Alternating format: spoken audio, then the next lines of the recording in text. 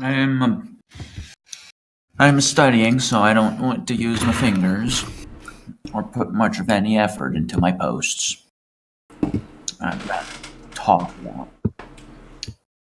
But you see, this is quite mission critical because no, we do need to include a section on infernalism in the Guide to the Nefandi, and it needs to be as accurate as possible. Naturally, You're writing your own.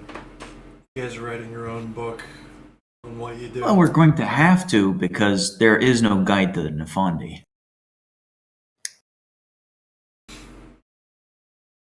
There's none.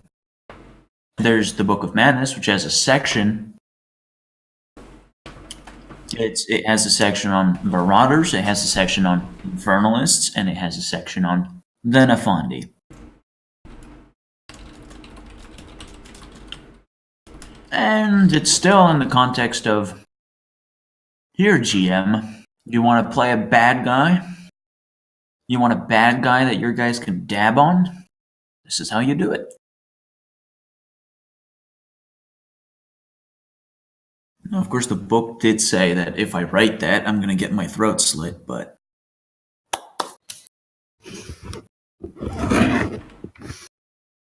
it should be. I mean, it's something we want to do, right? Create a little setting of our own that's just an offshoot into the bad guys. All right. Well, I mean, if you ask me about shit, it's just going to sound like etherite, akashic garbage. I can translate. I'm the patient one, they say. I don't start yelling about demons. Well, I do. I don't start yelling, period. Unless I really, really have to.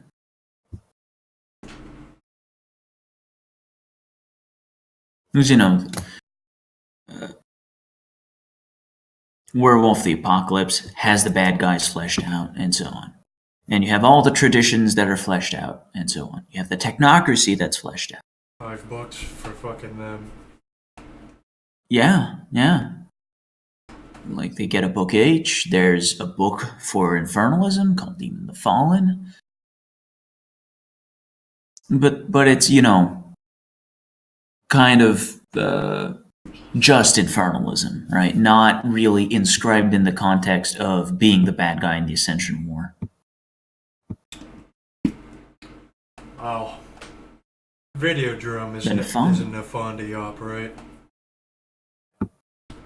Yeah, Videodrome is a perfect example of what that would look like.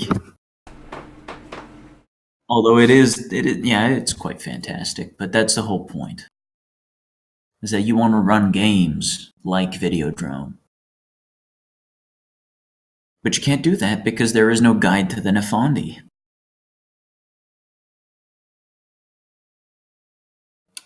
Oh, like if I had to do it, it would just involve kind of just vague evilness, but a lot of mind fucking with a greater design that the players can't see.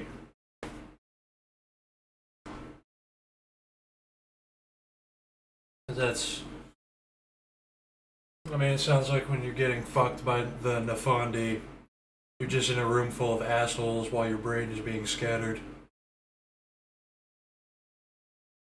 Well, the whole point is they could only write them as these are the bad guy.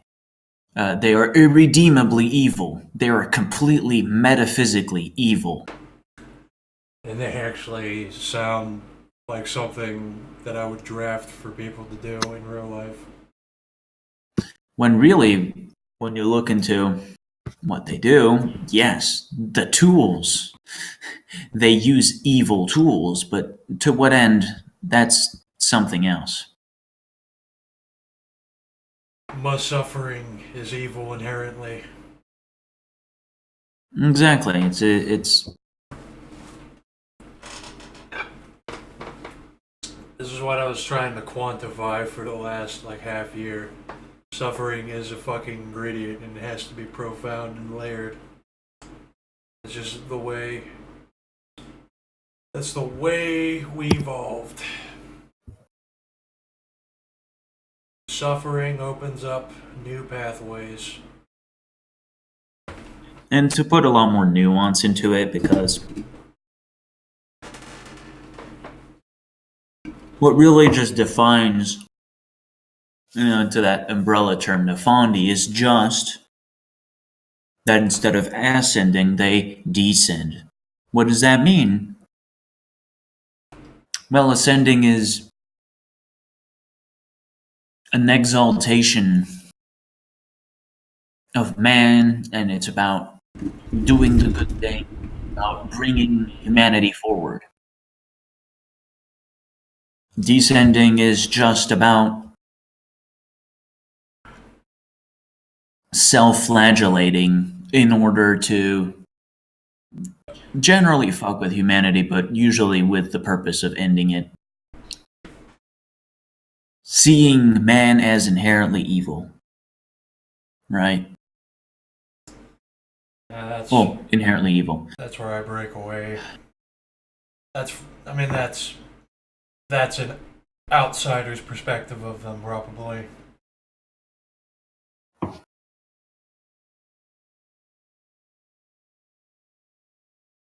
I mean, why would you just...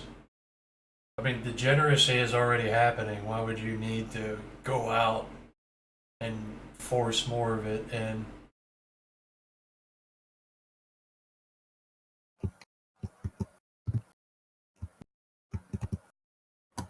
I mean, I guess I'm projecting my current comfort onto it.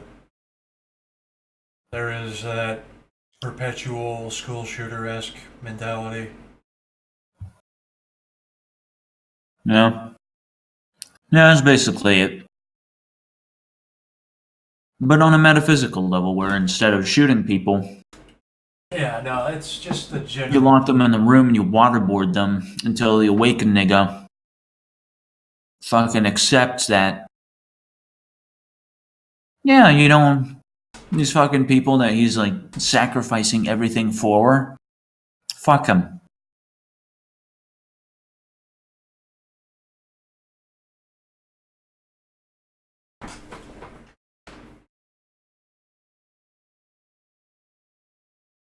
And it opens up an interesting segment because if you look at throughout history, what was the general attitude of a lot of fairly, famous people, military commanders that are remembered, and what the general stance of religious and ethical organizations were towards people, usually tended towards fuck sleepers. They literally aren't people. Killing and torturing as many of them as possible is really just the way forward.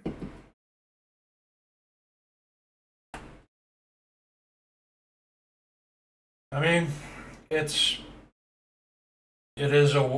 does help, like everything else does.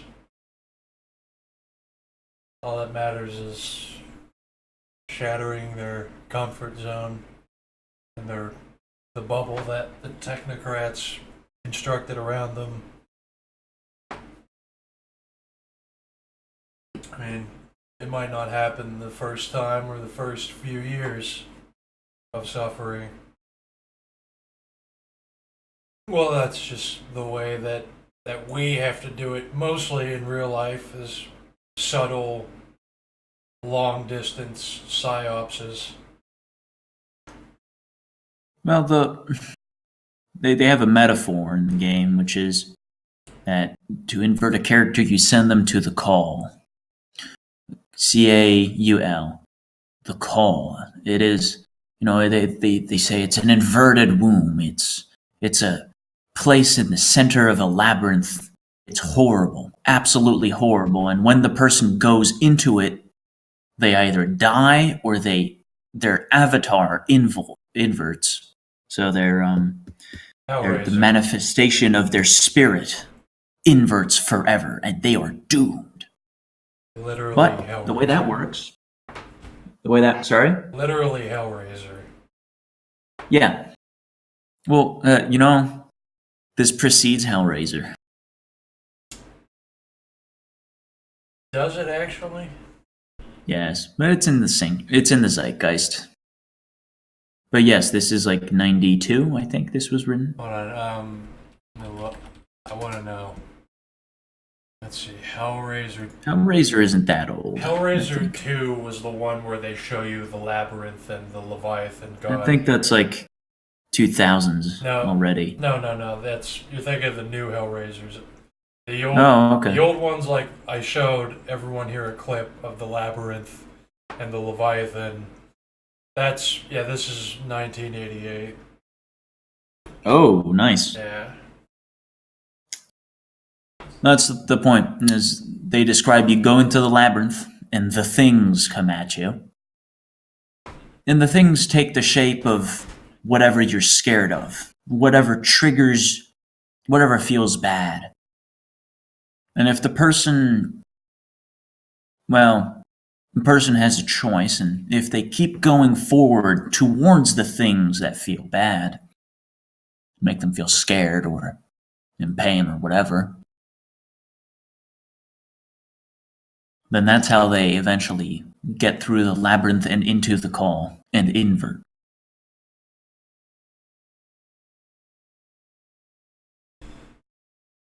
See, that's like still on an abstract level. That's still like what Eastern religion is about. It's just a matter of how you depict it. Yeah. Like it's like those things are tearing your ego apart, and then you can go transcend and change at the center.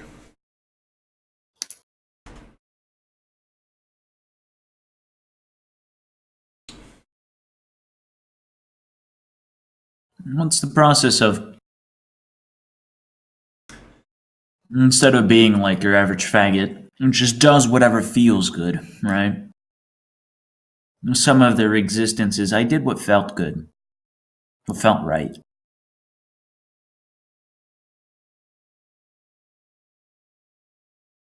There are niggers out there who are like, oh no, I'm gonna do that things that feel bad for their own sake because of some higher purpose, because the means justify the end, because feeling bad is a fucking abstraction that needs to be discarded, and so on and so forth. The point is that you're born a sleeper, and you're born thinking, oh, whatever feels good is good. What feels bad is bad, and so I'm just gonna keep doing whatever feels good.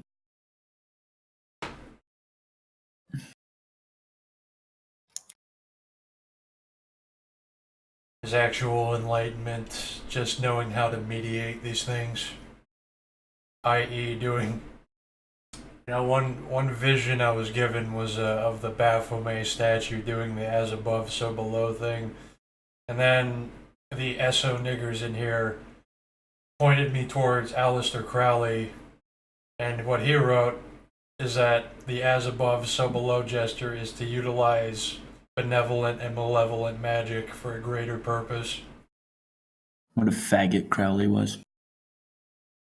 I haven't really read any of his stuff. I just respected that he claims to have been given all this out in the desert. Crowley is the poster child for infernalism.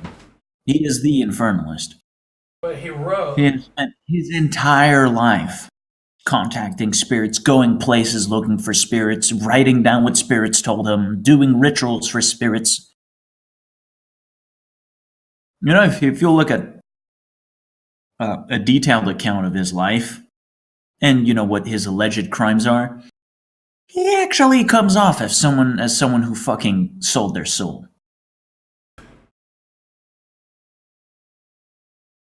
And then Like it similarly, becomes apparent in how he behaves.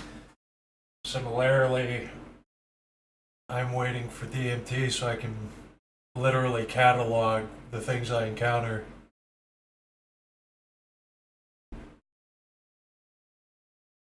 He is the guy who coined "do as thou wilt," whatever law, so on and so forth. Yeah, that shows up in Berserk.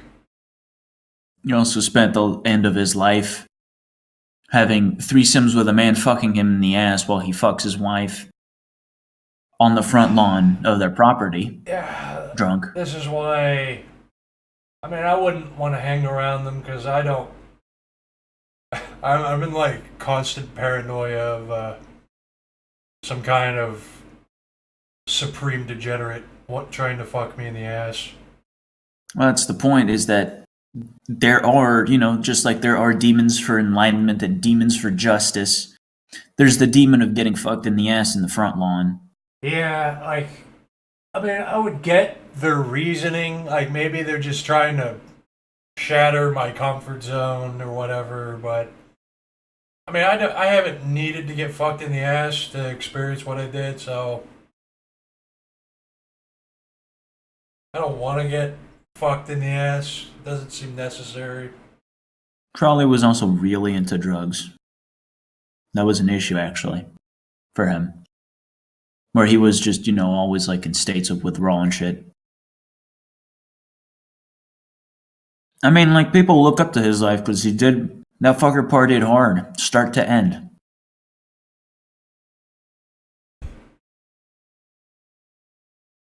I mean, And, this concept of like selling your soul and stuff like that. It can be easily reconciled and described as, well, this demon, which is just an abstraction of something, of a thing, whatever it is, you let it become a part of you. And so, when you see fucking these businessmen that they just live by their fucking company, Bezos, what would Bezos be without Amazon? Could you say that Bezos sold his soul to Amazon? It wouldn't be that hard because the abstraction that is Amazon is a part of him. He is, possessed by Amazon. And so when you start describing these like dynamics, then it starts making sense and why niggers will like, they don't need to, but they will like do heroin and let a man fuck them in the ass so that the abstraction can become a part of them. like, I get why they do it, and they can keep doing that. Just don't fuck me in the ass. Is all I'm saying. Well, you're in that entry level demonology nigga shit. Maybe you find a demon that's like, this is my kind of fucking in the ass. And that's the danger. But you can see how like a non-chant hard, non-current year Yeah. nigga Yeah. would like, step sideways and be like, yes, I will become the instrument of death by Garote. And so he goes around and Garote's people his entire existence. Yes. And people say that guy was fucking possessed. Yes. People easily get possessed by little pieces of abstraction. Boomers go their entire lives possessed by a base abstraction and can be possessed by other ones. Well, the whole point is that Pentex puts the demons in the food and the products so that they can slowly possess people. And there is a component that you get something out of it. You get something out of it. And when you're not a fucking boomer, when you're an awakened nigga and shit, you get a lot better things out of it. Look at Bezos, he got $1 trillion company out of it. He got the success, right? To continue that example. That's a perfect fucking example of selling your soul. And the rewards that come from there. The only reason Bezos can do what he does is because he has, he left Bezos behind and he exists as Amazon, the entity. And that's how he can be such a successful businessman, because he is his company. You know, Whereas, some other nigger would have gotten depressed and committed suicide by cell phone. there was that moment where I went into the meditation with the intent to ask for things, for inspiration, and then that's what invoked the signing the contract thing. Yeah, well, you see, what did you sign it for? That's a genuine question. I'm not gonna fucking Yeah, do no, the song and dance of, you're over. no, it's it was just like I need to know how higher dimensional shit and magic shit would work, and then flesh that into a setting and a story. Okay, but said contract out of curiosity to confirm what's in this game setting. It's a contract. What were the terms? Just we'll give you this inspiration, and then just give us a piece of your brain. That's the point.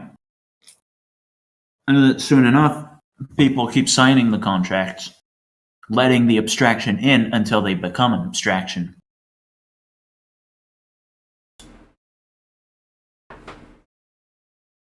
So what I become the abstract of the setting.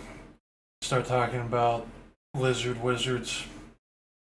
No, you just become this fucking non-person that is possessed. All you Yeah. do is be the abstraction, be this natural current of the world. Demon the Fallen is clear. It's that the world is, from the biblical perspective, these angels that have fallen to earth and become it. Time is a demon. Space is a demon. Pleasure is a demon. And there are hierarchies, demons within demons. And all of these things are just abstractions, but they are still very clear forces in the world. And they envy humanity, is the idea. You can see that's somewhat true. Yeah, we're getting closer to something I would agree with then. Because a boomer is quintessentially not a person. He has become the abstraction. Yeah, All he wants is to consume and gratify himself and buy mechanical products. kind of like how you kind of need something called monobrain to be a good architect. You have to be a non-person who just personifies architecture or something. Yeah. Yeah. Like famous artists. Typical. Like, just the quintessential infernalist is the artist that said, "Yes, possessed me, O muse." Yeah. And you dabble once, you dabble twice. And I think we first sent you that GIF that we have that is the perfect illustration. Infernalist, it's like this piece of chunk of metal. And it starts burning around the corner a little bit when it oxidizes. It burns a little bit around the corner. And you're like, oh, that's nothing. It burns a little bit more. And then the entire thing just over. That's what infernalism is about. It's about giving you a taste. Here, you can have this. Don't you like it? Don't you want more? Let me come in, let me take you over, so that you become a tool of this abstraction that I am. Well, I mean, Which is why the technocracy is a subsidiary of infernalism. if you want to do something, especially actually make a real thing, you need focus and you need to become the thing. So it's more agreeable.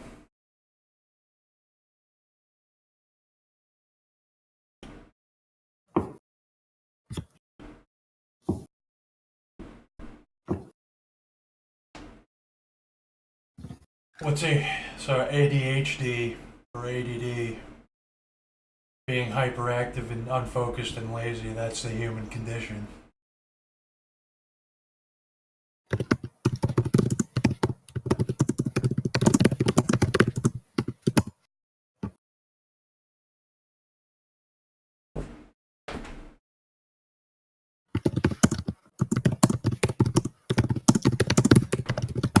Um,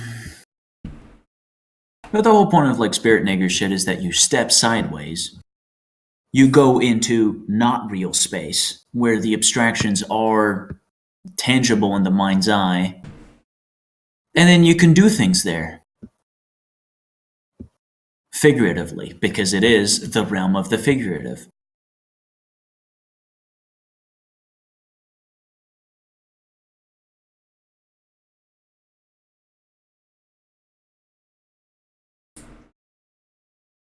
And so spirit niggers are like walking around, and you'll be like, "Spirit nigger, tell me about this person," and they'll step sideways. But you don't really need to step sideways. All you need to do is take a good look at the boomer and be like, I understand what that means. I understand what this person's impact in the Umbra is.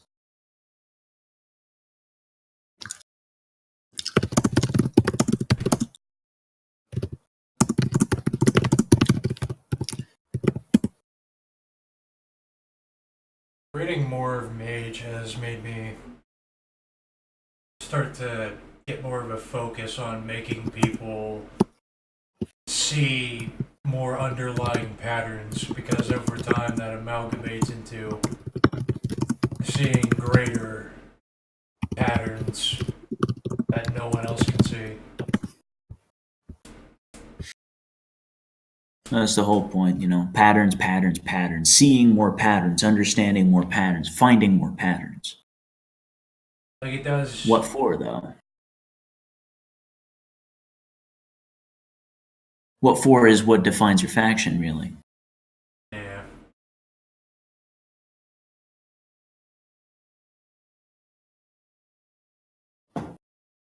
Techno rats just want to build machines. They just want they want to calcify reality. I had this great podcast I was listening to. There's some fucking Jew. And, he let you know he was a Jew. And a 2-hour podcast, he managed to mention that he was part of a long line of rabbis, that he practiced Kabbalah and read the Talmud, that he was proud of being a Brooklyn Jew, very proud, that his grandfather escaped the Holocaust by being in the Russian army, and saying over and over that he's Jewish. And that was in a 2-hour podcast about finance. Now, what's interesting is that this gentleman runs an advisory firm about cycles. Nothing but cycles. So they go to him, they say, Mr. Jew, tell us about the cycles. And he'll say, what cycles? What would you like to know? And maybe it's a Middle Eastern motherfucker, and he's like, tell me about the wars in the Middle East. And so this guy will, they data mine essentially history and religious scripture and add a little touch of reality deviant to it. And they'll be like, well, the cycles say this, mister. Yeah. And that's what they do. They data mine patterns, and what do they do with it? Money. And meanwhile, we just use it to shitpost. Well, to punish humanity. 4chan manifestly, when it can, does its best to punish humanity. Well, it has, including itself. Of course. 4chan is an Afandi op. It fucking quintessentially is. Which is further shows. Welcome to the pit. Welcome to the pit where we will torture you mimetically. It just goes to show it works. Break you down. Sorry. Just goes to show that it works. Yeah. Just bombard with patterns, multifaceted torture on multiple levels, multiple layers of metaphysical abstract torture. Which is why, normies and technocrats and whoever is an inverter is like, that place is evil. But why, mister? All they do is troll. No, it's evil.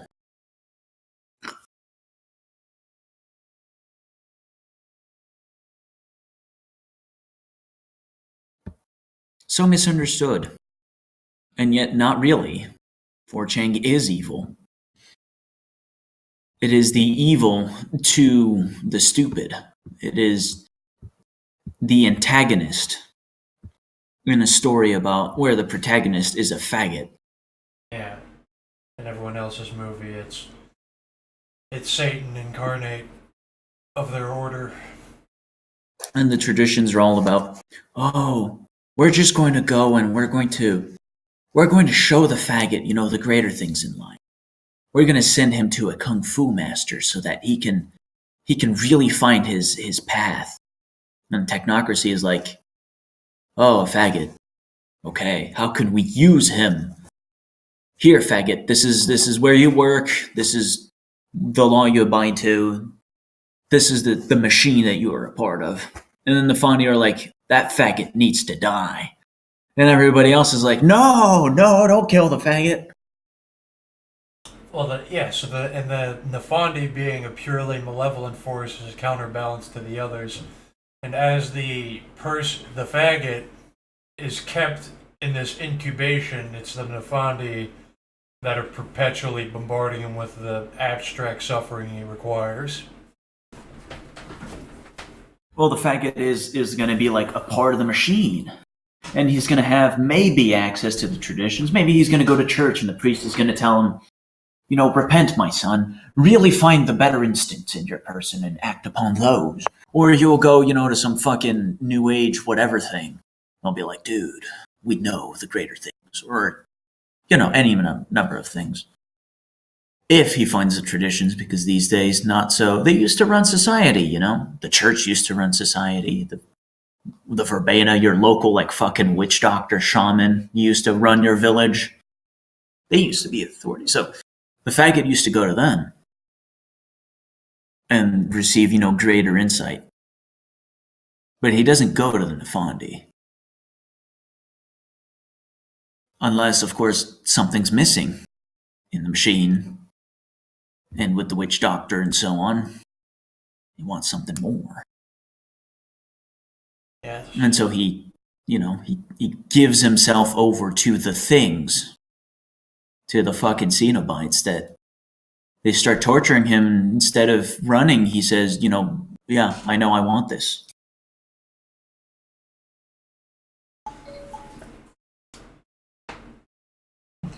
And that's the whole point of creating a guide to the Nefandi so that people can run games that way. Run in real life games. Like real life games, for example. They have very elaborate vampire LARPs. Very, very elaborate. Yeah, they even mentioned in Vampire LARPing rules. It was much more of a thing when the games first came out in the 90s and, we didn't have the internet and so on. Yeah.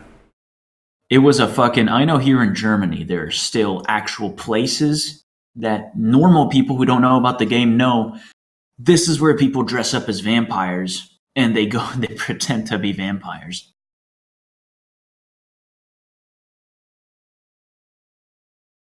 But like the actual LARPs are fucking autistic. We don't need the LARP. But great stories come out of it. We don't need the LARP as Nefandi. It's already happening. That's the whole point of why the game is so great. Yeah, maybe. Because everything is hyper reality, right? Everything is just becoming more and more exaggerated. And of course, the kikes that sold themselves to abstractions are fucking kids. And of course the technocrats are, creating something called string theory and the World Wide Web. And of course, and so on and so forth. until the zeitgeist, well, until the Umbra and reality merge. This is precisely what, like, exaggerative representations of reality are the best way to channel these things. Well, these days it is. Like If I threw you in ancient Babylon, try to fucking figure anything out with a guide to the Nefandi. well, that's entire. Yeah, it's only for because they always project the feelings of the current time onto it. That's exactly what. That's why Warhammer 40k, which is basic bitch tier by comparison, however, it it greatly exaggerates our zeitgeist so that we can constantly find parallels like that mass murderer was taken by corn. Yeah. I mean, just like every society used to have their stories and their mythos and so on and so forth that people could understand through whatever, like, religious or myth scripture that they would have.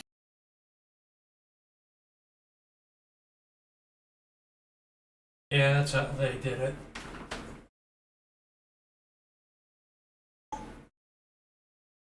Yeah, when I was explaining bringing actual engineering knowledge into a game and then just forcing the GM to submit because they feel insecure that they don't know what they're talking about, and then you just start twisting the engineer rhetoric you're spewing in order to do actual magic in game. I started realizing how meta that mage could get.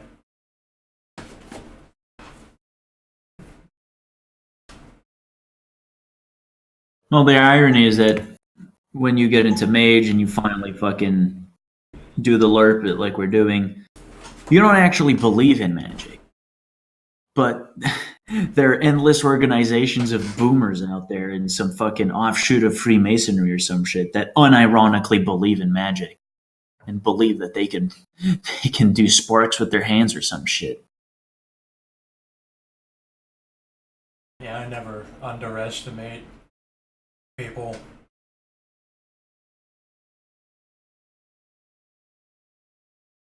Or overestimate people. Because, mages detail, the whole point is like spheres. What is the principle is that you start understanding a fundamental facet of reality, something like mind.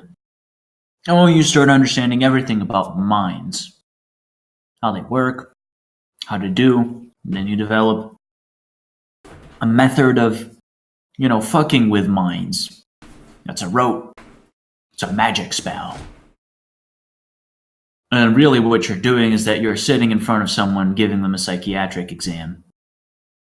You're not sitting in front of them chanting low and saying "ooh, ooh, ooh," and trying to fucking, I don't know, what the fuck New Age cults even do.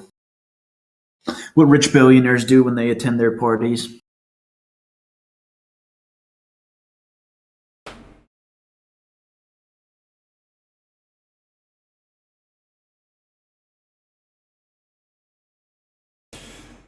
And then, like, I think I'm slowly actually, I'm at least almost developing a repeatable ritual just to fuck people in the head. But yeah, never underestimate delusion and reality. Because boomers, it's like, just the sheer fact that people can live for 80 years and be so stupid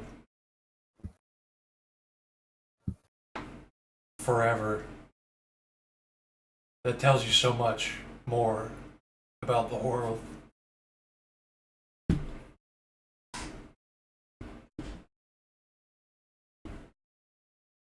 Well, the whole point is like normal shits are all fucking excited against this time of the year where they get their fucking cape shit movie. What do? They go to a fucking movie theater and they see a guy that fundamentally breaks the laws of nature. He just breaks the law. He just breaks reality, right? That's the whole point.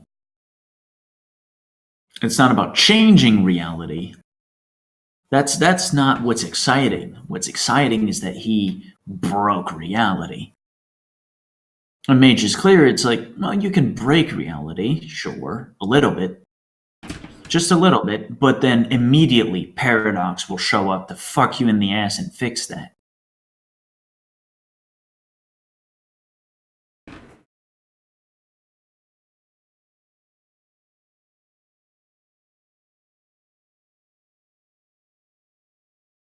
And so good fucking luck being a cape shit hero.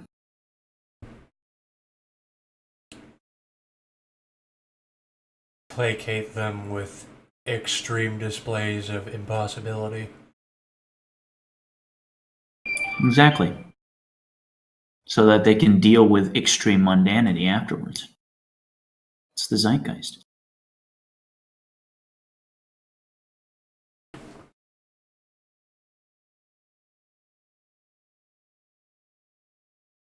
I mean, going to a normie and saying, yes, well, me and a Hindu talked. Me and an ancient Hindu god talked while I was high. We really came to the conclusion that you're a faggot. I don't like you. We should stop hanging out. You're breaking reality. You are. You're telling a guy that you talked to an ancient Hindu god to help you make a decision about your relationship with him. But you haven't started flying. You haven't read his mind. Your infraction to reality is very, very slight. And not entirely wrong.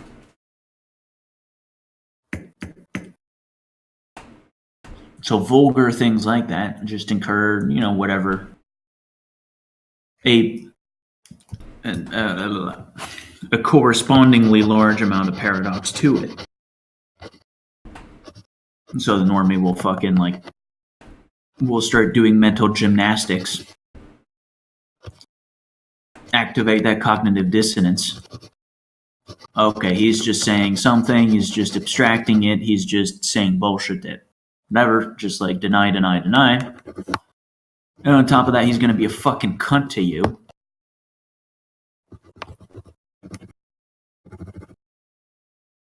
Conversely, if you try to build you build an airplane. You're the technocracy, you build an airplane. Try passing off an airplane as not magic to anybody who lived more than 500 years ago.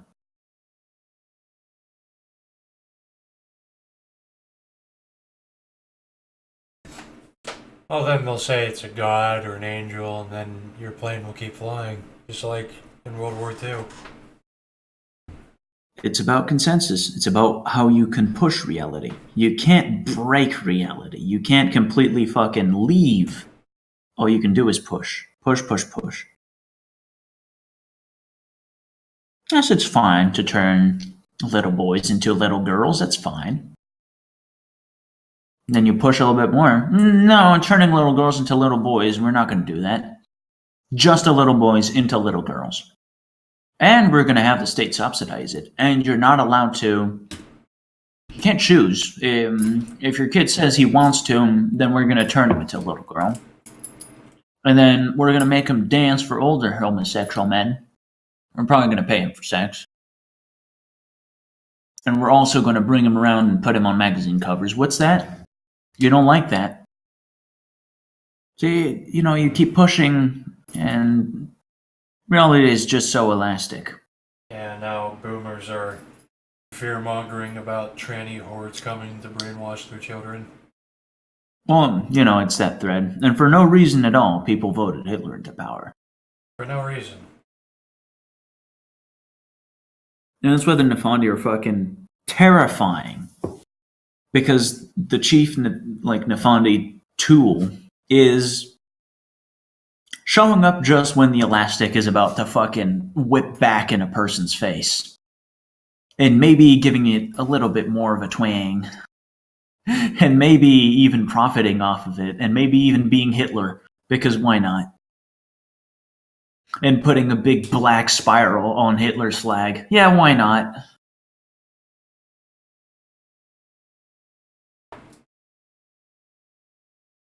And then whenever you're burning the world down with, you just blow your head off. No, you don't you don't blow your head Well, off. give the order, not just blow your head off, but give the order that everyone in your country has to die with you. Yes, you give that order and then you switch countries. Like every Nafandi did. That's why people don't like the Nafandi. Because they are treated as abstractions by the Nafandi. And on top of that, the Nafandi profit off of their misery.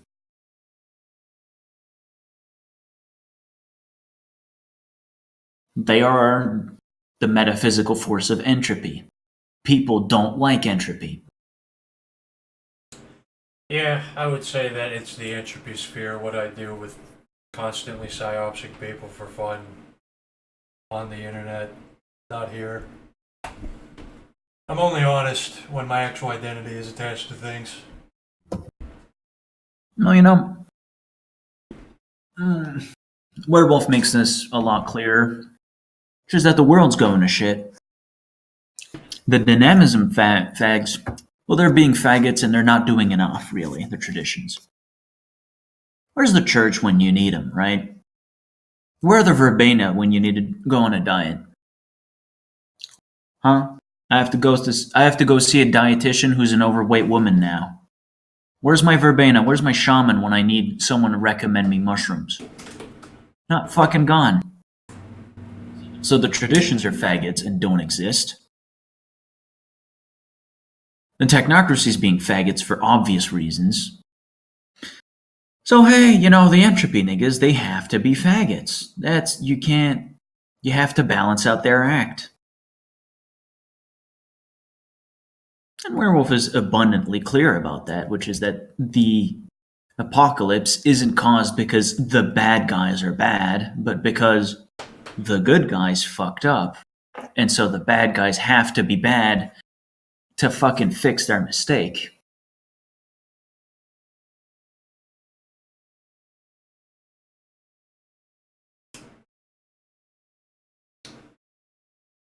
What, the werewolves have to be the bad guys? Or are you talking about the spiral dancers?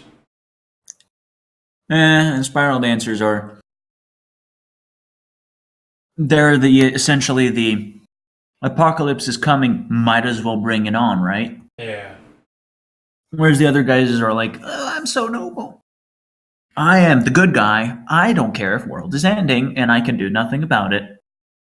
I am the good guy. I am so pretty.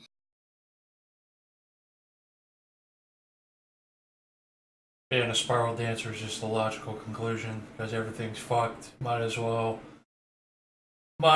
fucking help it and teach everybody a lesson. Used to be being an entropy nigga was, a lot more dignified. Who were the entropy niggas in ancient society? That's a good question. We know who the technocracy was. They built temples. They ran commerce. They were the scribes. They were the merchants. Well, Nemism niggas, that they're famous. They're all over ancient history. attempts of imposing order is its own chaos.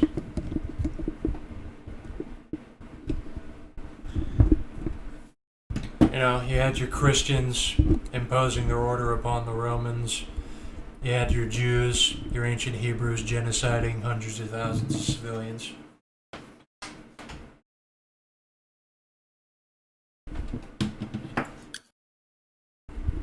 The Christians were a bunch of Greeks. They kind of, they went around and they were like, dude, join my cult. It's so good.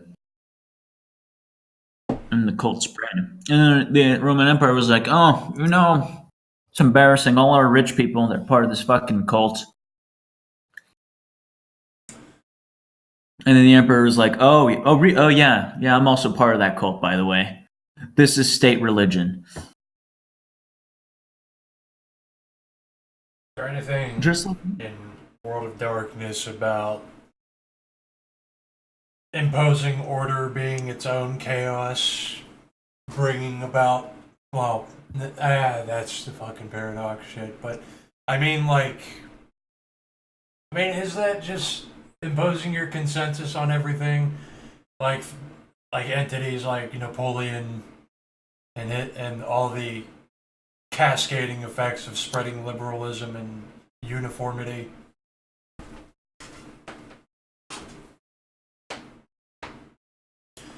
What's your question? Imposing order having these great, unforeseeable, cascading effects that are not what the people imposing the order even wanted or anticipated. Like, uh, Warhammer 40,000. The Chaos Gods did nothing while the Emperor went on a great crusade for like 10,000 years because they knew it would work out for them eventually. Like, this is going to be great. Just let him do this for a little while. It's going to be even better if we just let him do this. Shit like that. Oh yeah, it's Napoleon's also a great example. All of these people, everyone pushes reality their way. Particularly, powerful people like Napoleon really push reality their way, but reality pushes back. Yes. So, does the Nefandi exacerbate delusions because they see a greater chaos to be created from it? Well, they do both. Oh yeah, that's Nefandi are on a fundamental level reality pushing back. That's what they are. They're entropy. Then in practice, yeah, they will cause greater entropy by exacerbating stasis or dynamism. They will exploit entropy when it comes back calling. yeah. Like I don't just exacerbate a zeitgeist that I'm sensing. I also randomly challenge it and try to inflict metaphysical pain on them in order to teach them. You do But both. you are the paradox. You go to Napoleon and you say, "This is why you are paradoxical and your ideas are paradoxical, and fuck you." And I'm going to tell everybody. Napoleon thinks, "Man, what an asshole." Even though really you're helping Napoleon out by letting him know that this is, these things about his ideas are paradoxical.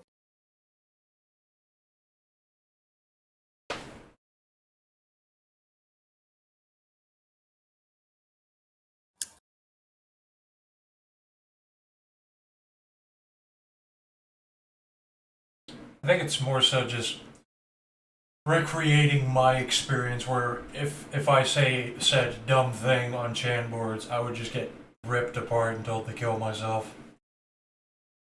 It is absurdly beneficial, and you construct this superior internal voice that they'll have by constantly sowing informative doubt. And plus, the Well, suffering and the introspection, whatever.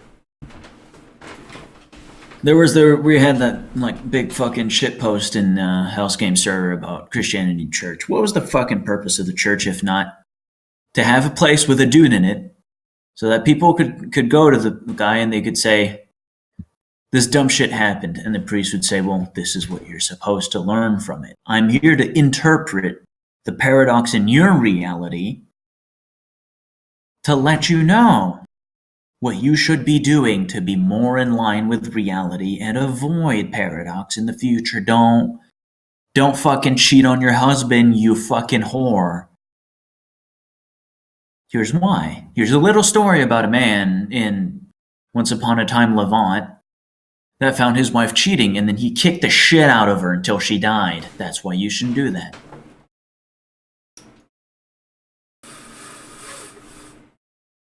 Yeah, I see what you're saying. Yeah, that's the same thing. One court orders and inquisitions and all that. They were great. They were fantastic, and they were very much in the fucking spirit of Chantards, where they were just like these like internal cults. And usually, it wasn't even church people joining it. It was like these noblemen that are like, I'm gonna join that fucking cult and beat the shit out of people because they deserve to be beat. So they would form their little cult and create a little code and get some funding and get some. Maybe they could get some weapons. Maybe they could get some fucking tools or whatever. And then they would find Jews and be like, "We're gonna burn this Jew at the stake." Yeah, that sounds like a great idea.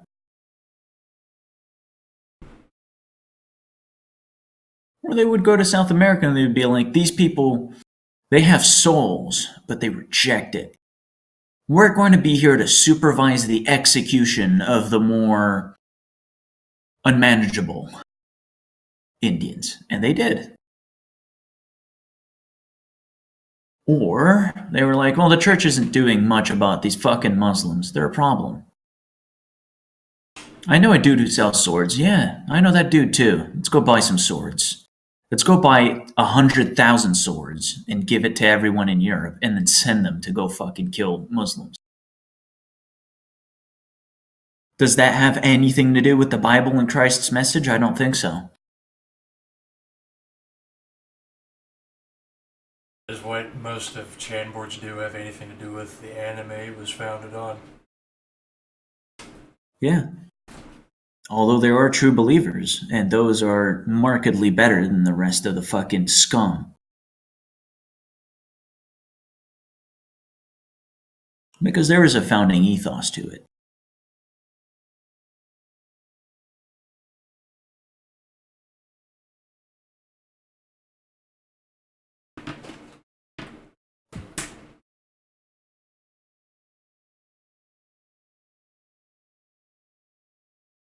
Some guy in the 11th century writes, "Here's a big book on, a practical application of the Bible's message. Here's the section on holy war." And then some guy in France read that and was like, "Yeah, holy war. This guy seems to think it's a good idea. It's time to do that. It's time to do that for 500 years, everywhere, including in France."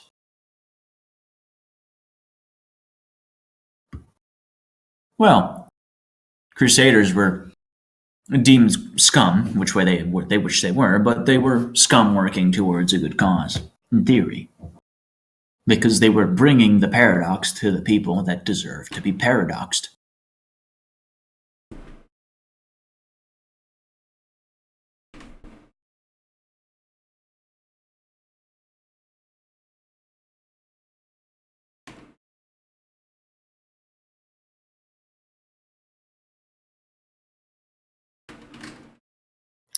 Just personifying paradox covers exacerbation and direct, just straight killing the fucker.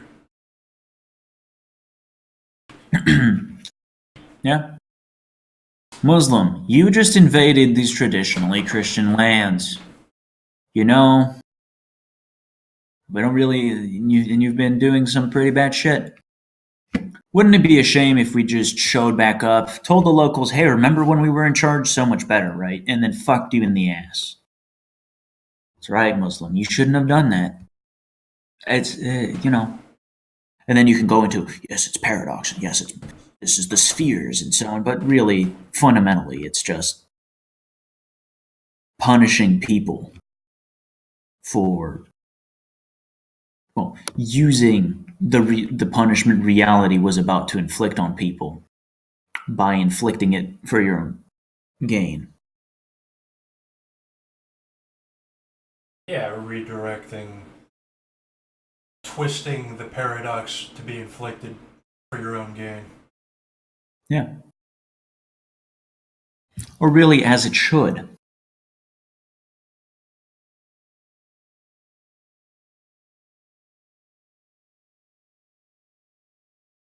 Like the good old Nefandis, the way back then Nefandis. There were some pretty respected chaps because they would go to places and they would be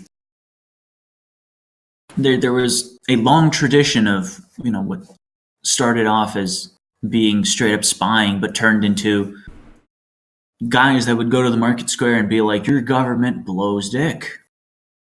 Here's why. And by the way, your religion blows dick, and so on and so forth. And they would keep doing that. Keep trying to invoke paradox on people. It's not about causing it or necessarily being able to use it. It's about being it. Being a channel for paradox. Yeah, I can see that.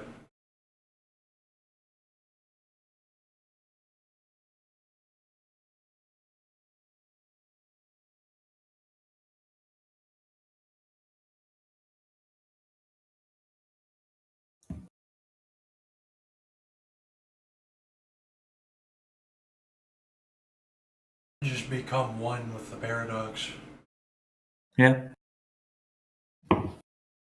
If you start then you can start using it and you can start, perpetuating it. There are niggas who are like, for its own sake, right? You've got your Malfians who are they're literally Black Spiral dancers, but human. Are like, oh yes, I serve the worm. They do it for its own sake. For its own sake. You've got other niggas who are like, well, we have, put specific things. That maybe principles, maybe justice, maybe whatever. And then you have infernalists who are just like, well, I'm going to use it for what I want. I'm going to use paradox for wealth. And they do that, and they keep doing that. And then they step sideways, and wealth talks to them. And they say, yes, wealth, I am yours. Make me your tool. And then they live in some high-rise in Manhattan and never do anything interesting again.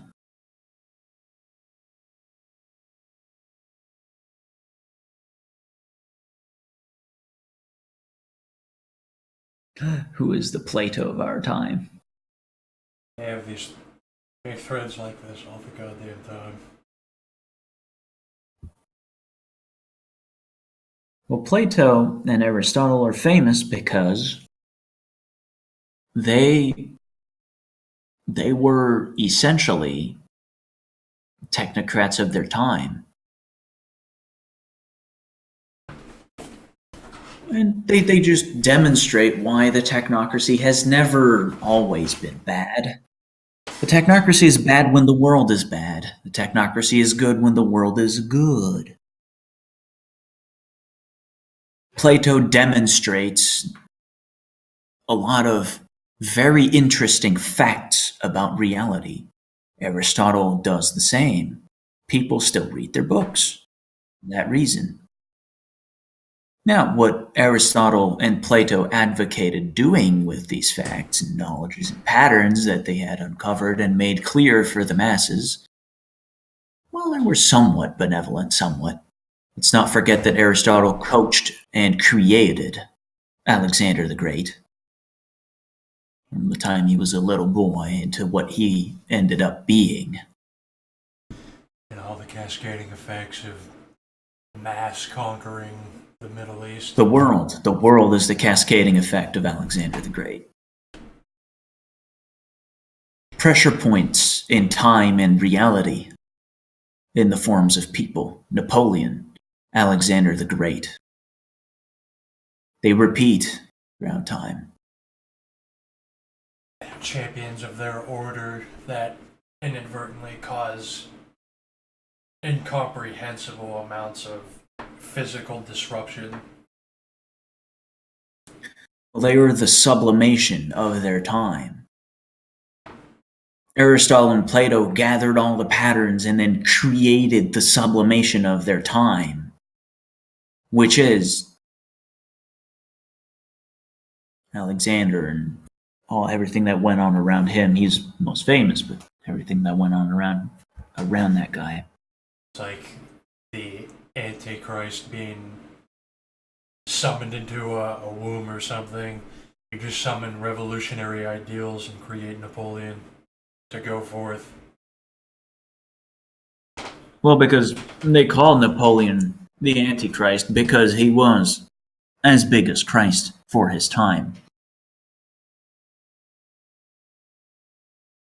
Let's not forget something about Christ is that he wasn't important at his time.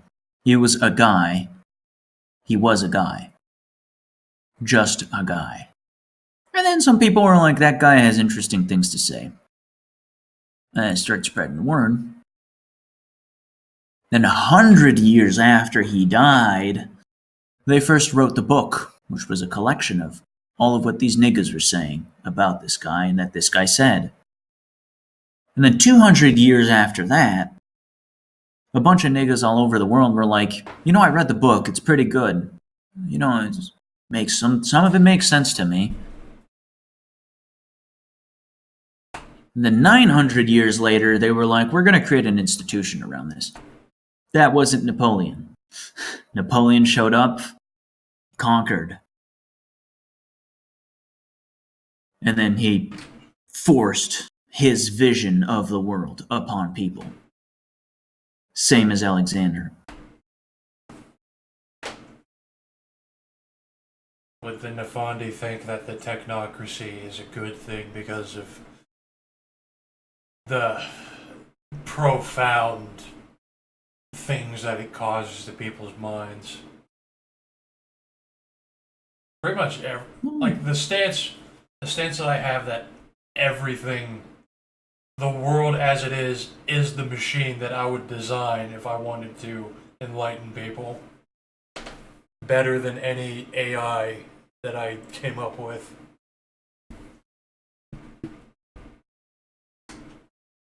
Well, first of all, it's not fair to say, would the Nefandi think they are just a force of paradox? What they use it for is to their discretion.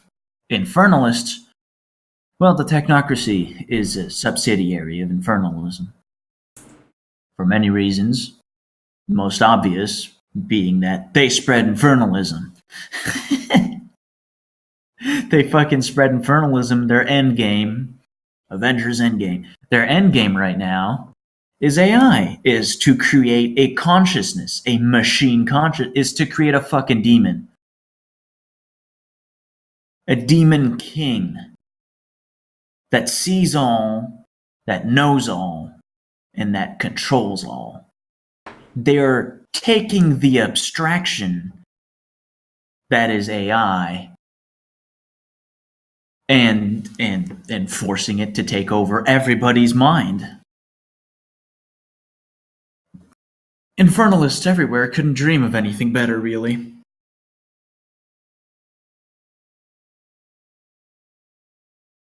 Rex Mundi, King of Reality, AI. We summoned the devil. And, the technocracy only takes off after the Black Plague for good reason. If you look at a breaking point, where does technocracy begin and end? Where does, the order in Europe of having the church manage pretty much fucking everything in, coordination with states and noble families, where does that fucking end, and where does the technocracy and secular states and world order and machine begin?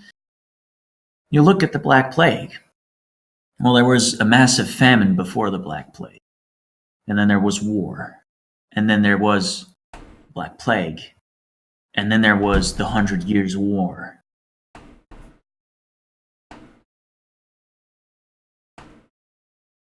And then there was the Renaissance. And you look at what happened, really, why it was such an impact, is that people lost fucking faith in the church and God and so on and so forth. And also by necessity, because the plague hit them, they decided to take matters into man's hand, their own, and to get shit done themselves instead of praying. And then people thought, why do we need to pray? Why do we need to have any faith at all in our Maker? We could do everything ourselves. You know what else we could do? We could worship ourselves. You know what's better, though? We could become God and create a consciousness in our image. We're at the end of time, lad. We're at the end of at least our era. That's perfectly fair to say. I know all you, any nigga that's even a little bit touched by the Hindu stuff really gets touchy when you start questioning the fact that the world is eternal and all is reincarnation. Well, I don't. My thoughts on that are a little. I mean, I have some suspicions about how that works, but I'm not hung up on it. You know, Kitsune has his own consensus that has fucking nothing to do with anything we do. He knows the lingo, and so he's part of the cult. He doesn't share its consensus, and he is adamant on what he thinks and what he knows, and that's fine. So, it's a matter of translating what I'm trying to express here. End of an era.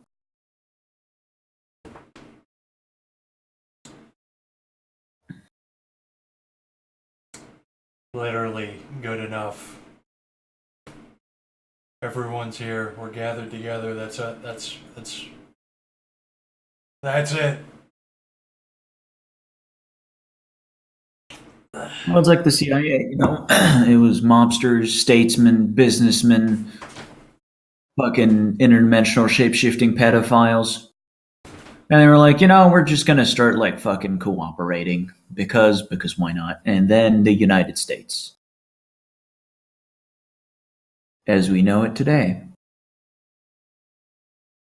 It's always good to build chantries, groups, cults, whatever you want to call it.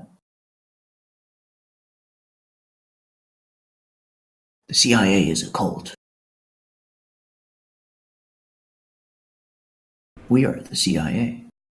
Look at me. We're the Jews now.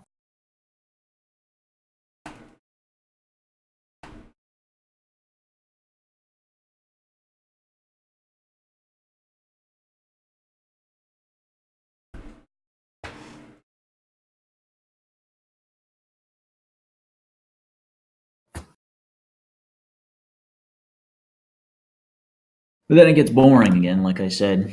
Well, things seem exciting a little bit, right?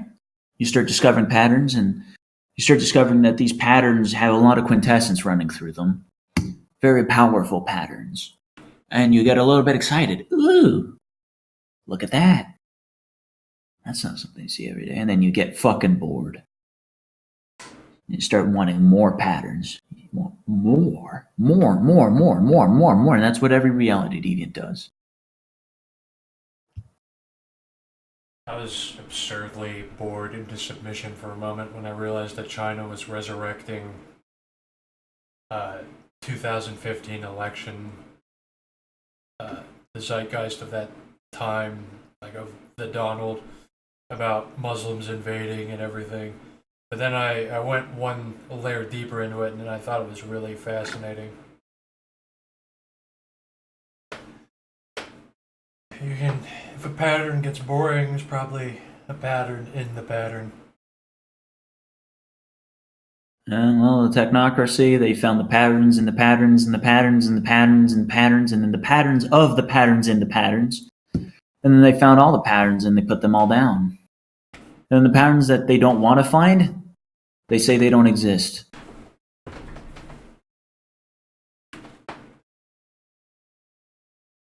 And then an etherite tricks them into quantum science. And then etherite tricks them into quantum science, and then they kill all etherites.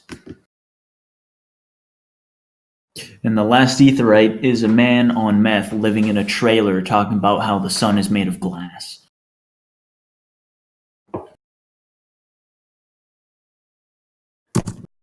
Literally, when you actually start to become an etherite, there's just wave after wave of men in black just charging at you. They're just charging into your gun. You're just trying to gun them all down. They're just waves of hundreds of men in black. And you zap them all with some super tech weapon that you designed. Electrical landmines. My Blues Brothers. Yep, that's exactly what I had in mind. I didn't. I was hoping you would have seen that yet.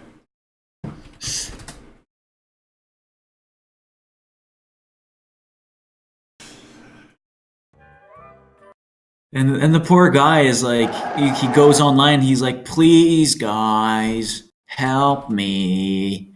I want to change the world with my patterns. Technocrats. How can you fucking explain to this guy that the world is a fuck and about to end?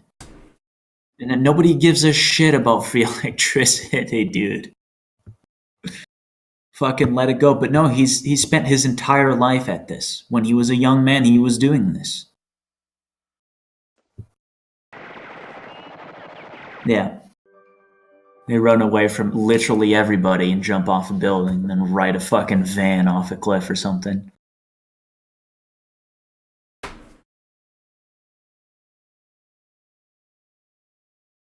You know, the Blues Brothers are a great fucking example of what the Nefandi think the Nefandi they are. We're on a It's mission like from that God. meme of what that meme is like what the technocracy thinks I do, what the traditions think I do, what I think I do, and it's just the fucking this scene in the Blues Brothers.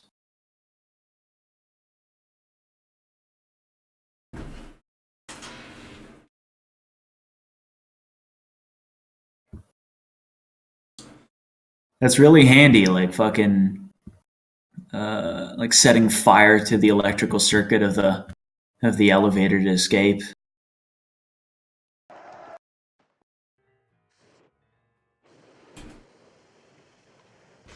I forgot they did that other shit. Yeah, no, it is. This is like a fucking house game.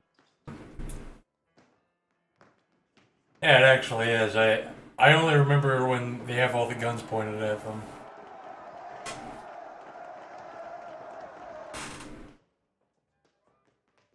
And then we start stacking chairs in front of the door. And then we the GM's laughing like, you fucking idiot. And then we push a desk in front of the glass doors. Where's the exit? It's through glass doors around here on the map. Okay, I go through it and I put a desk in front of it.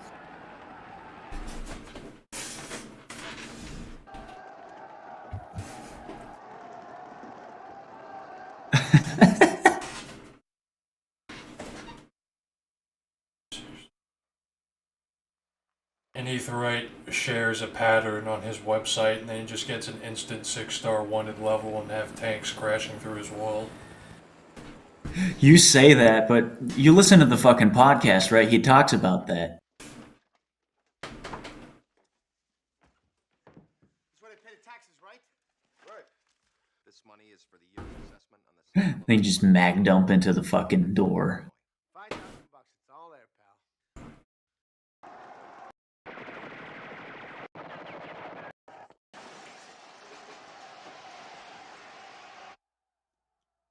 I'm pretty sure you should start rolling for structural integrity when there's that many guns being fired at a wall.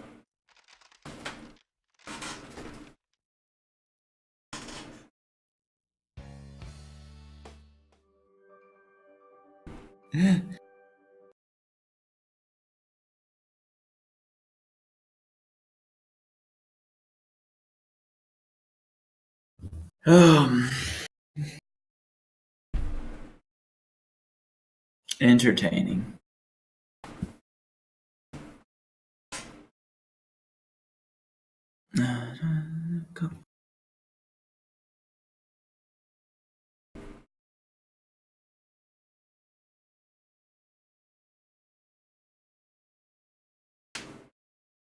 Hopefully, the game we play tonight doesn't involve everyone dying again. For the third Oh, time. you guys are having a game in like what, 5 hours? Probably. 6 hours. It'll be 7 a.m. and I'll be fast asleep. Just Because I get to be a NEET for just a couple more months.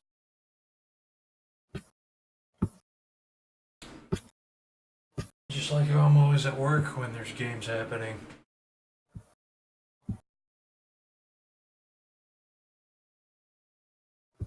The last two games, fucking two. I had two characters get killed side by side.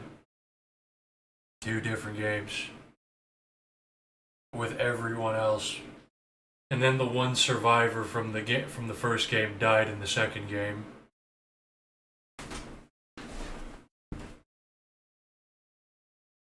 Oh, I look forward to when the reality LARP gets to that point.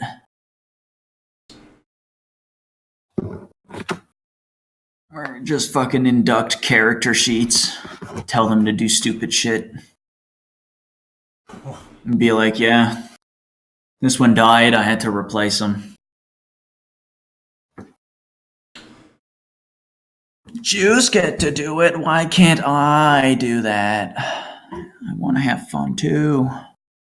On my character sheet, it's always everyone else makes kind of crazy or really normal people, but I make people who have like my next guy. He just his skills. He's a good engineer, and he just has like an angle grinder with a diamond saw blade, and a plasma cutter.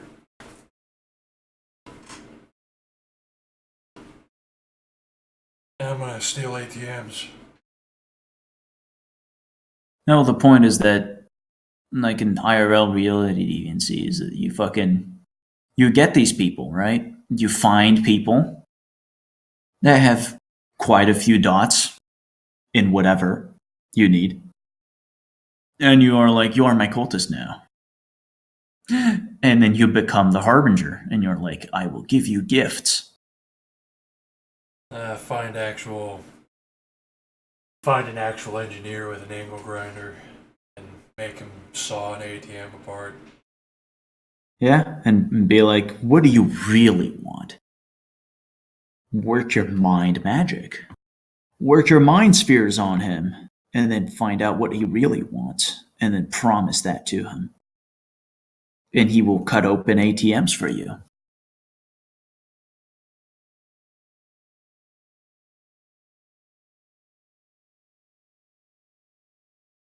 You ever look into the life story? And of course, I forget his name now.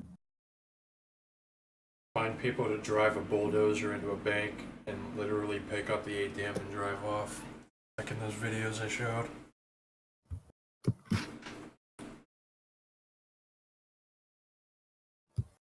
Those ATM stealing videos are madness. They have so many ways that they do it. The Life and Times of John Gotti, the New York mafia boss.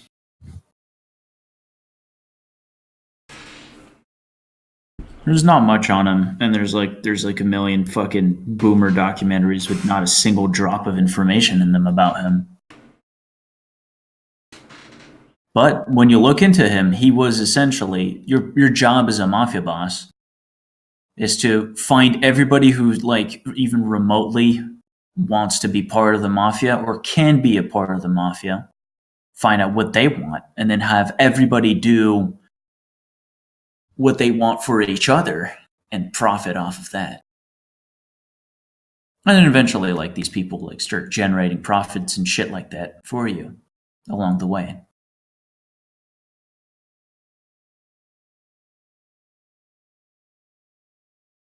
Those people are really bored and emasculated by society. Well, that's why the mafia fucking existed. And why Italo niggers were such a big part of it was because they landed in America and they were like, this place is awful. I don't actually feel right around here. And so they created a hyper masculine organization revolving around doing nothing but spaghetti nigger shit. For profit.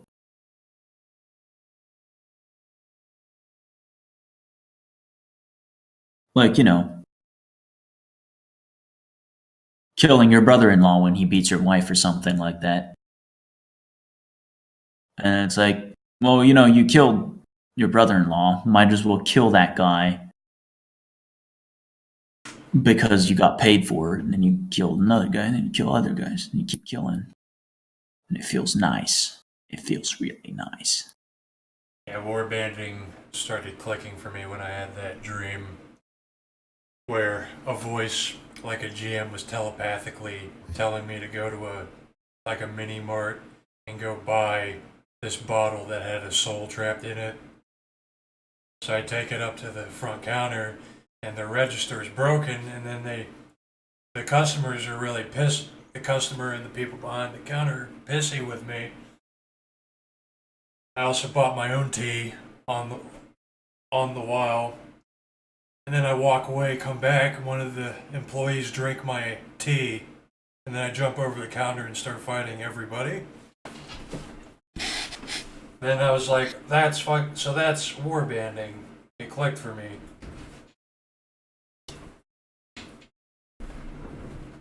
There was this great fucking meme that was in one of my like PowerPoints for school or some shit, and it had like tiers of organization. And it was like technocrat shit. So the higher tiers were, everybody does it for ideals and principles. And then the lowest like tier is members band together to face a harsh and unforgiving world. This is about survival and defining the self. And that was like the lowest tier on it. It was like, this is this bad, this is not good. It was like a perfect, and they had like an associated definition. It was the perfect fucking definition of warbanding.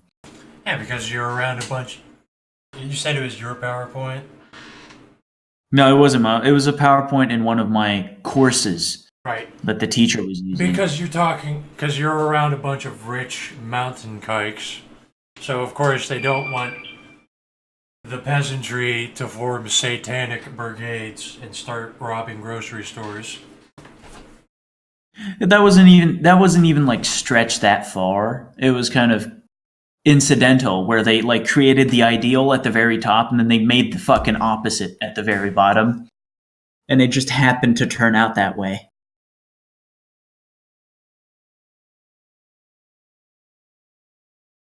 No, like because they created like the ideal. And the ideal in the technocracy is about loving the world. And they use these words explicitly a lot. It's about loving the world. Love the world. And then the FBI was watching my videos. And so it's about uniting people in principle and ideal and loving the world and wanting to bring out the best of it. And they created the actual, like the fucking opposite. They had like like 3 middle tiers, and then they had the bottom one, which was the exact opposite in wording and everything, which was members bind together against an unrelenting and unforgiving world to bring out the worst in it in order to survive. Yeah, the people on the bottom on the other end of your ideals. Yep.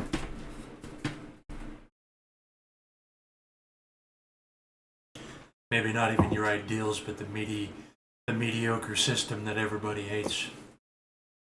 But that you try to rationalize into saying is good or can be fixed. And then perpetually you have these people on the bottom just forming gangs, or even for the extra self-actualization, forming the satanic Atomwaffen brigades. Stan is the savior of humanity and the white race. Atomwaffen niggers are so fucking... It's just hilarious. It really is. And that's why I made... Like that whole... Wolf packs rob supermarkets. I mean, it's a good thing to do if your paradigm is ideological. A man unironically wrote that. Organize yourselves into wolf packs and rob supermarkets. That guy was more grounded to reality than the dude saying robbing grocery stores is for niggers. That's even what I think. I don't even know who the guy was. Like, even Mage says this. It's like you have to stir the lemmings from their comfort so that convention no longer works for them. Yeah, well, you have to get them to believe in your paradigm. Which they never will because they have no reason to if their needs are met. Convention works for them. Exactly. But if you're the Nefandi, people don't need to believe in you. You are paradox. You are paradox. You are one with, like, those people who think the world is between incels and chads or normies. Just, you become synonymous with the entity that they identify as the normie, perpetually stabbing them in the eyes while they try to form delusions. Well, incel versus Chad is a perfect fucking. You can do that again. Chad is dynamism. Stacy is stasis. And the incel is entropy. And of course, Chad dynamism is going to get stasis. And the incel is going to show up and he's going to fucking kill him. Gonna be a drain. People don't like being around him, and then he shoots Stacy and Chad in the back of the head. Well, he's gonna shoot Chad in the head and rape Stacy before killing her. Yes. Praise AI, the end of the world is nigh.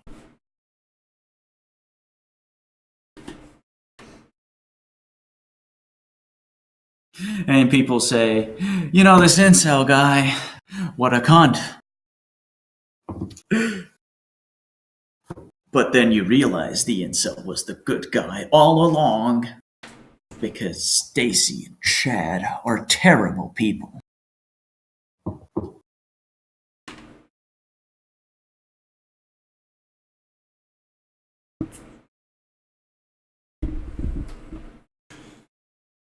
Not even just the Trinity, but the vague, abrasive, anomalous entity that people are grappling with to try to understand reality. Like the guys who think they'll become normal if they just call other incels. And then you just step in and you're like, you're not getting off that easy. You're a fucking retard. Oh yeah, that's just like, I mean, we have fucking planes to get us places. Well, we also have memes to get what we want. It's just tools. It's just that these tools are immaterial.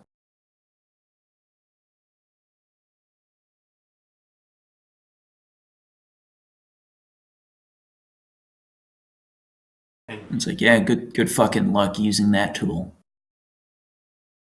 yeah, you need to harness the energy of the real world, which is horrifying, to develop the ideas so that they can actually work. And you know, nobody likes the incel, nobody likes entropy because it inverts things. Nefandis invert things. Chad is strength. Chad is security. Chad is power. Chad just got shot in the head. And his whole existence was inverted. You know, Stacy is the object desired. Stacy is, you know, the sacred forbidden fruit. Stacy just got raped and disposed of like garbage.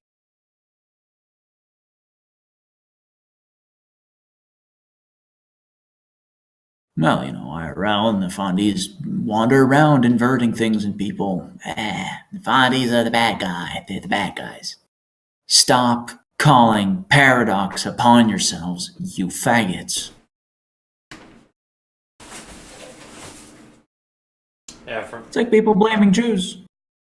It's like, well, how can Jews even manage all of this? Have you ever given some thought about why Stacy is so susceptible to Jewry and all the naughty Jews' lies? Have you ever thought about what it says about the society we live in that usury is so easy to perpetuate?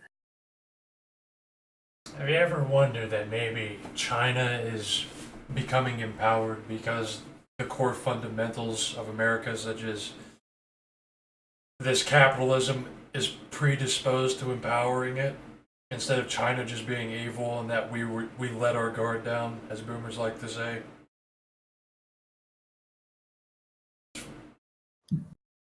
Because I was listening to boomers rant on the radio about that. Their entire worldview was that we let our guard down, we allowed China to get strong, not realizing the nuance in that things like the free market itself wanted China to become empowered. China manipulated it to harness its energy to empower itself and undermine their enemy. Yet again, an instance of the boomer demonstrating that they aren't real people. They're just abstractions. They're just the force of consumption. Yeah. Something bad? Blame something else. Never fucking believe that you might have been the reason China was powerful in the first place. Oh no, it was the government. It was bad politicians. It was bad choices. It was our own hubris. We were so good at the Cold War. We won that we let our guard down and China snuck up on us. You know who did that? French people. The Germans did it. The Germans conspired with the Chinese. I'm telling you. Why are Chinese building cars? Tell me. Google is communist. Exactly. And they will never also admit that it will keep going because that's what they want. Or that is because they want. Because the apparatus that they are just a fucking part of as this abstract consumerist unit will perpetuate it. They're bought and sold for. They don't exist. They sold their soul to the abstraction and became it. All that comes out of their throats is noise. And in that spirit, although abstractions are abstractions, and selling your soul is, well, a very fancy term of putting it, the result is no less alarming and metaphysically defined.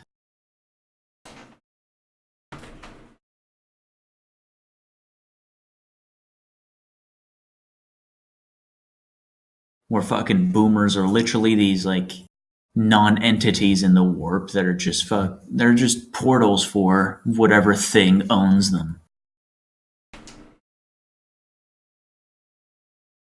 You know what's great is how this is impossible to explain to the average person. Is I've thought about figuring out how to do that, like on a video. I'm like, how do I even make someone see all these patterns in like a couple minutes?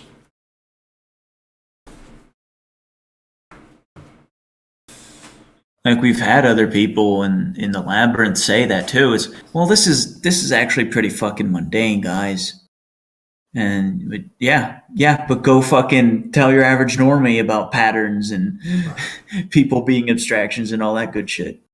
It's like I think I have like nothing to say on a topic, and then it's similar to how the demons operate. Is that when they don't do something until you do something to them, and then they start going off on a tangent, typing a book, deciphering the world. Yeah.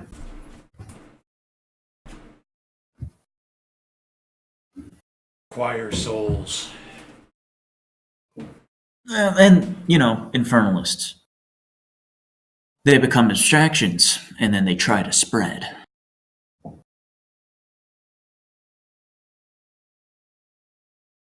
Need to spread capitalism to fucking poor farmers in the middle of nowhere that want fucking nothing to do with you. You've got to force the McDonald's down their throats.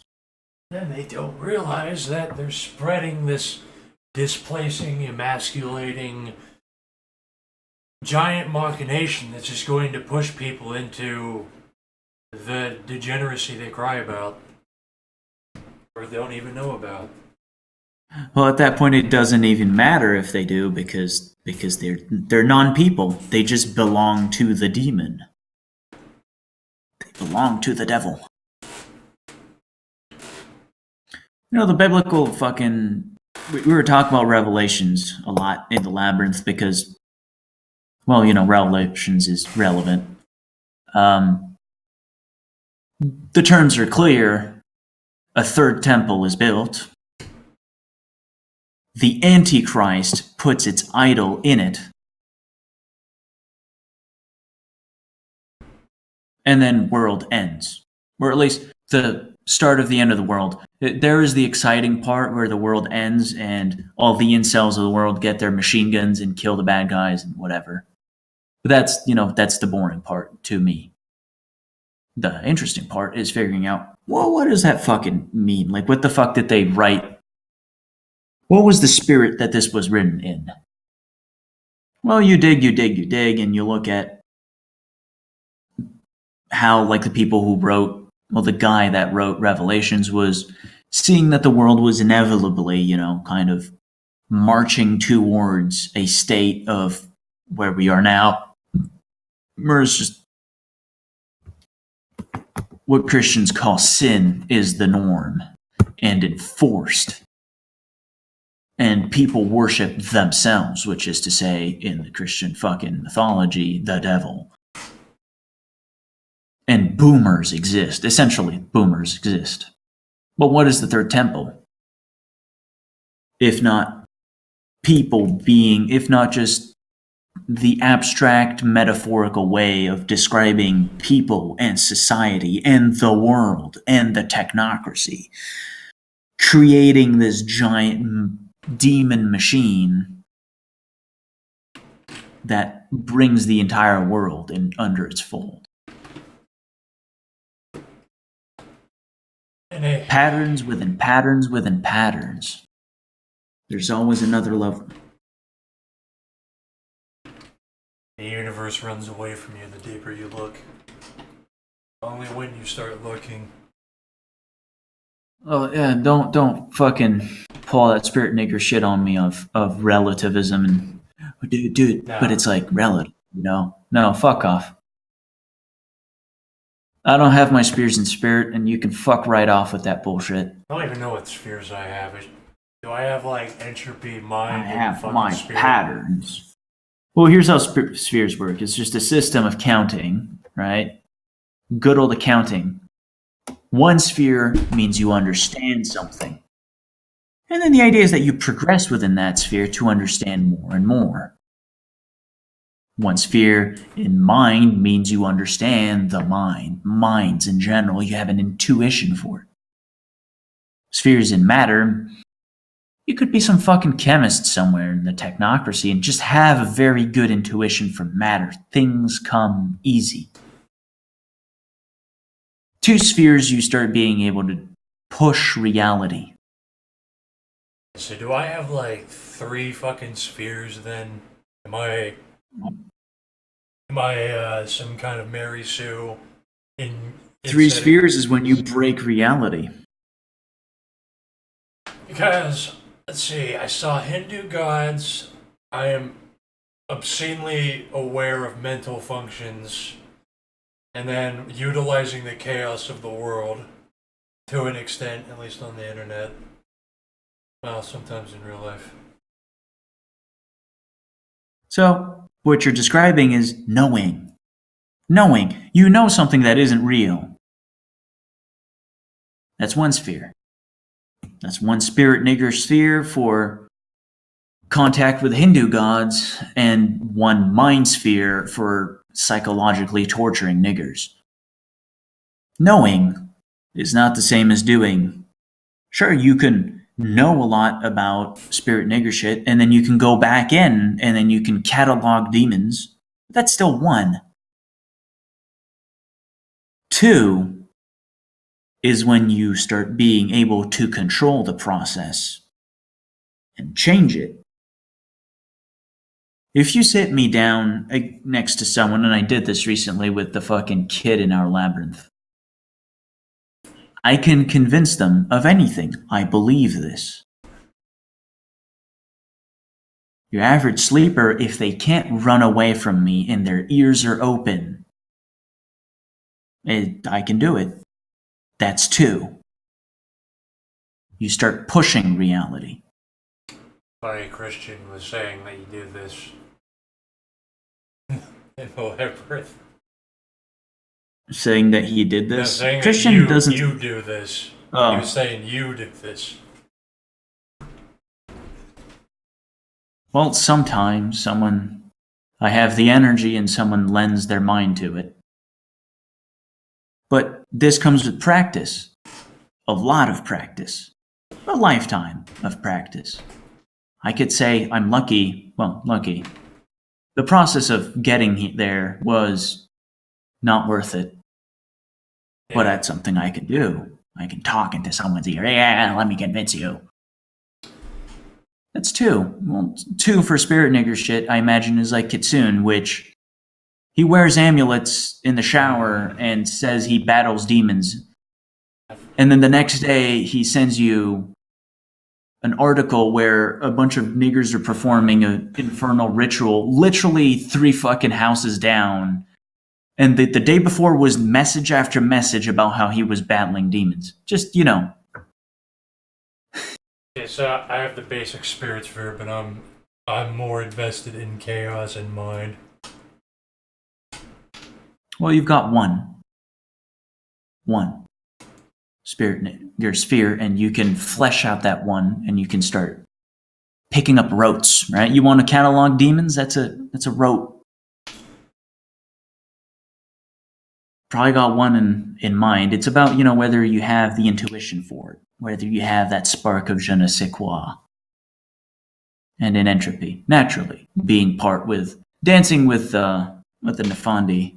Get that? I call it the fate sphere because I want to differentiate from the fundamental force, but the book calls it entropy. I prefer chaos. You can go with chaos. Chaos, it's like the chaos of reality is so unrelenting that its waves fucking kill you without caring about your will. Fate, chaos, entropy. What is the difference? Yeah, fate also works. I don't like entropy. It makes you sound like a faggot. It does. Well, yeah. To your own flavor, you can adapt. Yeah, you don't. It even tells you in the books you don't have to. You can be one of the mages and such that hate all this and argue with everyone.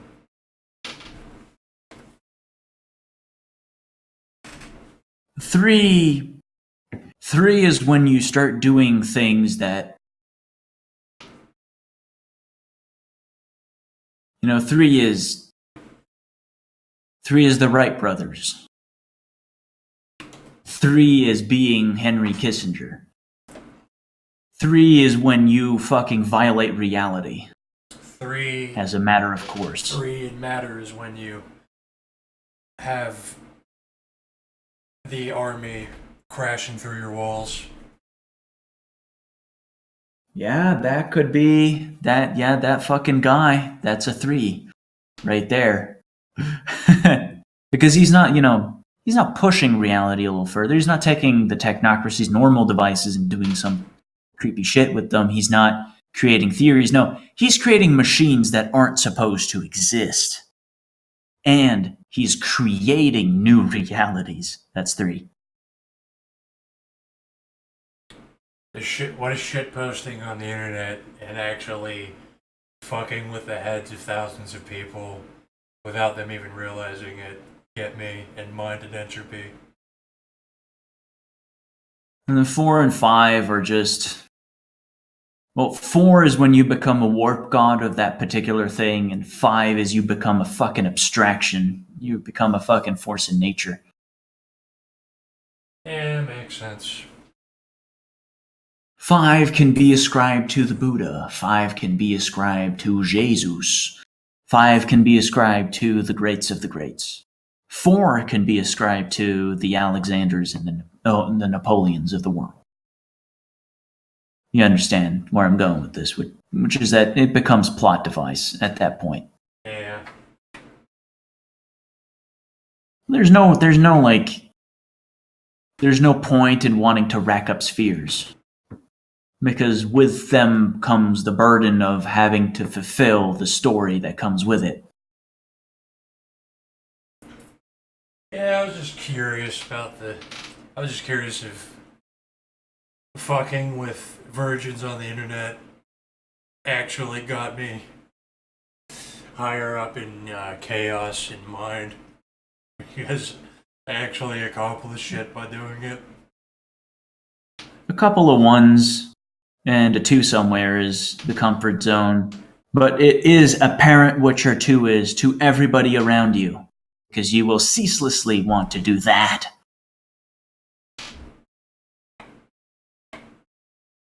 Just like I can't shut the fuck up. I enjoy it. Well, I uncontrollably start interweaving the chaos mind and spirit aspects into how to fuck with the zeitgeist. Kitsune is autistic about being the Eben spirit man. So, you can know and you can use what you know. And then there is creating what you know.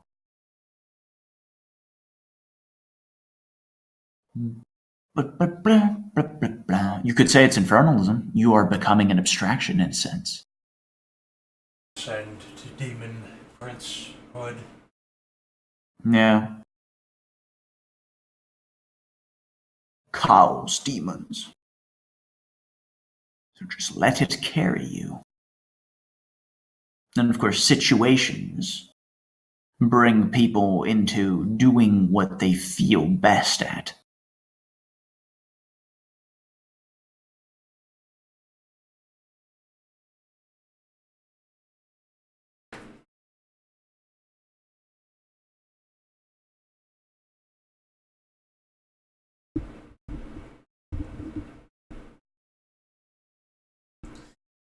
Yeah, that angle for demons is something I would agree with, because then it's basically warp shit where the demons are just manifestations of a will, an interest, desire, emotion,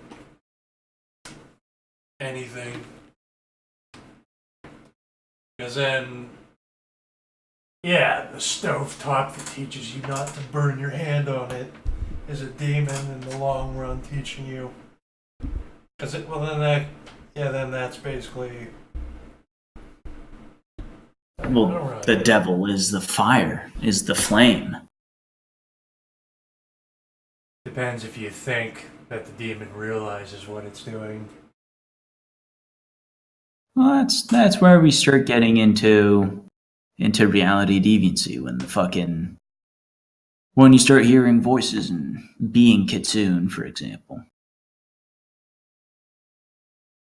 I don't know. I don't deal with it. I am agnostic to it.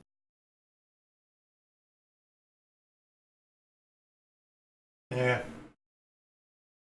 You're very unreliable whenever you try to channel that shit. Which is why you need to keep going and relay your findings in crypto slang.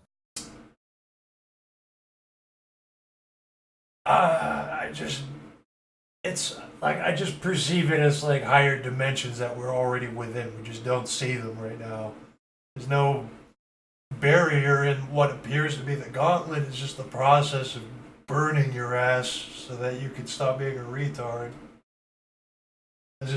I'm not very reliable because I'm one of the fucks in the books that doesn't like the categories too much.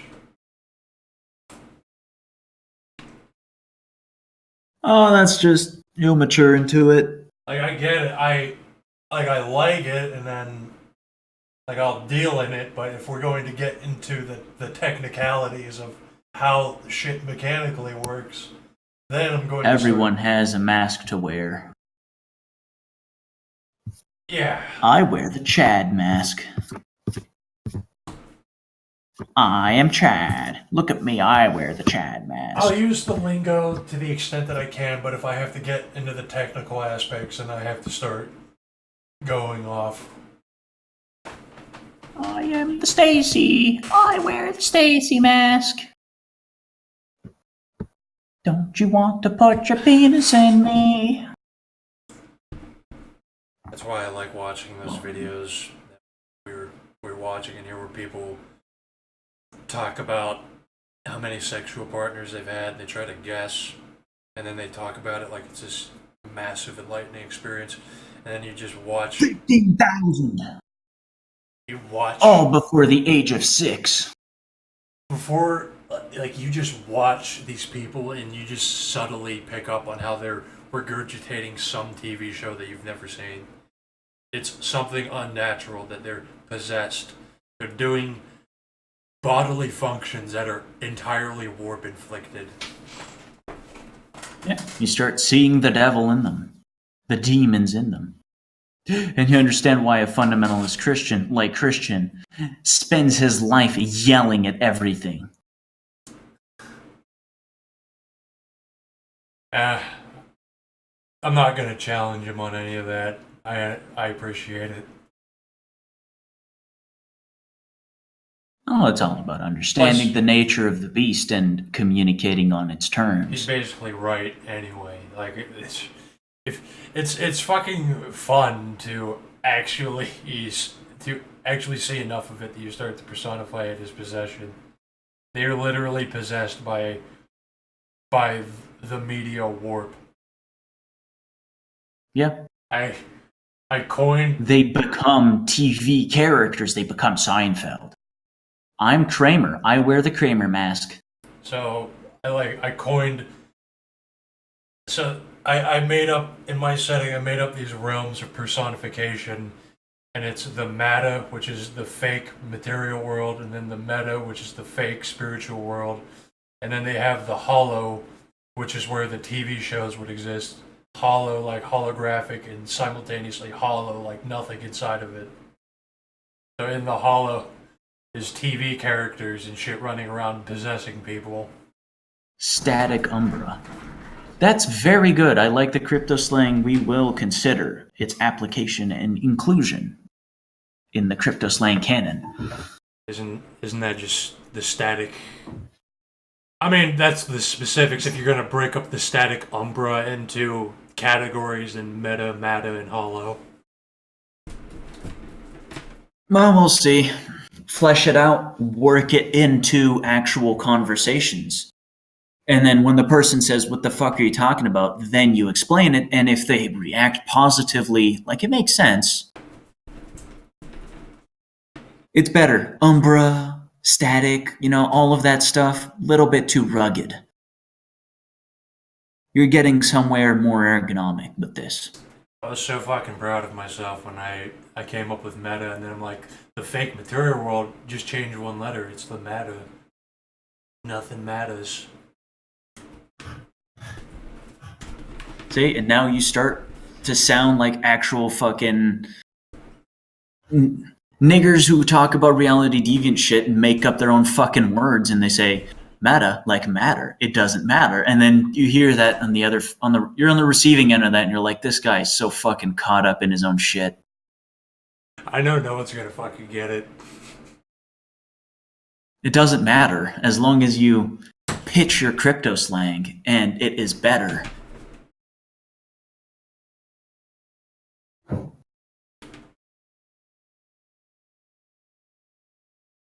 Because you have to keep changing the crypto slang so that the FBI agents can't fucking catch on. Yes. I'm not worried about that after talking to them. I had to explaining internet memes to them for an hour. Guys, it's Minecraft, okay? What is Minecraft? What is Minecraft? They wouldn't even know what Minecraft is. They would take your they would take your jokes as serious because they don't even know what Minecraft actually is. They're wearing the FBI mask, and so you need to wear the terrorist mask. And if you're not wearing it, they don't know what to do. Now they were so unbelievably confused when I was interacting with them. I was like uncontrollably just doing shit to them.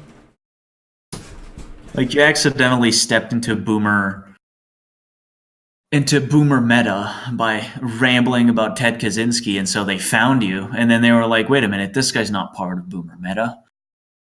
We don't know what the fuck this is actually. We've never heard of this part of the meta. What is all Minecraft? Of this? Sounds interesting. Did you name drop the 4chan? Did you tell them about that? Oh yeah. The police chief who was there, he was like, is that like the anime stuff? Almost verbatim.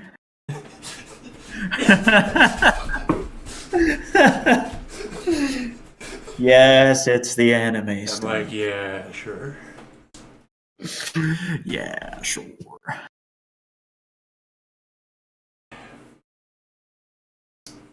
And then the fucking actual technocrats, the actual upper corporate who came down to interrogate me. I was actually just making them laugh. Well, probably not even technocrats, just the technocracy is amazing because here's the thing. We covered spheres, we covered rotes. Rotes is just the thing you do with the sphere. But technocracy, being static and being the guys who create reality to make their bullshit work, can give the rotes out. You can use the internet. You don't need to be enlightened to use the internet or a plane or be an engineer. So the great part is that they can send people in a lab coat to your house that pretend to be technocrats, and they use the rotes. They don't have this. Yeah, they're just. And I'm saying this not just because to be disparaging, but because when you meet an actual technocrat, it is an unsettling experience. Oh no, I know what kind of person you're talking about. This is not that. It's more like, okay, yeah, they sent sleepers at me who think that they have the mind spheres, but they just read your body language. That's a great fucking explanations of sleepers. It's like they don't actually know what you're saying, they just read your body language. Oh, you have mud on your shoes. You must have been hiking through the park recently. I'm like, yeah, you figured me out. You understand me. Hey, by the way, do you like that show, The Mentalist? Yeah, I knew you were a fan. Let's talk about that.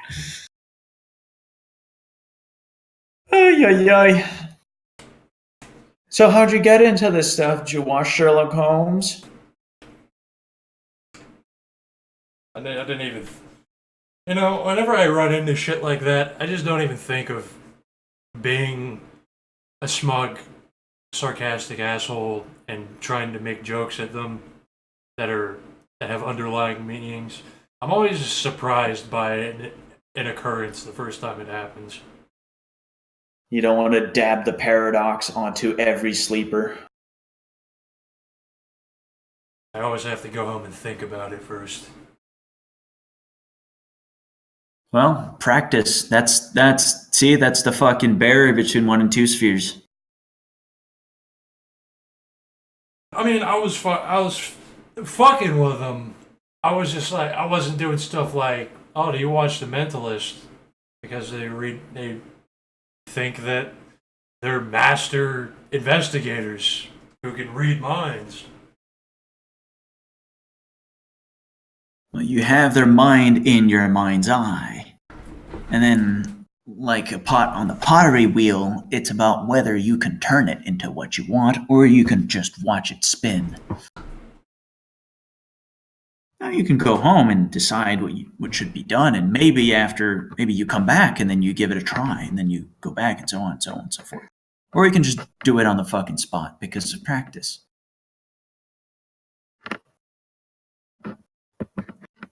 I don't know.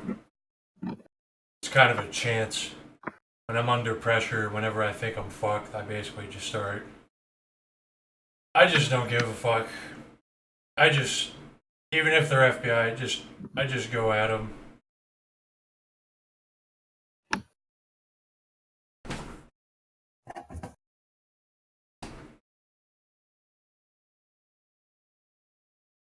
It's like if they were actually good at their job, they could clear like I would have been able to look at myself and like this guy is obviously involved in like 50 other things that we're not even investigating him for.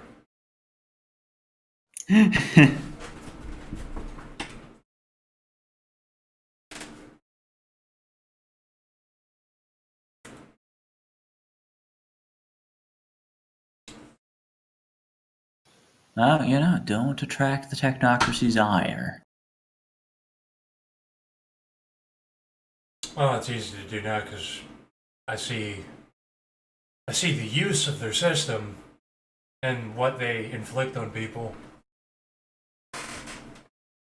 It's not what they want. They just think about the social engineering. They don't think about what comes after the social engineering or what happens around it in their lives.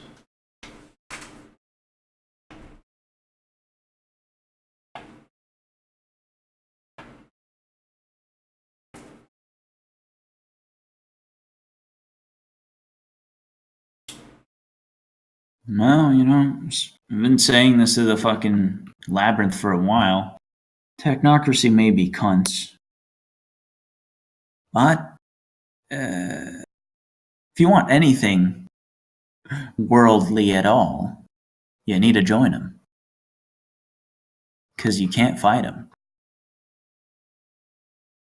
And plus, it helps once you see the bigger picture.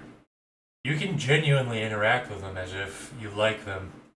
I mean, I like them, and I like what they're doing. Like, I know everything that Jews do, and I like Jews. It takes a few thoughts. I went from hating them to like, Jews are the best. And I will feel that way when I interact with them. I was coming from the same place, and then I met a couple, true blue tribesmen, and there is something sick about them. Yeah. Like talking to someone with stage 4 cancer that never goes away. Okay, if they resonate, yeah, I didn't think about Yeah, that. no, I'm just, nitpicking. Now that's a valid point because if they are uncontrollably doing stuff just by nature. Yeah.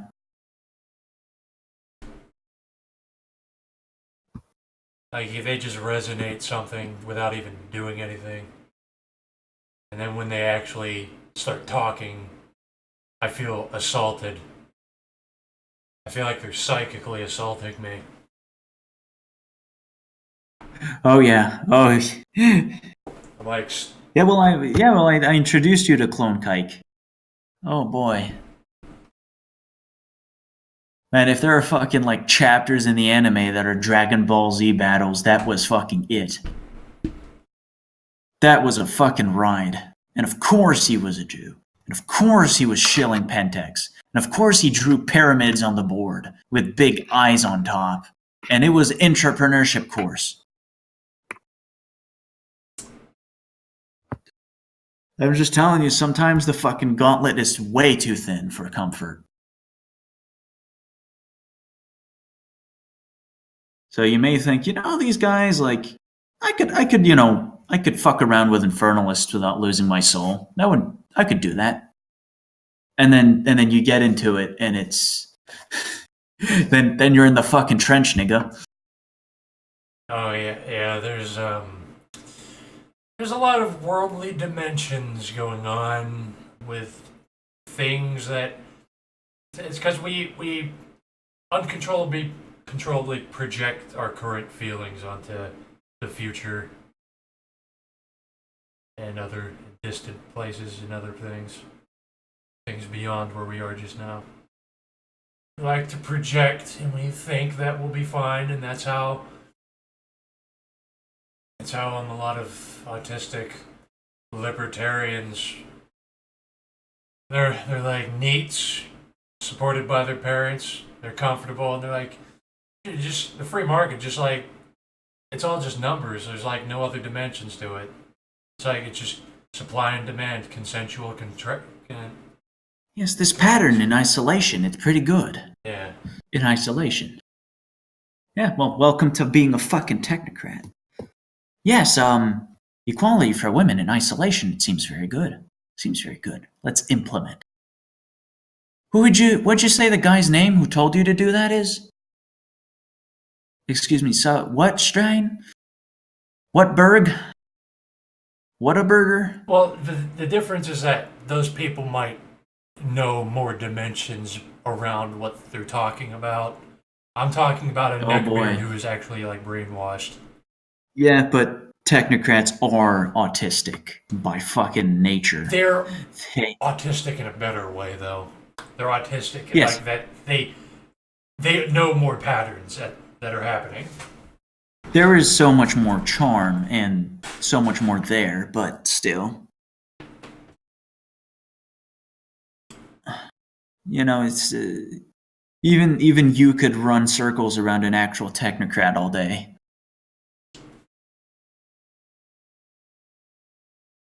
Well, it depends. I had a video of that one Rothschild family member who just walks around city streets at night by himself. He just has Alex Jones people run up to him and scream at him. He's just like, oh, okay, sure, thanks. No, yeah, see ya. Not at all breaking the masquerade, huh?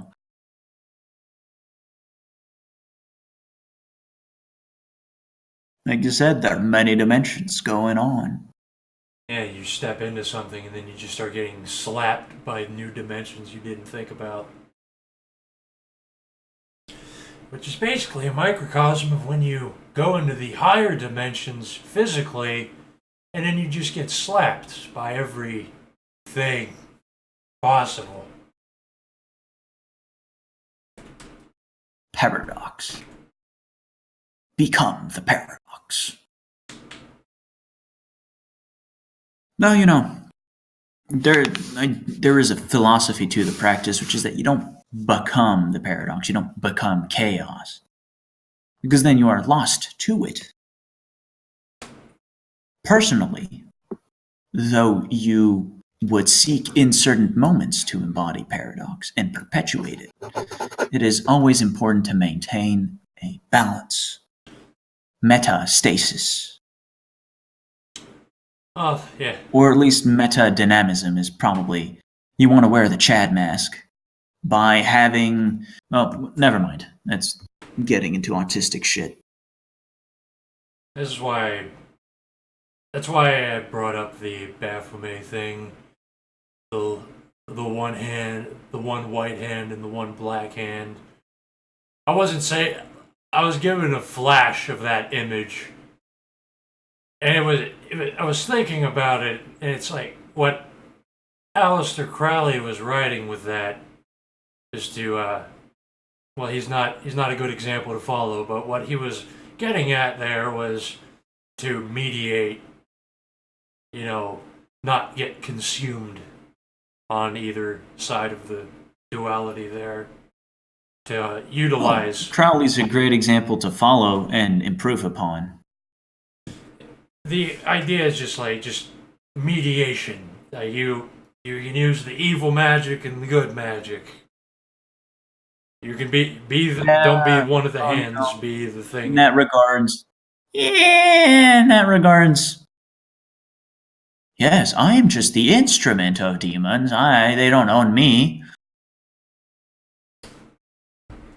Well, yeah, like the angle that demons are just all abstraction, then you're The fucked. issue with him was that he was a fucking whore. I mean, like locking yourself in a room and saying, ancient Egyptian gods possess me and write a book. Like, at this point, why even be a person? What even is being a person? Being lazy, having ADHD. Can fuck off with that relativism. You can't paradox me, bitch. I like being a person. Well, it's the truth. If you're not focused on an abstract, what are you doing? You're shit posting, which is also an abstract. I mean, when you get into the demons being all abstract, then that's a can of worms. Yes, we are just pieces of abstraction, but we are more than the sum of our pieces. Well, I mean, that without a doubt, but I mean, You focus on that thing that is the more than the sum of part, and that becomes a lot more enjoyable. Well, that's the whole point of it. He can do the thing. He's not a sleeper. That's the more than the sum of the parts of.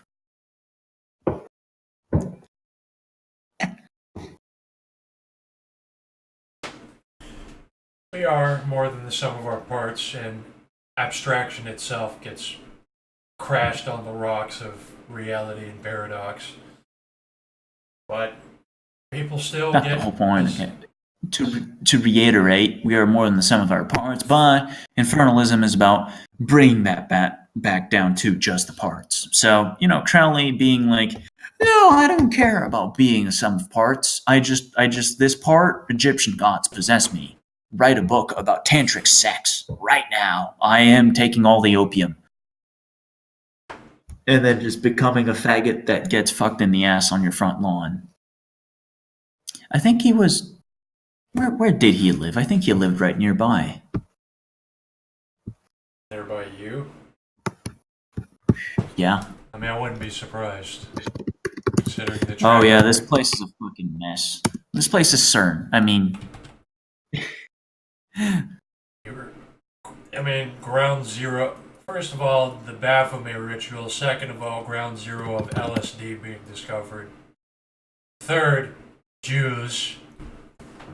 Fourth, oh no, money. it's in Scotland. Oh,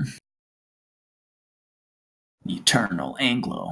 No, it's a fucking house on a lake in Scotland. Shame.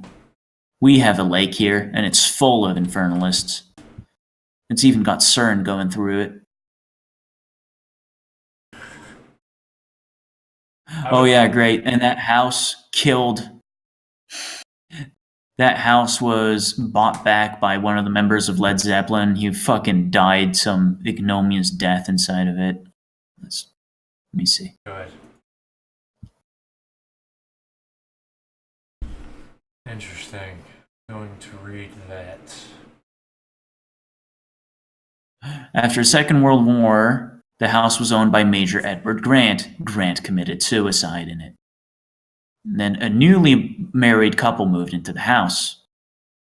The wife turned blind, and after a month, a man walked out, leaving the woman wandering around unable to see. And then Kenneth Anger, an experimental filmmaker with an interest in the occult, learned that the house was on the market and rented it for a few months. And then nothing came of it. And then Jimmy Page, that's who he is. Jimmy Page. Jimmy Page, the guy from Led Zeppelin, I think.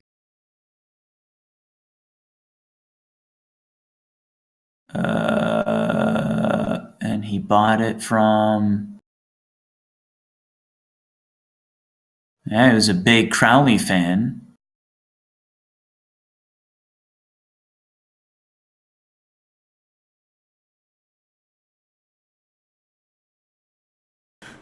He awoke one night to hear what sounded like a wild animal snorting and banging outside his bedroom door. Yeah. But, you know, I'm not taking that very seriously because he wanted that shit to happen. Yeah, But I'm trying to get to the part where he fucking died.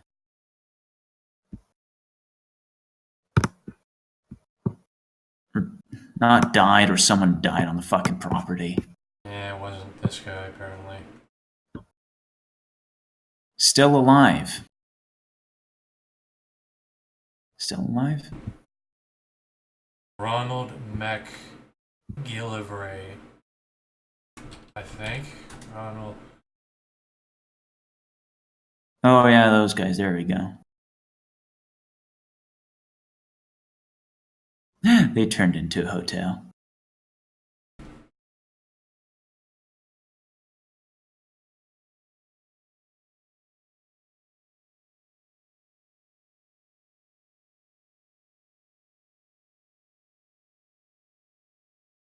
Yeah, so Said it was a great time there. it's great. Yeah. So converted the house into a hotel. No, nothing going wrong here. The guy dies, they put it up for sale.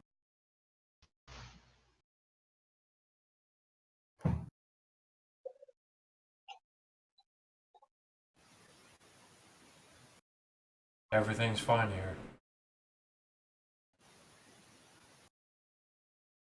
And it also burst into flames.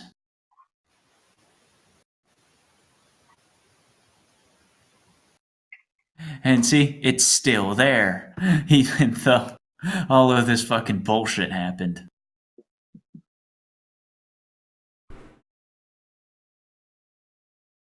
Yeah, just entertaining.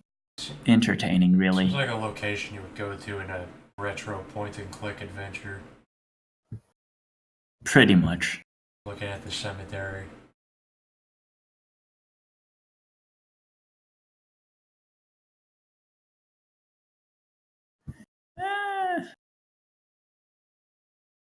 I wouldn't really trust the word of Jimmy Page.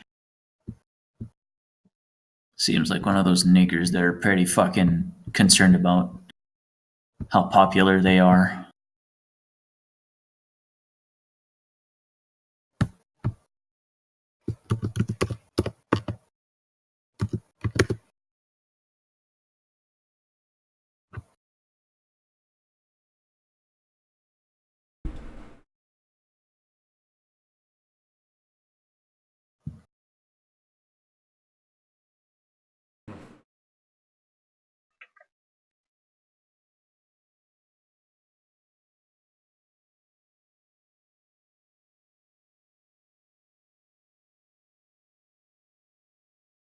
I don't even remember what the point of that was.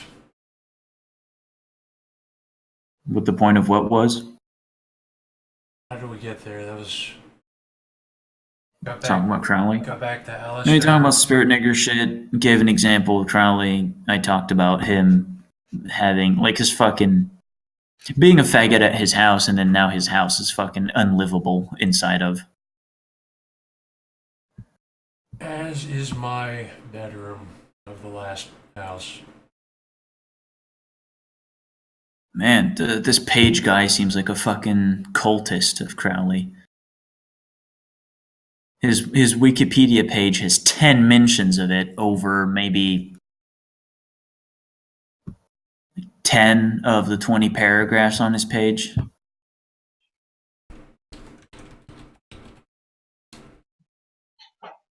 I'm exaggerating, not 10. 3 it's like, yeah, on his Wikipedia page there's 10 mentions of Crowley. Yeah, he's making these bullshit films. Lucifer Rising. Like, unironic boomer shit, you know? Dumb. You read Crowley's book and then you buy all of his things and you make a film called Lucifer Rising. Talk about being a fucking NPC.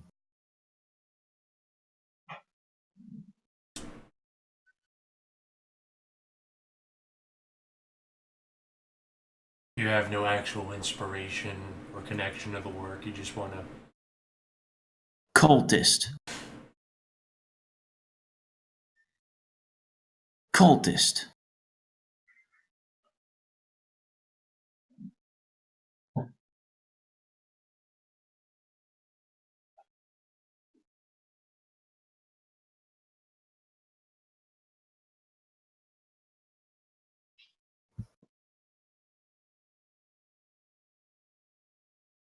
Fucking typical boomer. Got involved with drugs.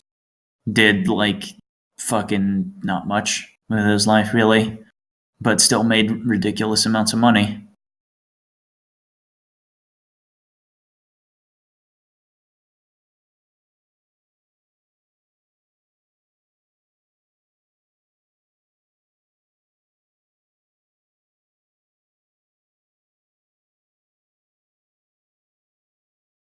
I mean, if you got nothing better to do, just throw some chords together.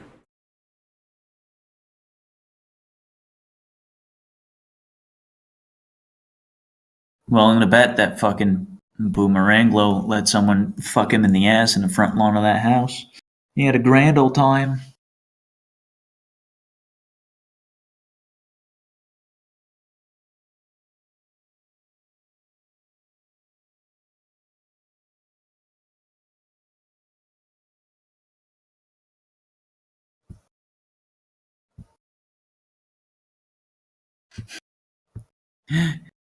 His wives were Patricia Ecker and Jimena Gomez Paracha,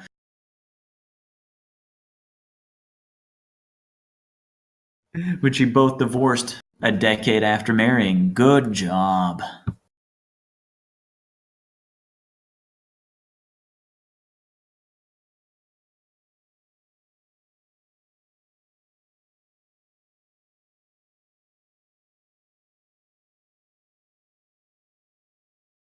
Man. Boomers. There's just something about them. A special something sauce. Like it's an epiphany that they can live their entire lives and continue to be stupid. Blessed yet cursed.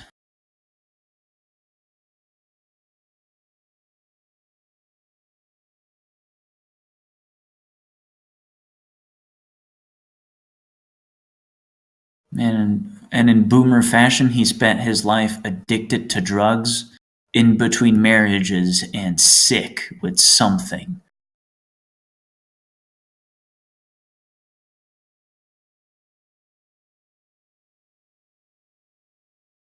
It's always grades. Just walk it off.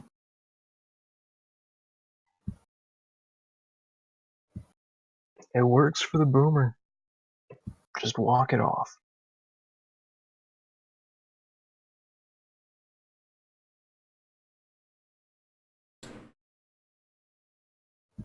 You don't hear about workplace accidents and compensation in the youth of the boomers because they literally willed themselves to be healed by walking things off.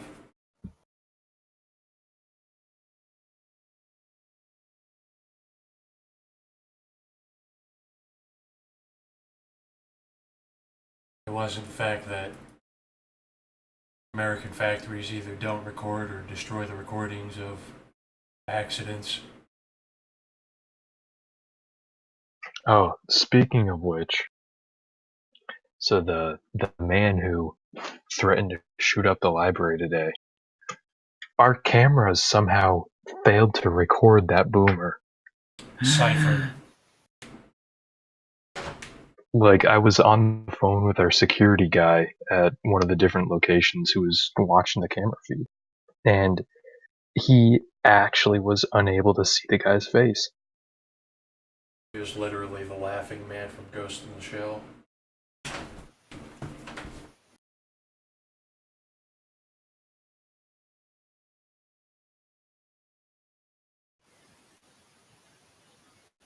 Your mic doesn't work.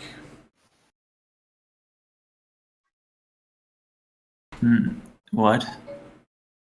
His mic doesn't work. He's trying to talk, but no one can hear. Who's trying to talk? I swear this cable's messed up. I can hear both of them. Yeah, that's one coincidence you got there.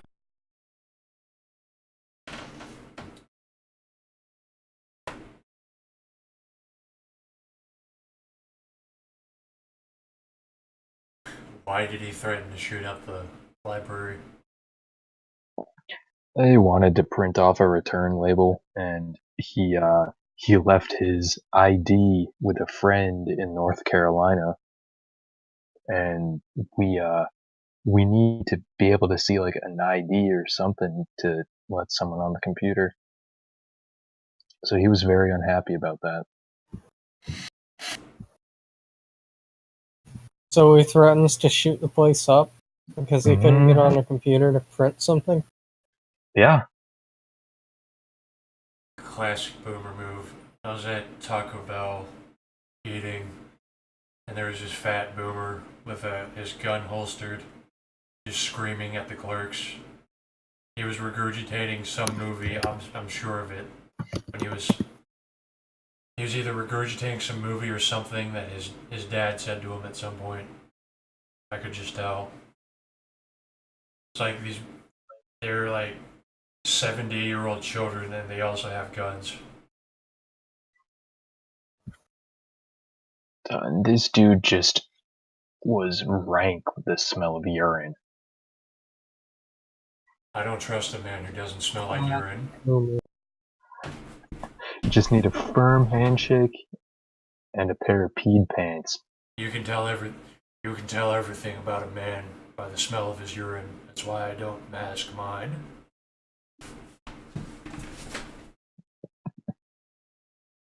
It's a boomer idiom.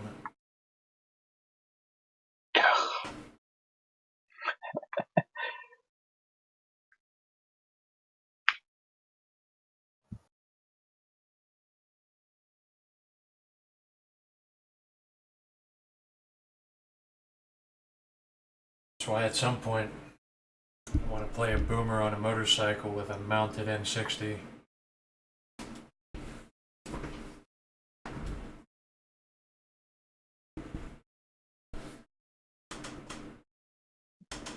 Oh man. I really liked seeing the police come and take the boomer away.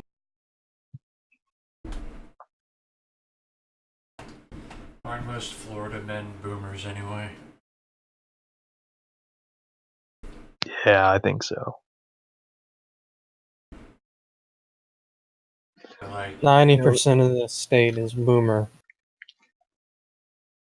In 3 weeks, you'll stop hearing from me, and then in a couple of months after that, you'll stumble on a news article about a boomer who shot up a library. I would probably think to do that if I remember.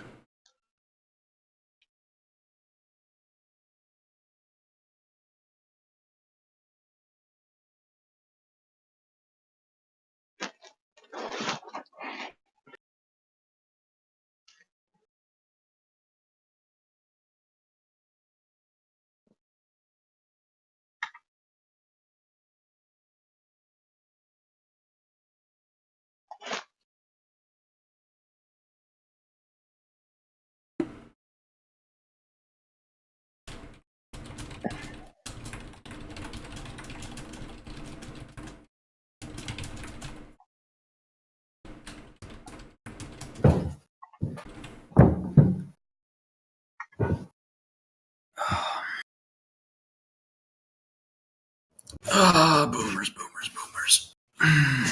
When will they learn? They won't. They won't. That's the purpose. I love them. The world wouldn't be the same without them. Well, you can love them until they're your One customer. shoots your workplace up. Yeah, until they're your customer. Oh man, scrolling through a thread of old pictures of some like famous current zeitgeist people. Then I saw something terrifying.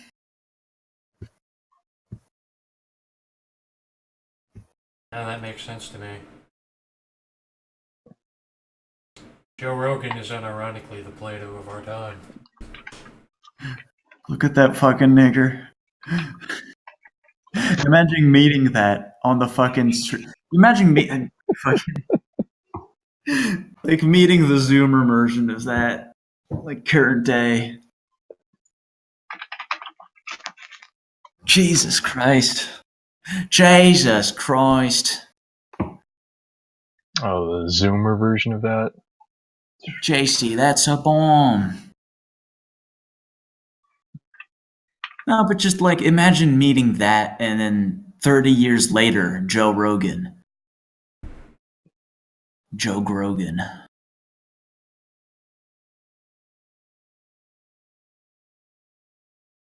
Joe Gorgon. No, this thread is great too because all like the Jews that show up in current day politics are all extremely Jewish looking in their younger photos. And all the other like whatever run of the mill American politicians look like Chads.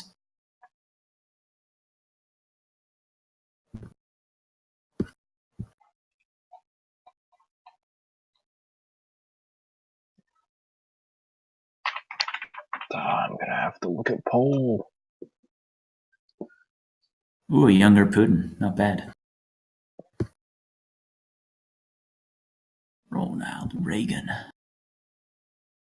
Like, can you even recognize Reagan from that fucking picture?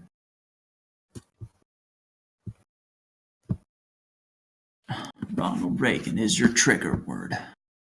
No, they all pretty much look like that. They always look like the pinnacle. They look like young boomer.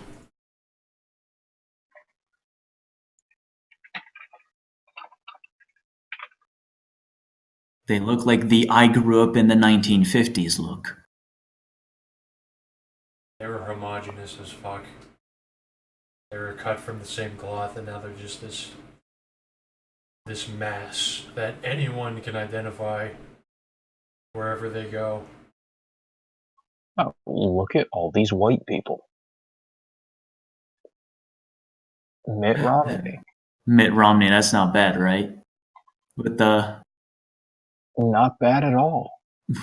with the fishing Poland. They never change. They never change.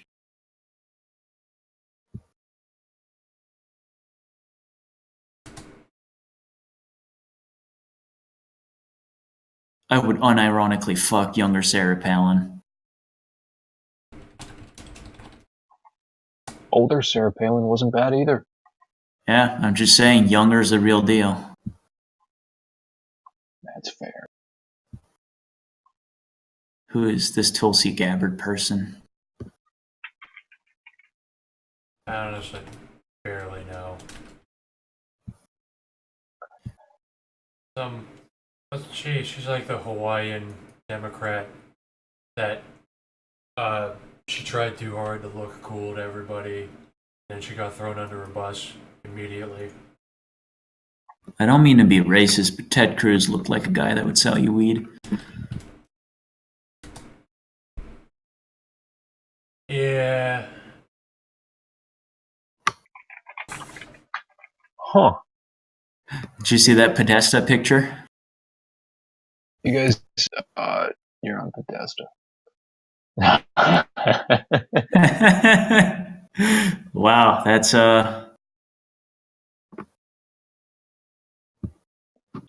he looks like a sports teacher. Tim Kaine looks exactly like Ted Bundy. It's that boomer Chad. He has that boomer Chad look.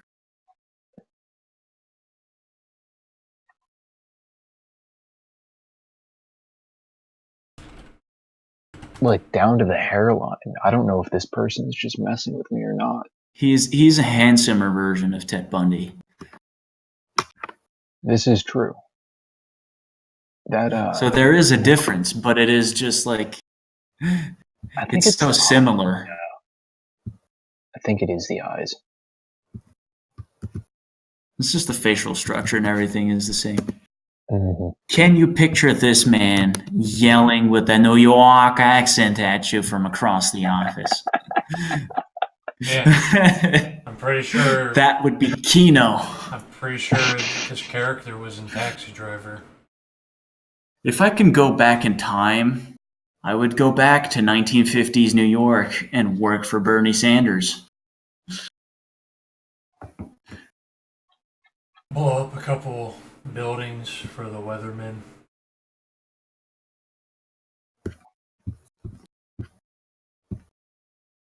Kino. Those were the days before they tried phasing out explosive fertilizer. Oh man. That last picture that was posted, that is amazing. That's Netanyahu. Jesus. That is Impressive. amazing. Oh wow.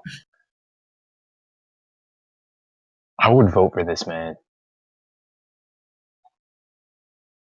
That's Chadbird right there. Yeah, we're totally the same people who used to live in Palestine.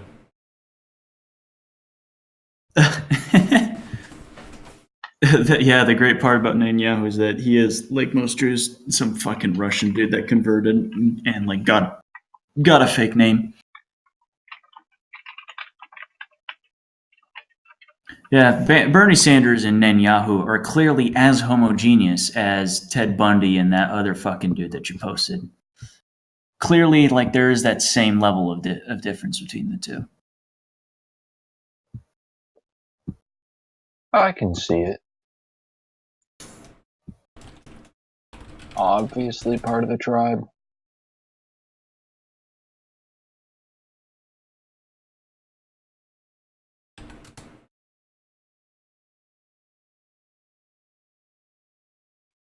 Oh yeah, I see that Ted Cruz picture you were talking about.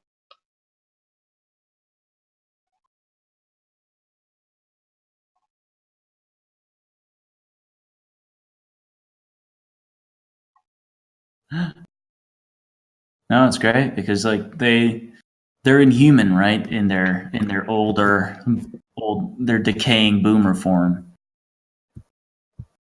But when you look at these pictures, like you could imagine them being kids your age.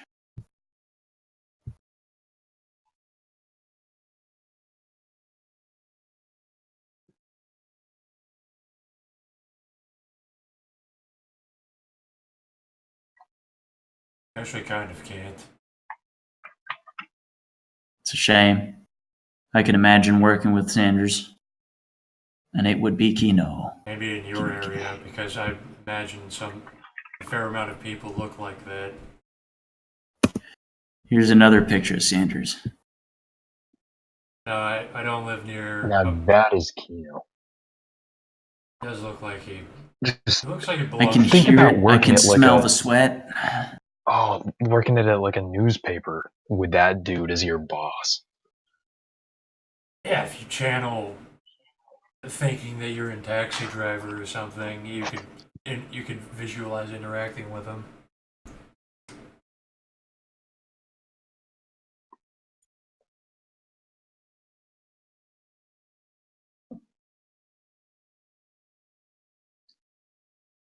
How entertaining.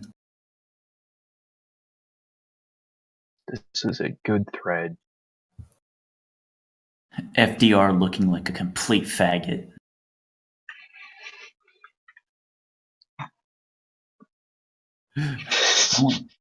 That picture of him making me want to kick him in the face. No, it's also Looks great like it because you weighs can about- tell like the ones that were failures later on in life are clearly the ones with the weaker genetics. Looks like it weighs about 120 pounds.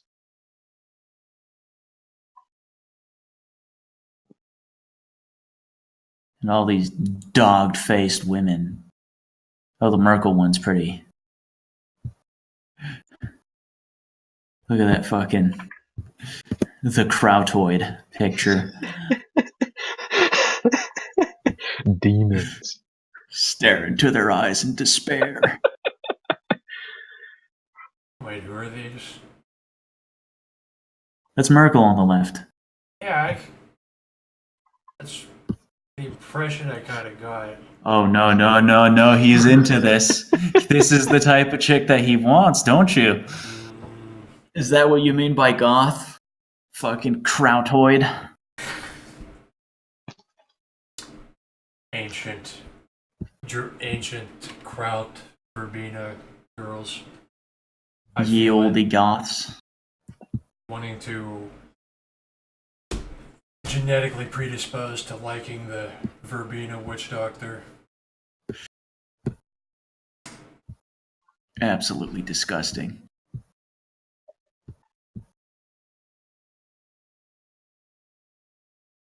My high school friends have a recording of me where I rant for an hour and 45 minutes about German women drunk at school.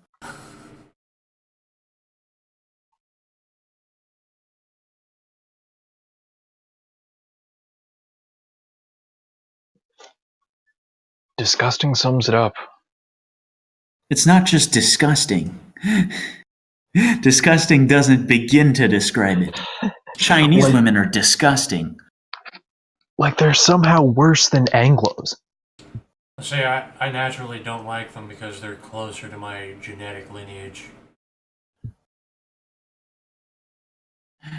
See, Sarah Palin is clearly Anglo stock, and I would fuck the shit out of that. But I'm not getting anything near krautoid. No way. German. Those three, they're like, they give you children of the corn feelings. Like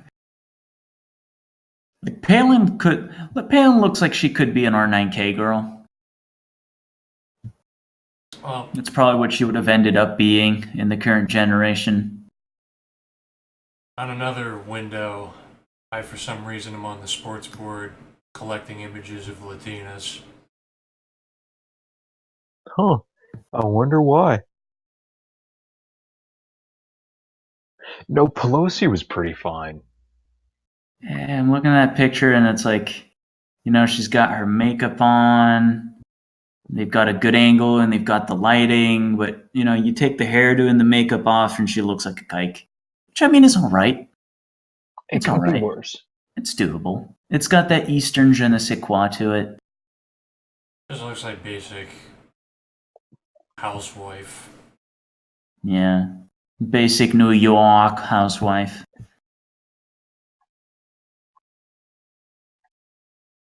A little bit further in the thread, there is a Elizabeth Warren. Those Cherokee cheekbones. 10 out of 10. Warren has like a couple pictures in that thread, and each one of them she's wearing fucking tight-fitting pants and a skirt that stops right at the thigh, and that fucking bitch fucked her way into politics. There's no way. She knew exactly what she was doing. Knew exactly what she was doing.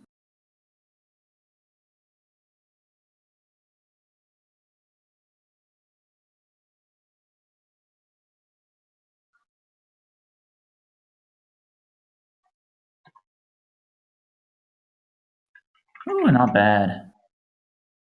The Obama and the Michelle picture.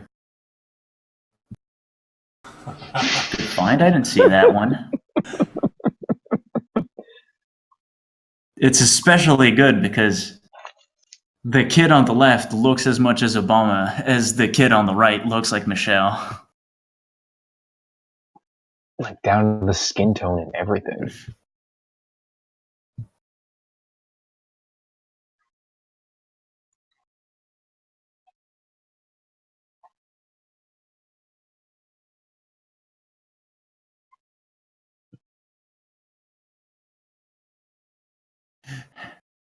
Oh man, file names in Hebrew. I wonder who could have posted this.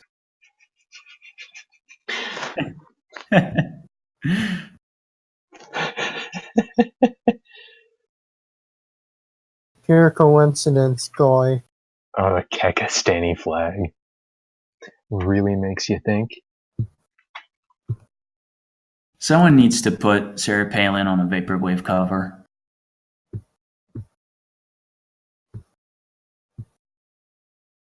Nothing can top Benito Mussolini's granddaughter singing Japanese synth pop. God bless that man and his legacy.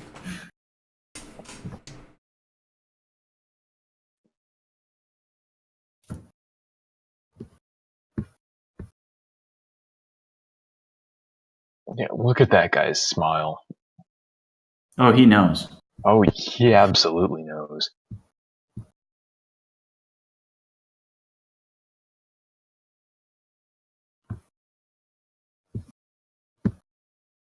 Uh-oh, I missed the Nixon picture.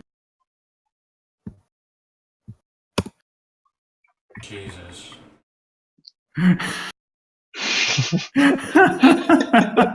What happened?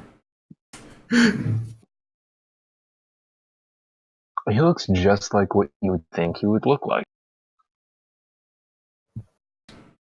For some reason, the warp has kind of distorted what Richard Nixon naturally looks like for me. It's always a kind of slight caricature. We're posting the whole thread at this point, but the Assad family is highly entertaining.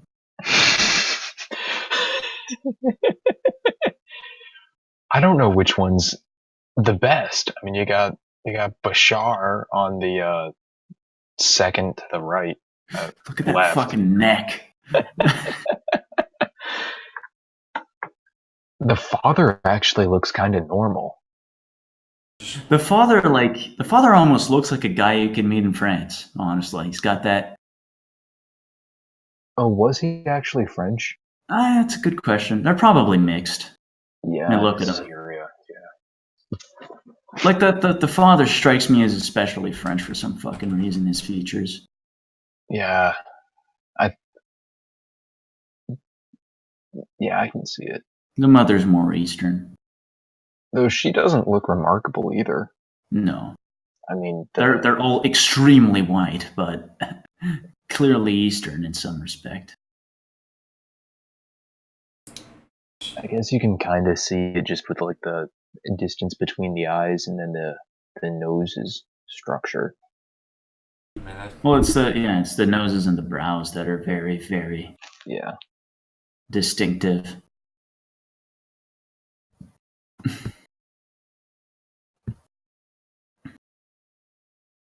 Kind of cute daughter. Yeah. it's just your white Levantine jeans. That doesn't. Yeah, I suppose so. Who knows? Who even knows? I have met actual people who are supposed to be Levantine white. They don't look that much like this. These people are clearly more on the bred with European side than Levantine. And doesn't in their history it just says his father descends from an Alawite family. The Alawite family, actually. I just assumed that was some kind of, I don't know, ethnicity. I'm or saying something. that they are super, super fucking bleached.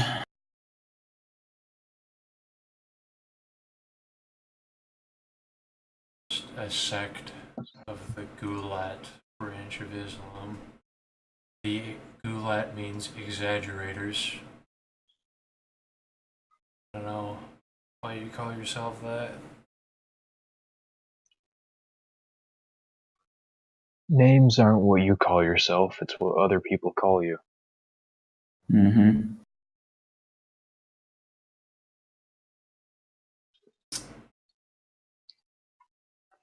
I take that into account when I try to label creatures I make up. I'm like, what would You know, now that I've looked at all the other faces in the thread, Alex Jones did look like a fucking autist. You got a crowd of all the people in these fucking photos, and you put Alex Jones in it, he would look like the autistic kid. Could tell. Oh, and then you add to that the fact that he's shirtless and flexing. Yeah, that does help. And I mean, not even Mitt Romney was doing that. I know the picture. Mitt Romney has that like early 2000s photo where he looks like default American dad. I like that. It's all right. Everything about Mitt Romney is sorry, not Mitt Romney. Excuse me, I was confusing him with Mike Pence. Everything about Mike Pence is default American. It's almost like he's cultivating an aesthetic. Yeah. You got to give him credit that he was kind of born for it. Yeah. He has a presidential sounding name. That's also true. He's got that short Anglo.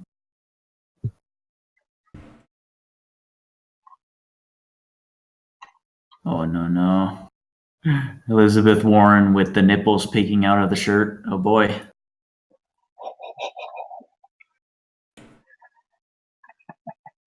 I like how Vladimir Putin Wouldn't- just looks like someone who would stab you with a bottle. He looks, he fucking looks like. I've seen kids like that. He actually looks like the stand on the street corner and drink and yell kid. They just like hang out in gangs of 3 or 4 and they just drink and yell at people. That's what Slav shits do. He's got that look. Yeah, they look like they have that fraternal, mischievous demeanor. Yeah. Oh, this Slav is shits are all right. They are extremely dangerous, but they're all right. this is actually very very entertaining right here. So my Senator Lindsey Graham has not changed his demeanor at all. How high is he right now? Oh no. Oh no. They never change. They never change. They just put on weight. They never change. They just put on weight. Like, he's wearing a little more makeup in this picture, and he's changed his tie, but that's it.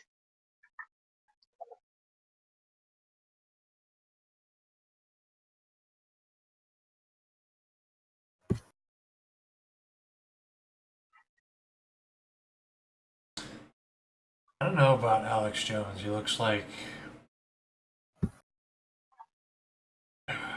He looks like. My friends and I were like those fucking Slav shit gangs when I was young. It was Kino. Alex Jones looks like a fucking autist. He always has. Those like old pictures of him on his radio show way back when still look like an autist.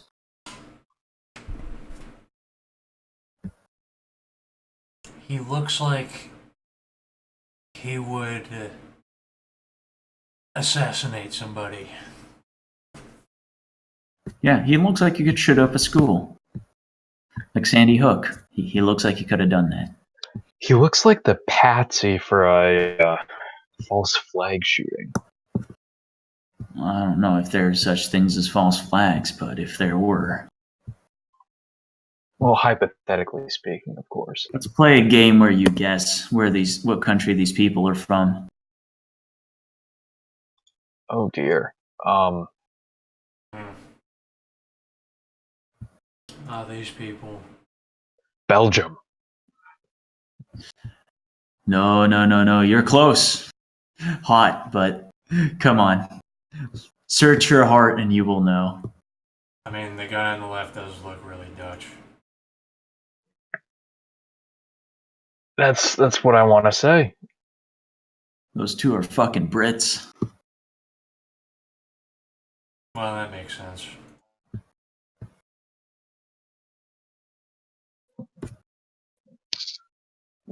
Maybe I'm stereotyping then. The Dutch don't look like that. Well, the Dutch did spread their noble seed in the Anglos. at one time. There's no such thing as Dutch. It's a fucking that country has existed since the 17th century. Not real. Belgium.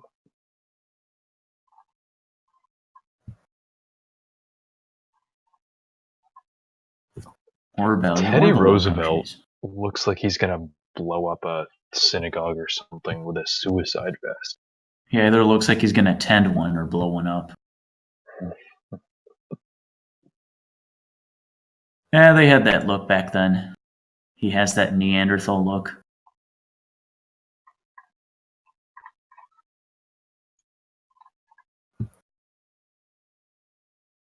It's the cut of the facial hair that really makes the lips pronounced like that. Yeah. A simian countenance. In those like old photos, like put those big shadows under your eyes. Mm-hmm.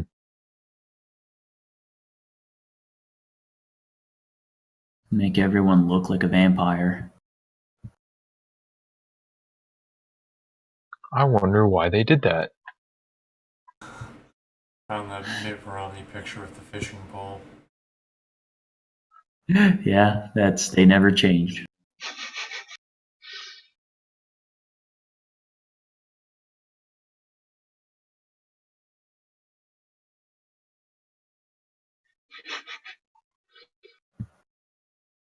That's great. I feel like this is what his fraternity group would do to poor people.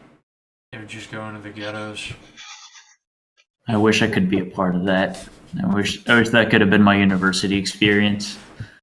Walking around with fishing poles with Mitt Romney, like the WASP version of Clockwork Orange. Where, You just throw dollar bills at people. wearing that actual same uniform, making poor Yeah. people chase money around.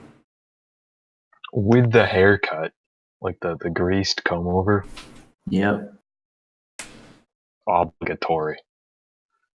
I feel like a group of guys who look like him would also haze Jews.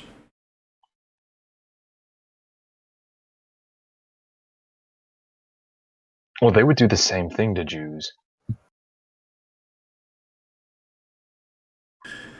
So, imagine living in the time to be in a fraternity of rich whites who actually just haze Jews mercilessly.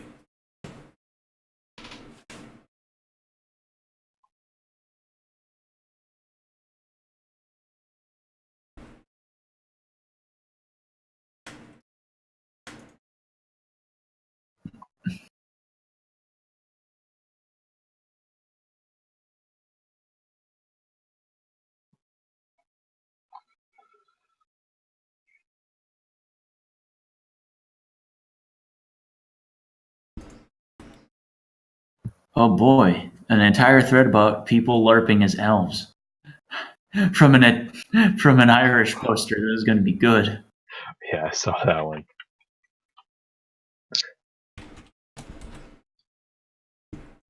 I'm angry about elves. It's full circle where Paul just spends years autistically yelling about niggers and Jews, and when they finally do something, it's to kill people that are LARPing as elves.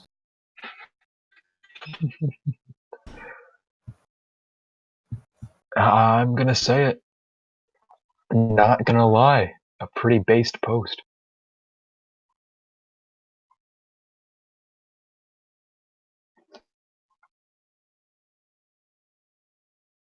What the hell is going on in this picture?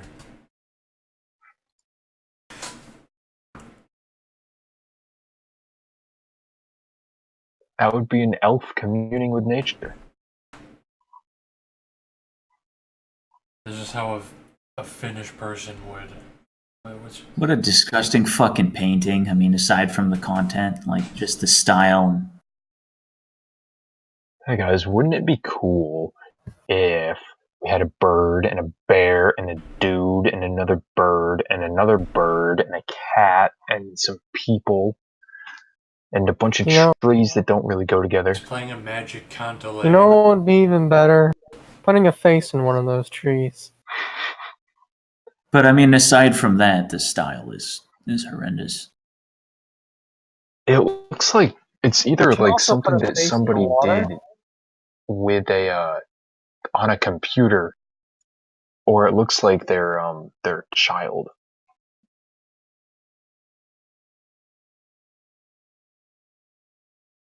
Wait, did they put a face in the sky too? Are you looking at that cloud on the left? I sure am. Put the face in the face. The Finns are really happy when they take DMT and they see the 100 faces vision. Forest niggers. Snow niggers. Fucking snow niggers who take psychedelics and all they see is faces.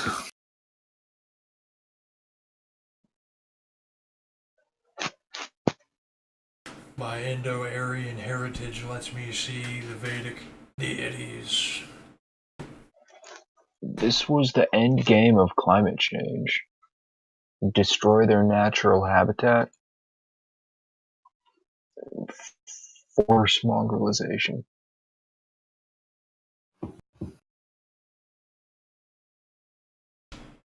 That's what the technocracy has to do. They have to find a way to destroy the snow nigger. Tell me they're not the good guys.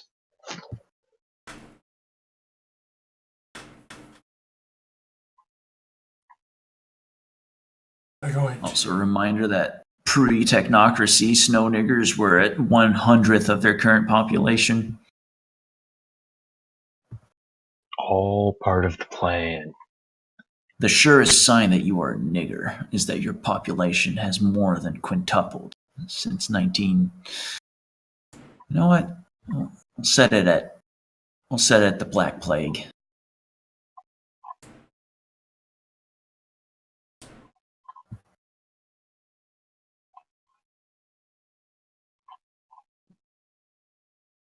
Snow niggers.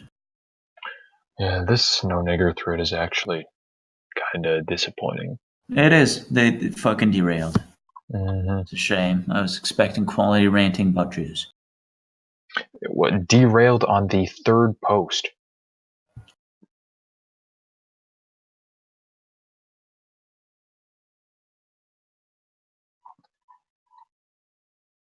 It's the same poster doing it.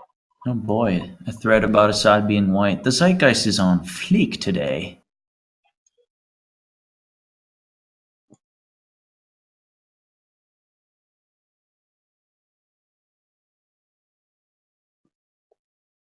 Can we have a sane conversation about the Jews?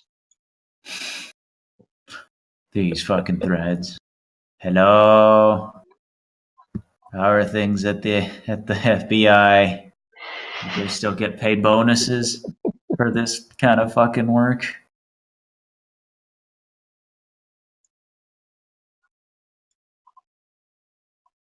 That's sad too, because the board has clearly moved on from ranting about kikes, and there's still these fucking threads around. Like, guys, come on, you guys are supposed to do the thing.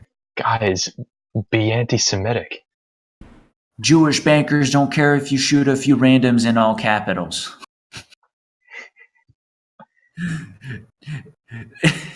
A thread with Israel did 9/11 as the picture and the subject line. How many of you would unironically for a final solution? Like, guys, you gotta.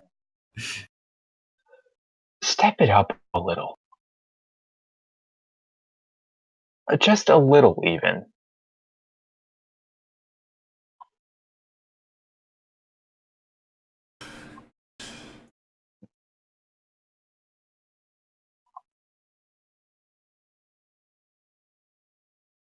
All caps in your thread. What are you doing? It's all right. It's that quiet, nothing happening poll. It's comfy. And somehow it's still the quiet, nothing happening poll, even though there was a shooting today. Most shootings aren't happenings anymore. We're all the terror, my nigga. Yeah. Oh man, yeah. this one wasn't because nothing fucking happened. One person died. That fucking Fed Post Harant thread. Let's show CNN our memes. Yes, sure thing. They're doing That's- that on K today, too. It's always great when you see it on different. You're what the fuck am I looking at? Did you see that thread with a black guy that's sawed in half? That can't be real. I don't see it. I'll link it then. That's not real. There's no way that's fucking real. That guy would be fucking dead. How do we fix a white woman? Has he done it? Has the black man transcended? Oh.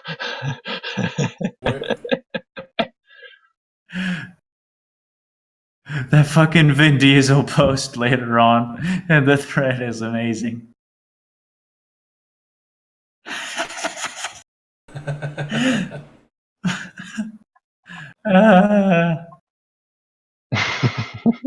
Quality post.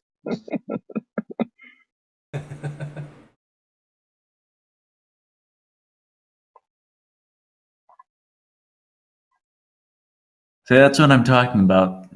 Comfy, nothing happening poll.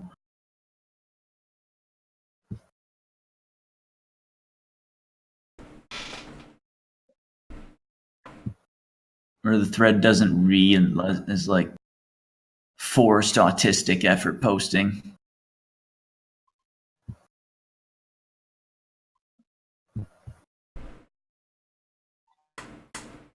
Pretty good.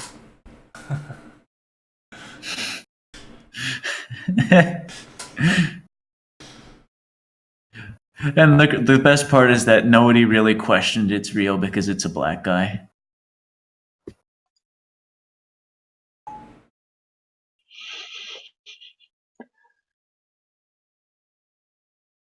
It's just how superior they are.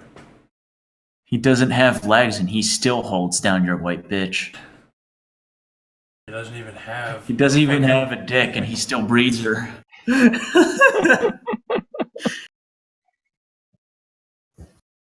He just. Well, the vampires are. Blacks are like vampires. He just gives her his melanin. He cuts a hand, makes a slash across his hand, drips like pure melanin into her bloodstream. Implying she doesn't just lick his skin all day. You know, I believe it. Well, I bet she's probably really disappointed because he doesn't have an asshole for her to rim. What the fuck is even this? That like his cutoff is at the stomach. That doesn't make. That's not physically possible. No, that's normal. This is what the average American black man looks like. So that's what you guys meant in your constitution by half a human. I'm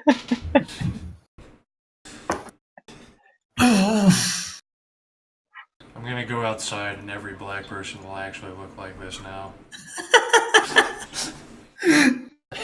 You check behind the cash register and they're like propped up on a fucking thing. Like on one of those three-legged stools. I just go like, huh? Just the stump. I guess I just never looked that close. And they're all ripped.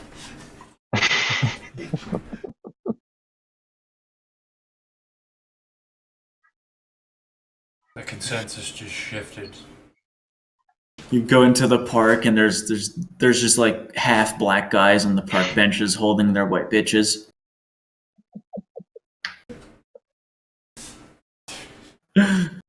What a fucking nightmare dimension where that's real.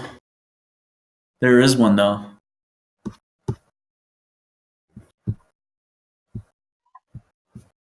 Just things like this inexplicably exist where they don't even have a complete digestive system. Yeah, no, it doesn't. He doesn't even like. He maybe has a stomach, and that's it. Okay, where's his asshole? Where's his fucking pancreas? You know, I bet he fucking vomits after he has to time his food so that he vomits after he gets the nutrition. He has the white bitch chew it and then spit it back into his mouth. He doesn't need food. He eats it for fun. He gets all his nutrition from the sun. Yeah, That's right.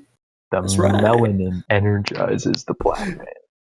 I bet that guy lives his entire life naked. Well, I mean, he's naked in the first picture. He just doesn't. He actually is. He just doesn't wear a shirt. He's naked.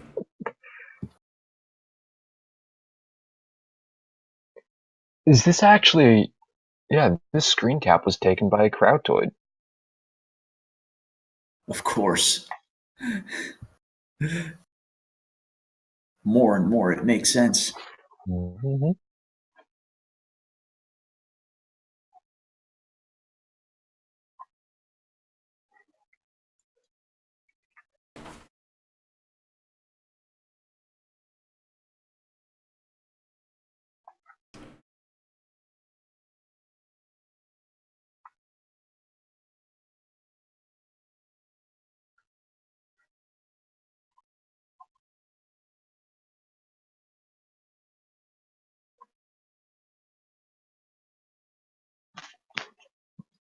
Oh, well. I have a great idea. The police No. should live stream their body cameras.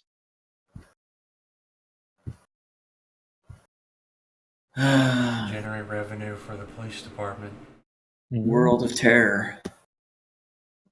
The best part is certain vigilantes already had that idea. And it's only Remember begun. that? It's only the beginning.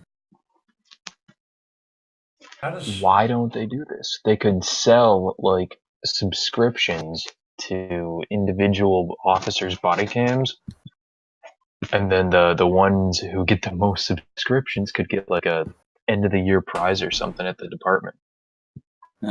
We need professional witnesses that are just half black guys that wear cameras. You just pay a half black guy to, I guess, not even sit, just stay on a street corner all the time. And get shot at so that you can send it to LifeLeak. Fund it.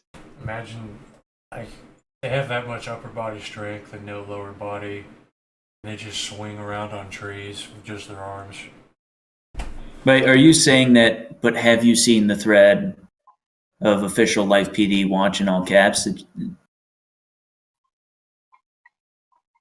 When Say he, again? when he did you see this thread? And is that why you're saying what you're saying? That is exactly why I'm saying what I'm saying. Okay, I thought you didn't. And it would be surprising. Yeah, I misinterpreted what they meant by that, and thought, why not monetize this for the police department instead? Yeah. Well, it's on these days. You have to make it free to gain a user base, and then you have to make it so you have to pay. Well, you have shows like Cops and stuff, Narcos or whatever. Real Narcos, I guess. Don't those give kickbacks to the police departments?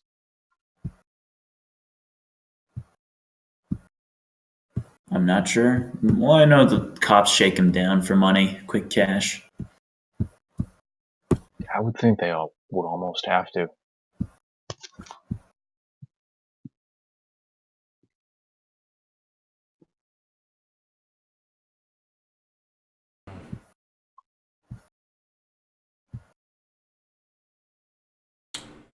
Well, if you see a cop with a live stream body cam, just start reciting etherite formulae at him.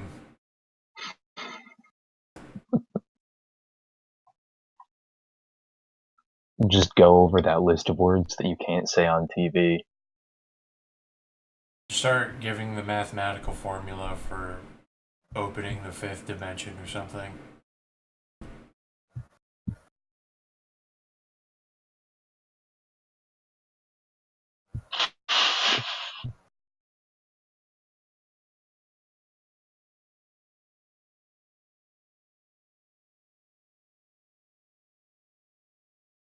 Time is a dimension, smell is a dimension, sight is a dimension.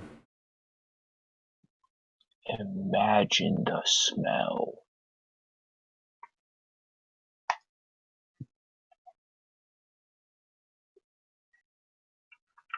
Imagine the smell.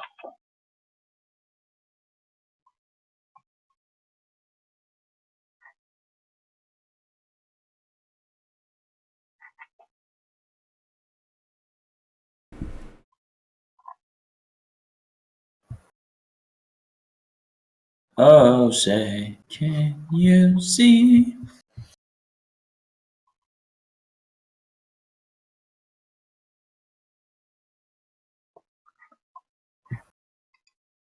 Seeing that while I'm watching a GIF of niggers ruthlessly beating their like 4 months child, like kicking, like doing the boot party on him while he's on the floor.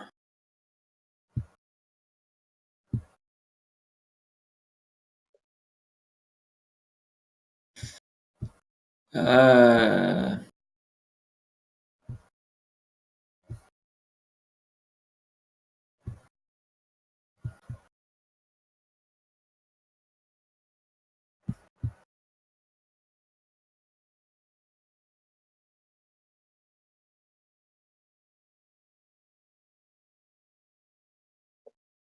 Cutie Pie made me do it. What an incel. What a fucking incel. I like Why how doesn't he just when it have sex happened, already? it was the thing, but it was barely a ripple in the zeitgeist. Literally just the latest Netflix episode. I noticed that everything kind of rebounded like within a week.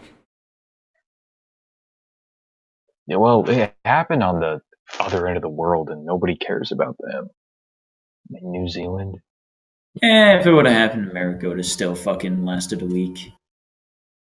We still never Yeah. fucking hear the end of the synagogue shooting in Pittsburgh. Almost Because you live right next to it. every fucking. Well, then they also fucking travel around and spread the word of the synagogue shooting. Hello, have you heard the news of your Lord and Savior, the synagogue shooting?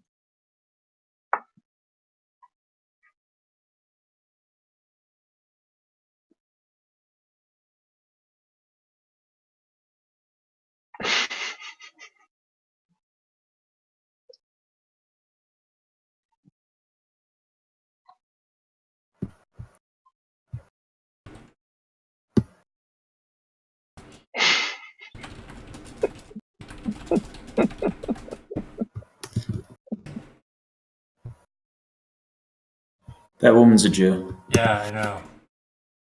I just I know. hope PewDiePie actually made this thread.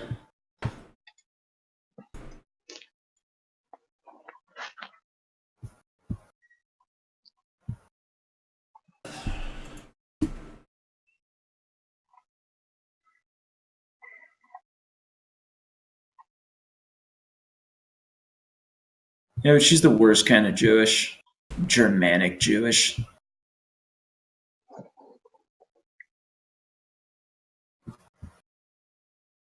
I want Bernie Sanders' sister. Kind of Jewish. No. You mix German Oh, and yeah. Jew, you get witch. You get an actual witch.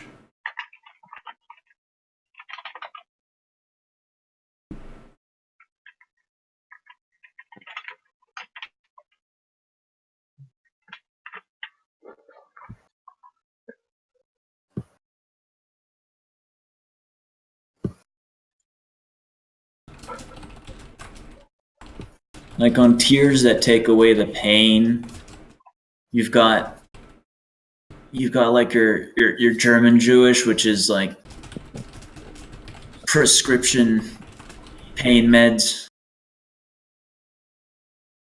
And then you've got like your Hasidic Jewish, that's like cocaine.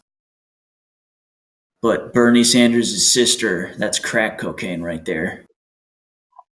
Where you want to go in deep and get addicted. Now, where on the tiers would Ben Shapiro's sister be? Well, you know, she hits all those. She's the sister. She's not Germanic. It's that crack cocaine, tier. Oh yeah. Crack cocaine.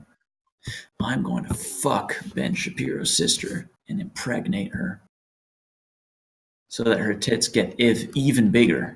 Where is Ben Shapiro from?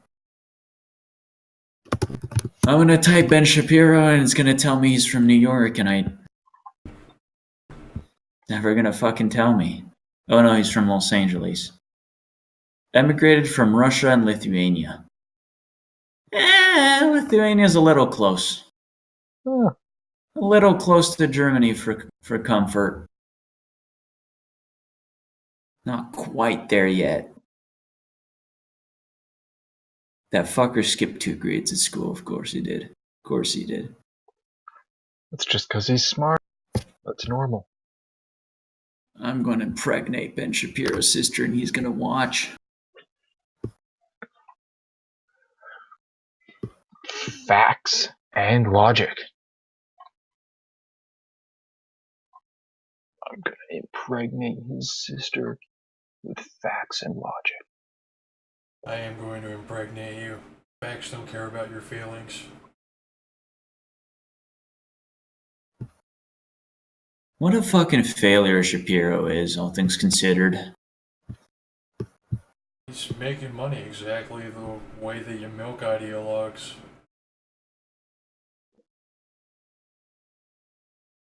Oh, you know what? I take it back. That one of the last lines is in his fucking article is how $500,000 were spent on security for one of his events. Sure. I wonder if he knows the person who owns the security company he contracted. The School of Berkeley spent that much money. Huh. Oh, wait a minute. In 2008, he married something, and I do insist something called Mor Toledano, an Israeli of Moroccan descent. Now we're talking Ben Shapiro's wife. Oh, man. Ben Those Shapiro's wife. Moroccan Israelis, though. No, I need to find what that is. Oh boy. Oh no. I just. Oh, you haven't seen it yet. Oh, I just saw it. Oh boy. La criatura.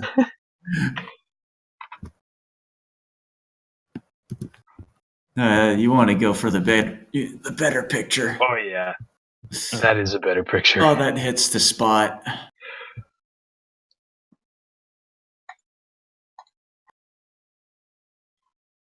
Oh, that's terrifying. What is that? Like, you can see the devil in them. How old is Shapiro? He's 35. He's eternally 18 years old. He looks it, yeah. He looks like a child. I probably could pass off older as him now. How times have changed. I want to fuck Ben Shapiro's wife. I don't know if I could come out of it with my sanity, but worth it. This is a wholesome and normal family photo. Yes, that's his wife. That's Vampire the Masquerade.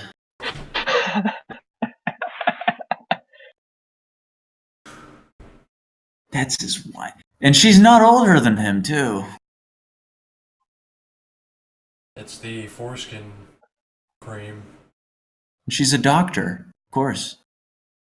Yeah, she's the doctor who he talks about nonstop. When so you want to put a gun to my wife's head whenever you want universal health care, is that it? So you basically want to put a gun to my wife's head.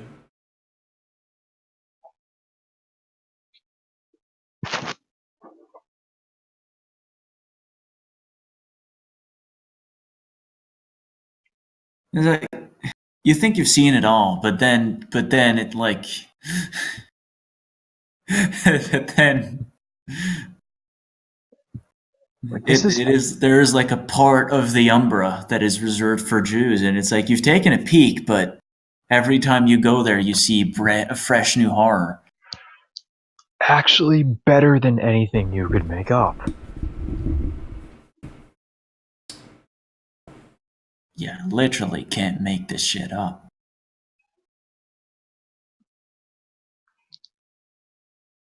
More Toledano. More Toledano. Yeah, that doesn't sound like a vampire at all. A woman named Moore. What is your No, last From name? Morocco, too, where they speak French, and Moore means dead.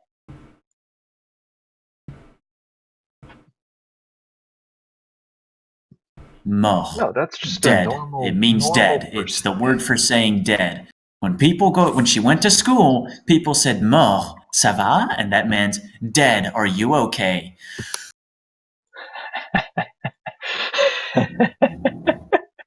Yes, this is a real person.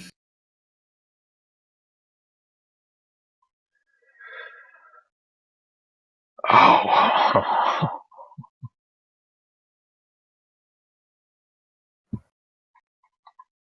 That's why I want to fuck Ben Shapiro's wife.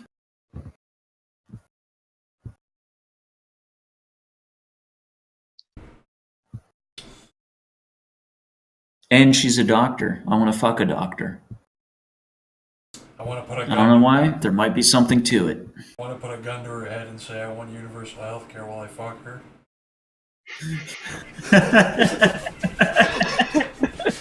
Just jam the barrel in her mouth. While Ben watches and says something nasal. It is my right to get health care.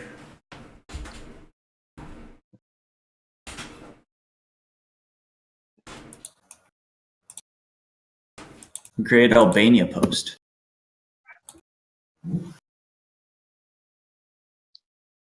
Oh, Albania. His second post is telling an American that he is the original poster.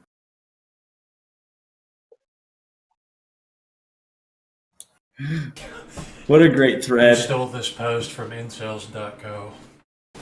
And then the fucking and then the roll for your chick thing. Oh, great. Never change. Never Gonna change. reply. You gonna roll? I'm rolling. I'm gonna roll too. Fuck the thread. Oh, I got dubs. You got dubs, no way. Does that Double mean you get to zeros, fuck the underage one? I think They're it all does. underage. Yeah, they are. I was trying to pick out which one is the least underage and not black. Faggot. Faggot. They just Clearly they're gay. not Clearly that, homosexual. they're not the right. There's some that mature fast. I don't know. Not picturing those short shorts as diaper. This is like Let's see, what did I get? Switzerland. I didn't write dubs. I rolled. I got 8. And Did I just Looks like write you dubs wrote without dubs. knowing? Did another Switzerland. yeah, 8. Fucking reality just glitched. Honestly, 8 is alright, I guess. She's on the tall side. Yeah, we both got 8. So Like 7's if- better than 8. Yeah. 8 looks a little 8 could more. actually pass off as being an adult. I don't like that. It's a shame. 0 was good. And you can't see their feet too, so The ones that you can are wearing boots. So I guess those aren't boots. A couple of them are boots.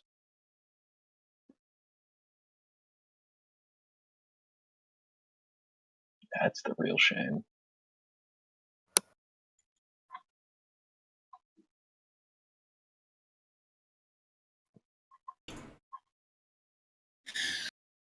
And it looks like it is an actual picture from his slosh shit country, too.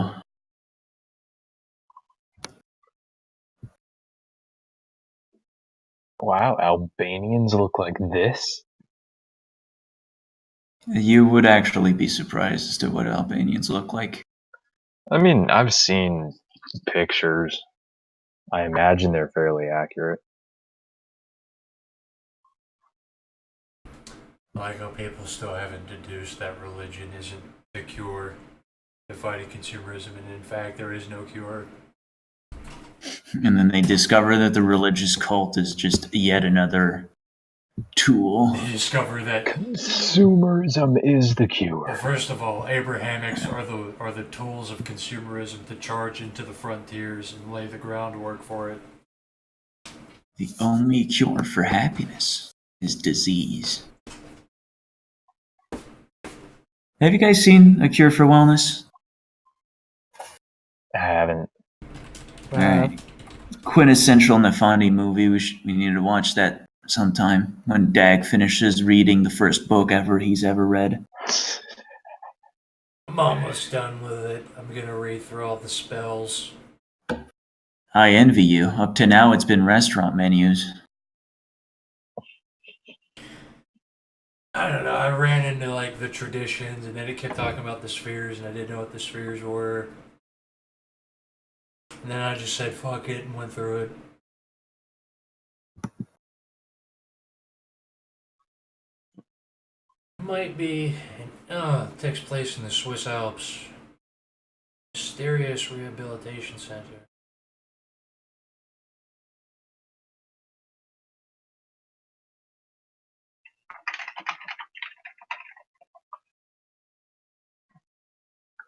Gore Dude, Verbinski. Eels Lamau. Oh yeah, the good old like tranny demons reading to kids. That's another great example. Oh yeah, we had one of those just recently. Really? Mm-hmm. That you go shake his hand and ask him about the white race's savior, Lucifer. See, I would have, but I wasn't working that day. I want Adam Waffen to argue with degenerates about who Satan is actually aligned with. The funny thing is that Demon the Fallen explicitly says, yes, demons, sure. Faggots are they've got the demons on their side, but the devil is nowhere to be seen.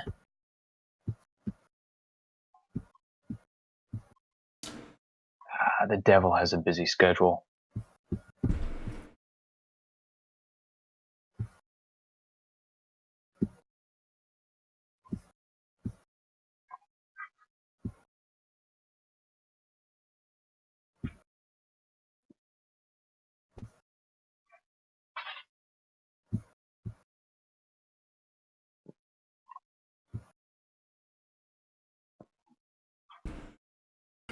Once again, like a 5-hour conversation right before a fucking 5-hour game.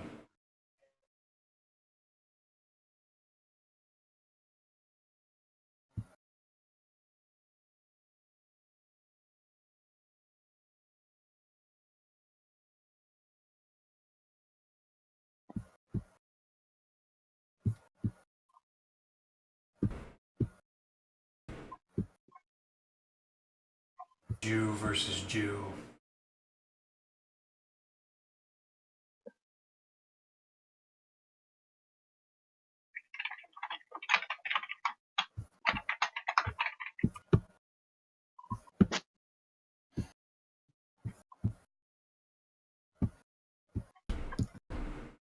Well, that's it, boys. We need the Japanese game show where you get all of Ben Shapiro's family together and you fuck him with a camera in front of them.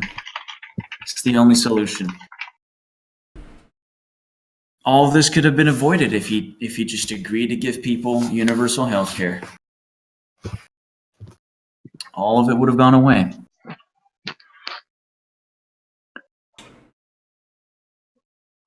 Oh, Benny, you did this to yourself. He is the means of reproduction.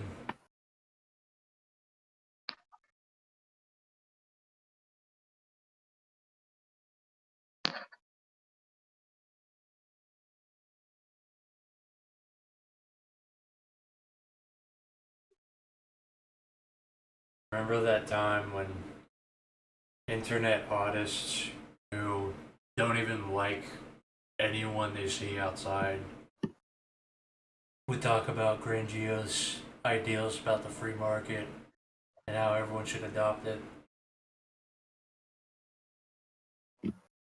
I remember those threads, and they were more about shooting people on your property than anything else. If you don't make more than $50,000 a year, you're not qualified to talk about economic policy. That's a fact. I think you should at least have a job to talk about economic policy.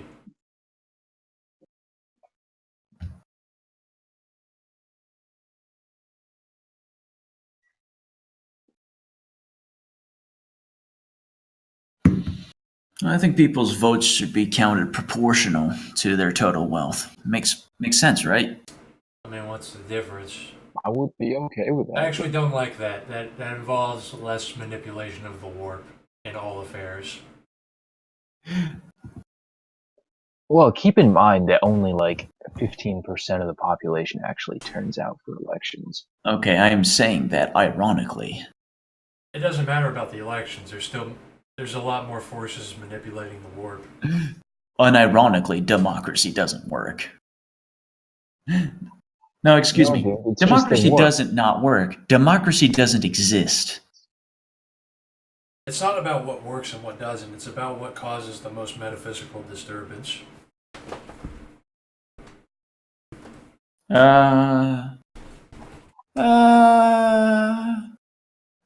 It would be fair to say that it doesn't really matter what kind of regime you have running. It causes metaphysical disturbance. Well, It's just all about the what same. flavor of disturbance. Well, I mean, whenever people stop shooting at each other, then people become metaphysical weapons. And then more people start weaponizing metaphysics, and then there's more zeitgeists and consensuses and more parallel universes being created to propagate this metaphysically driven democracy. I don't know. History's full of metaphysical metaphysical fighting sublimating into physical fighting. But it becomes more profound when there's more factions going on instead of these big monolithic entities. I mean, Well, they seem monolithic in retrospect.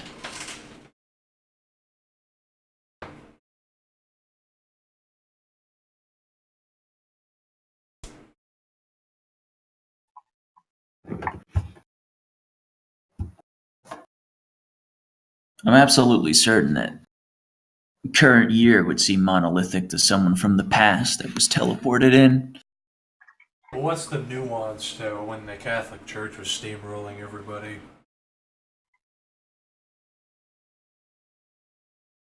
Well, you may think that the church was the only metaphysical entity, which isn't true at all. Well, there's a few other ones, but it was the big thing. It wasn't splintered and co-opted by a million different things. The only other thing was like the self-interested materialists, and the metaphysics that they were hijacking, it was all just the Catholic Church and vague tribal bullshit. You had good old tribal fighting, territorial disputes and wars and skirmishes, and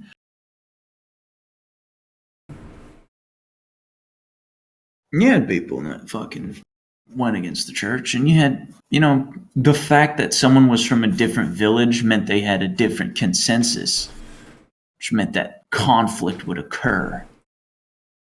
But it wasn't that different, and plus the people who went against the church would just get straight killed by the millions. Well, unless they're French king. Like, these days, everything is so much more exaggerated and so much more salient, and we become desensitized to it. It used to be that people back then would want to kill someone if they had a different accent, and there's so much more charm to that.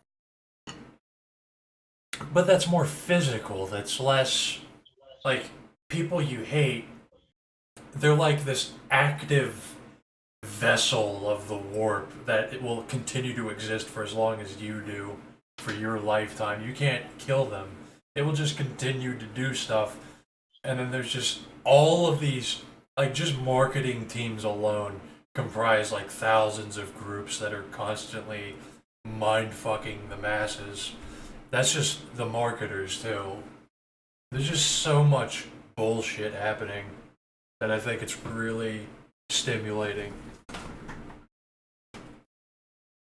I see your point, and I raise you that once these villagers left their idyllic comfortable consensus, and were thrown into the pits of war, it ripped their reality apart in a way that you could never comprehend or experience.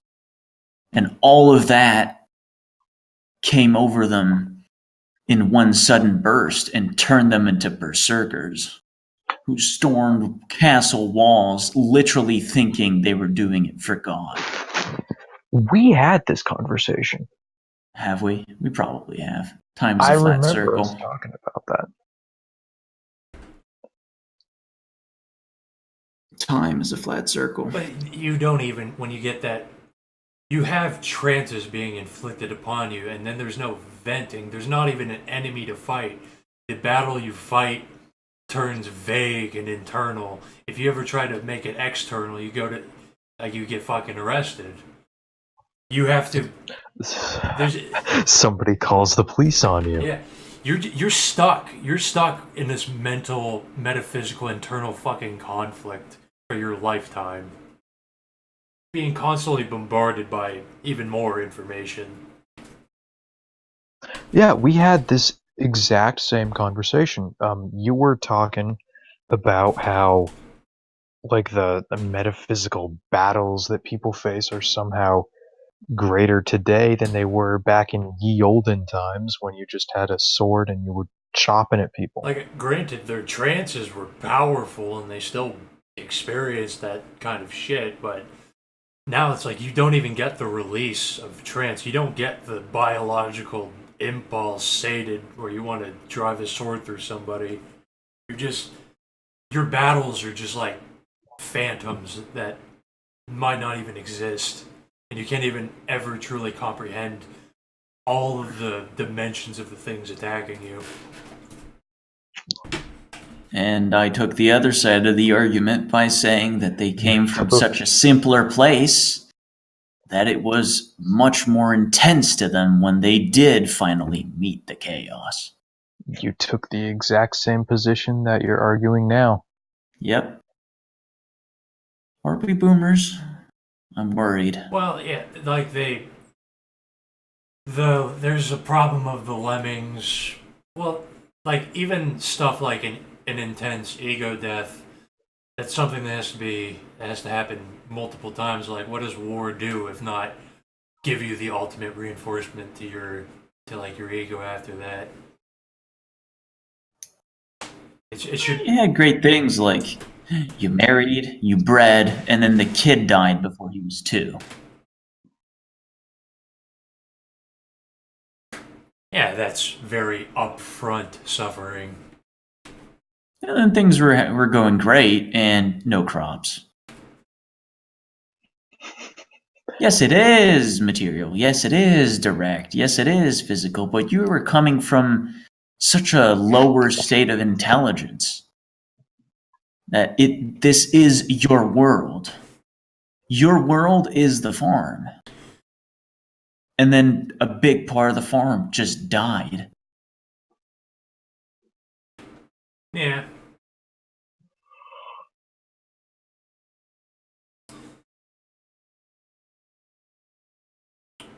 I mean, I'll think on it more, but I just think that the suffering, it just comes at you differently in the way that you live. Like, the intelligence does factor in, it just makes all of it more complex and meta. Those problems you speak of are very physical, which they are of like overwhelmingly devastating to them, of course.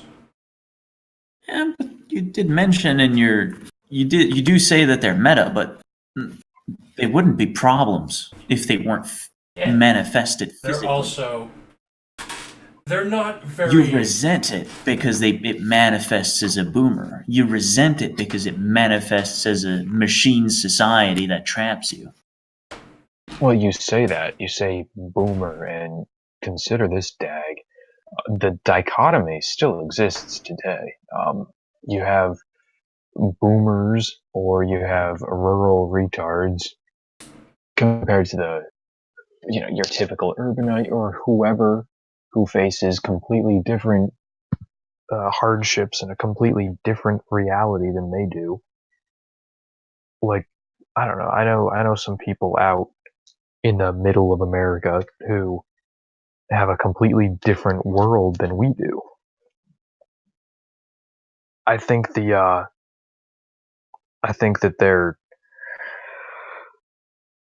capacity for suffering or whatever isn't necessarily smaller. It's No, just that's focused that's not what I'm. differently. That's not what I'm saying. Boomers have the comfort of our society and none of the great suffering, such as that or Well, they have prolonged completely existential different suffering. suffering. Their suffering is when they go to the library and they want to get on the computer, but the millennial doesn't let them. Yeah, And that is more painful than anything you will ever feel, Dag. In that moment, the boomer is agony. Unironically, I want to fucking shoot people too, but I have enough machinations to keep that in check. No, but really though, you don't go to the supermarket and start yelling about shooting people because some black woman looked at you funny. But that boomer, he's been spoiled his entire life. He has had what he wanted, and it leads up to a moment where some millennial is on the computer that he wanted. And that was so incredibly painful to him that he just screamed out that he was going to shoot up the library. This goes to Mage, which made me think in terms of patterns, is that if you just shake people and make them have to think about things unconventionally, then they say, well, I'm just going to shoot this fucking librarian then. But if you can't shoot them, then you kind of internalize that problem and you start getting patterns, I guess. You're just saying that there's an abundance of patterns these days. There's more patterns, yeah. More patterns. And that, in a sense, the meta is merging with the meta into one bastardized paradox child.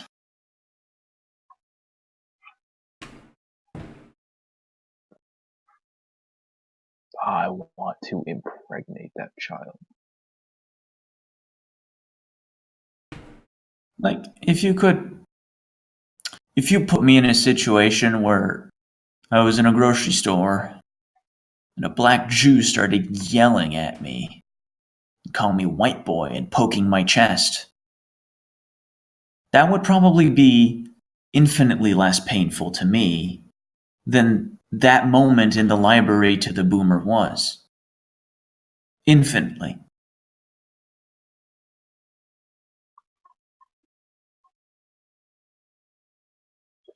Is it more painful because they have less patterns? if you have more patterns, painful because there's so much more. Their paradigm is violated to such an extent by that it can't even compare to you, whose paradigm is so much more malleable and complete. I mean, They can't understand why they're being tortured. They just know that they are. It's like Christian said, he has this example where you're a construction worker who just lives in the suburbs or whatever, and you get to work early one day and a lizard man jumps out of the fucking construction spot. That's how that boomer felt in that moment. Sheer terror and panic. And all he could do was scream about shooting. If he had a gun, he would have done it. He absolutely would have. He would have shot that fucking millennial. Because that millennial is a lizard man.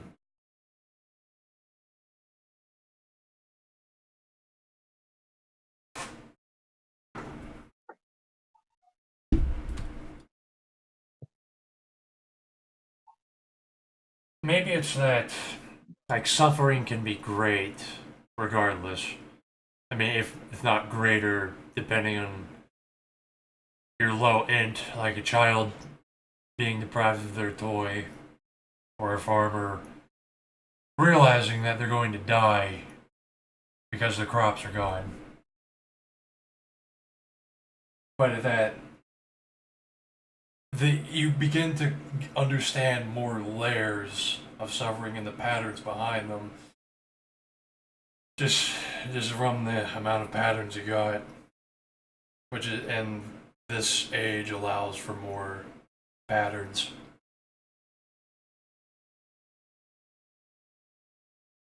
Allows for more. Well, the internet is the Umbra, is the meta. You open up the box and it shows you the meta, and you spend all day, your entire life in the meta, trouncing around, taking in abstract ideas. So yes, that is different.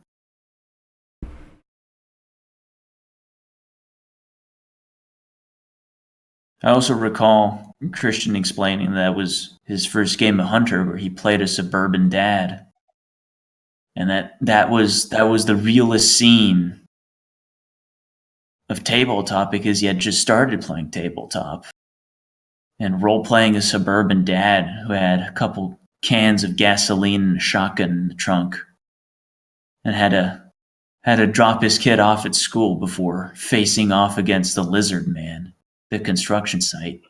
That's what it feels like when you lose your crop. That's a real feel right there. That's not fucking around in the Umbra anymore. You do need mediation of actual real world physical real shit to balance with the abstract nightmare world. Or you don't, and you live in nightmare world.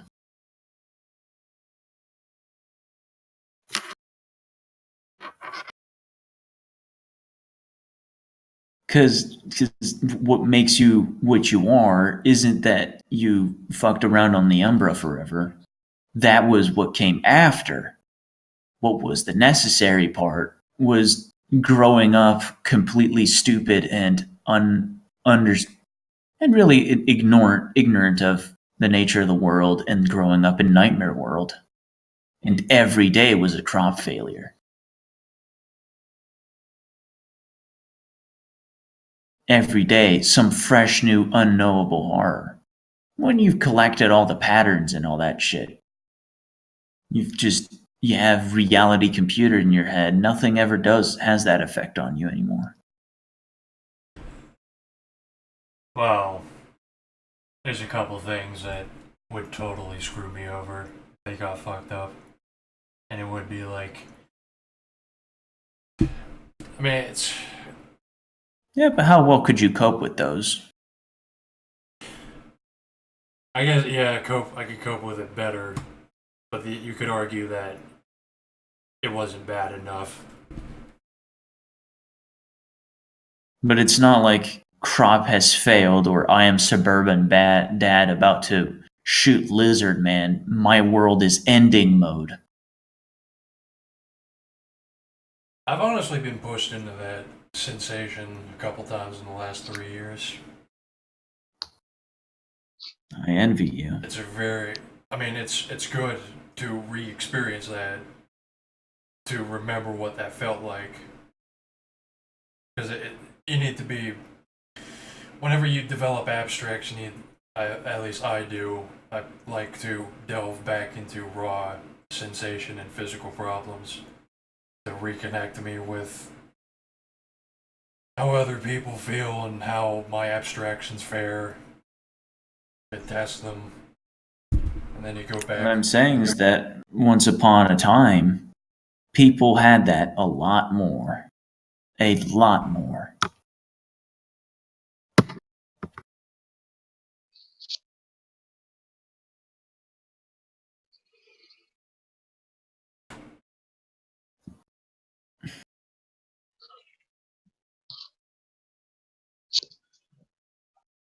Where you can feel that this is your fate.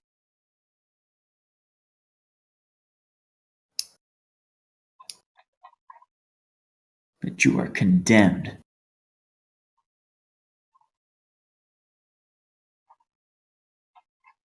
Like, even today, you could literally ironically die. Think about what that fucking implies. You couldn't ironically die in the 15th century. You can be like, yeah, dude, I'm gonna get in a car accident and then die. And do it ironically the entire way. Yes, you can. You can also get memed into shooting up a mosque while saying a bunch of memes. Exactly. And the gravity of it hasn't set in yet. And yeah, the gravity of it never fucking sets in because you're just a fucking meme lord. Yeah, that's. Everybody just rolls their eyes and cringes while you're on national television.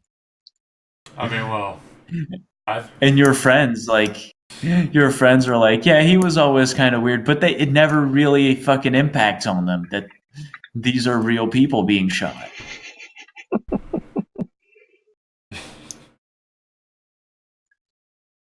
They don't know what it's like to actually have that bullet pass through their lungs.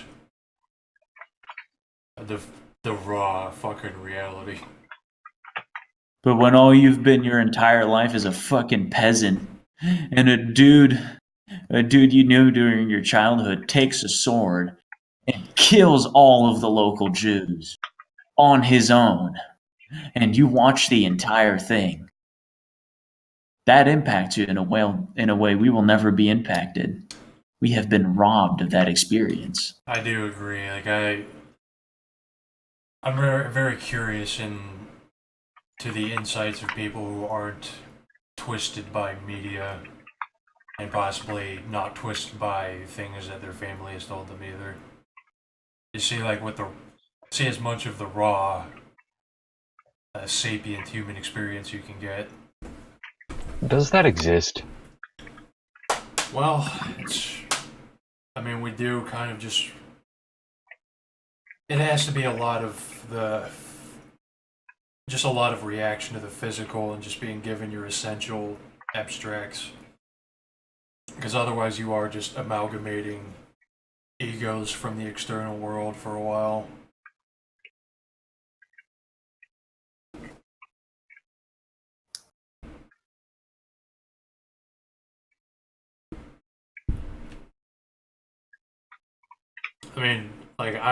I guess I get to kind of experience it myself in between whenever I get an inflated ego and resaturate it into abstracts.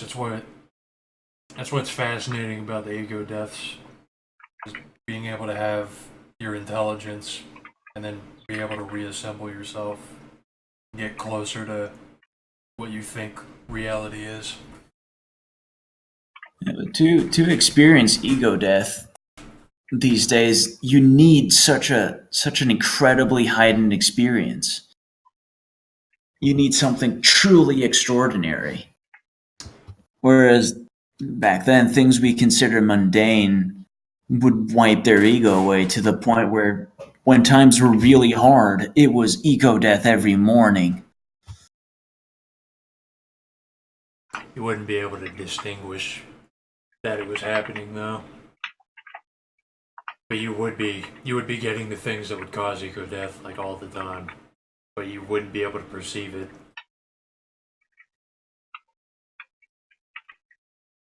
Like there's that thing where soldiers during the Second World War and the First as well had they would have to measure, right, what were their limits, at least psychologically. And so they knew that they could take like these young kids that were like they wanted to prove themselves and they wanted to do it for their country, and they were inspired. And so they came out of like the rural fucking backside of nowhere or something.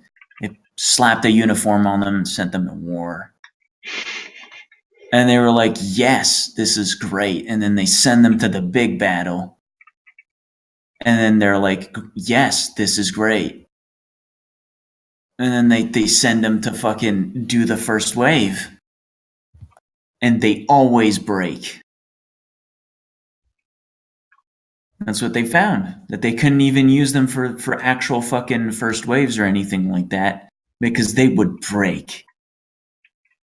They would actually break completely.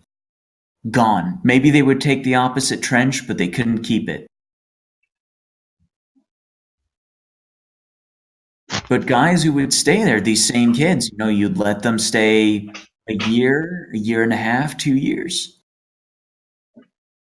In hell, in the trenches, or marching around usually. They didn't really do that much trench. They did a lot of marching around shit. And they would become so incredibly jaded that you couldn't use them because the opposite would happen. Because they would just become suicidal. They would become suicidal and storm a trench when they weren't supposed to.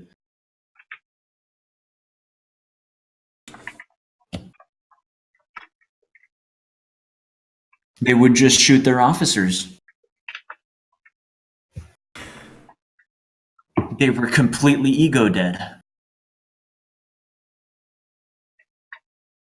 You have so many cases of mutinies which really just consisted of, oh, your bean rations didn't come in today. Okay, I'm gonna kill you now.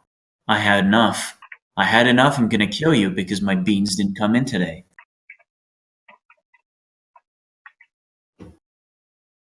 I wonder if they modernized the process a bit for World War II, because German soldiers... It's called school. It's called what? It's called school. Yeah, I guess so. They were able to... they had more of a web of abstraction to kind of keep them together. So... They throw you in a pit, and there's nothing but propaganda, disease, and constant fucking environmental danger.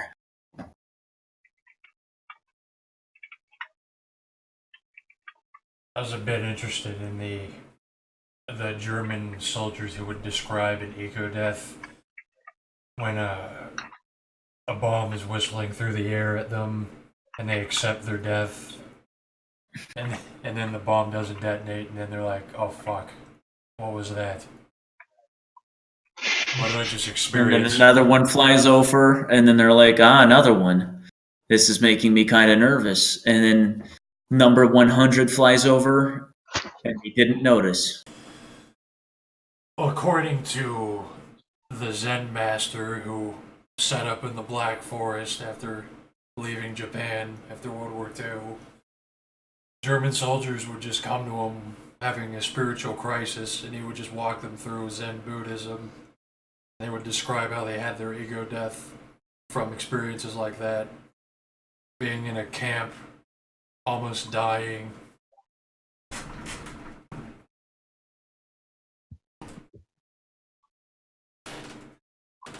They were at least able to hold it together to an extent. They just didn't understand that they had just been forced into samadhi from Buddhism, and now a guy has to walk them through it. And then the 12-year-old kid said to his teacher, "Get fucked, nigger." And his parents didn't know why.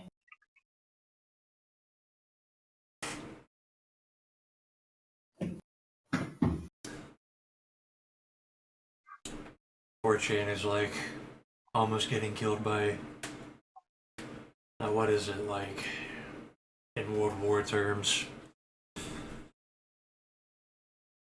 It's just you are faced with a manifestation of entropy, and you are forced to face it. There's nothing you can do, and so it doesn't matter what form it comes in. Yeah. It just destroys you. Well, what if the society was already destroying you in a way you couldn't perceive, and you were just, despite Fortune being absolutely hostile to you, you felt a desire to integrate? Well, the great tragedy of our times is that so many people aren't even something that can be destroyed because there's nothing there. Yeah. Boomers can get a nail hammered through their hand, and they'll just carry on. I mean, Walk it off, have a beer, watch the game. they'll react painfully, but they won't. They won't have some big existential crisis like, holy shit, I'm just like a robot made of meat. There's just some weird appendage, and I just like expended it, and I'm never getting it back. Yeah, the doctor said it was cancer, so they removed part of my brain. Yeah, I wasn't using it anyway.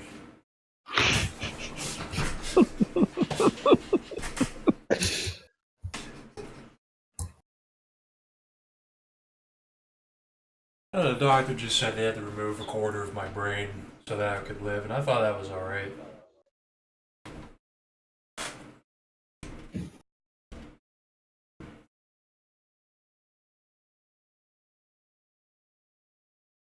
There's nothing to destroy. You need the rest of the Trinity in there. Exactly. You need a little bit of dynamism, a little bit of stasis. Exactly the case with mind-destroying psychedelics and abusing them. You can't just have nothing people. No, psychedelics is just okay, you fucking suck, all you see is colors, I'm gonna give you more, and then I'm gonna waterboard you. And then I'm gonna start screaming about Eastern religion at you. You know, it would probably work. It's just force feeding them dynamism. Well, we talked about the psychic rape vans. Yeah. Every street corner. Mm-hmm. Oh, right, the game show. Yeah. Yeah, we need to put some waterboarding in there. That would unironically be the Videodrome the world deserved. You know, 4chan literally manifested as some Videodrome-esque entity when I was tripping. It's that thing when that guy interrogates Max. Like, why did you watch it? What kind of person would ever want to see something like Videodrome? Like, why did you ever want to go to 4chan and see what they had to see?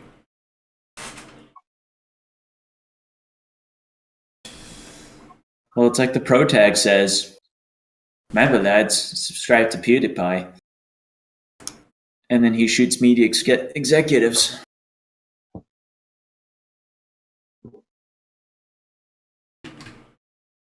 If only I could find that fucking movie director and make him watch the Torrent video and say, look at what you've done.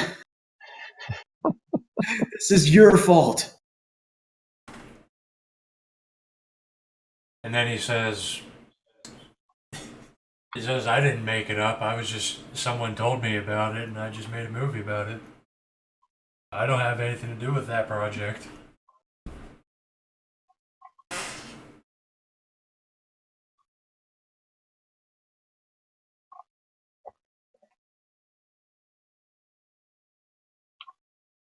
Well, the actual Nefendi cult that was sex trafficking. Hold up. Didn't the actual actor that played in Videodrome, the guy, tweet out some bullshit? Yes, James Wood. About the shooting. James Woods. He didn't realize it was. Hold on, I heard James Woods got suspended. Full circle. Full circle. Yes, there was some clown girl thing, and he thought the clown was her, but it was actually the shooter. So he said, I could probably find the fucking. I have to scroll back. Oh man. God, there's so much boomer to go through here. Telling you, like fucking pressure points in reality.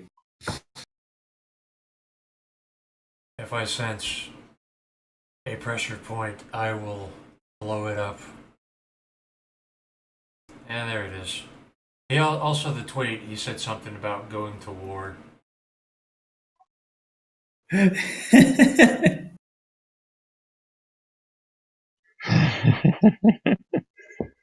It's all connected. War hashtag clown lady. He unironically identified as Tarrant killing the clown lady. Amazing. No, he thought that person was the clown lady. Like, this is a cartoon version of her. He didn't realize that this is the shooter. Of course.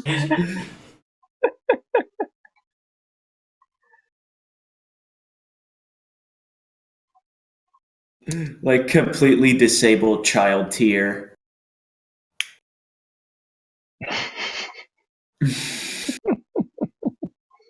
Honk, honk. Honk, honk.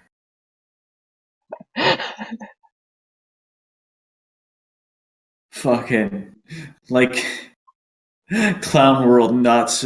Like, you can't make this shit up. You can't.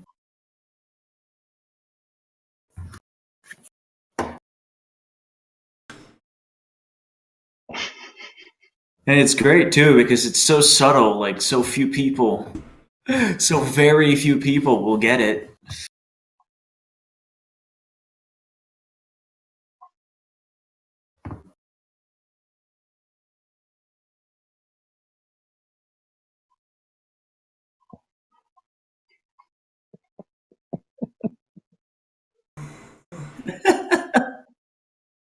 Tarrant is the clown lady. Tarrant is the clown. Tarrant is the Joker.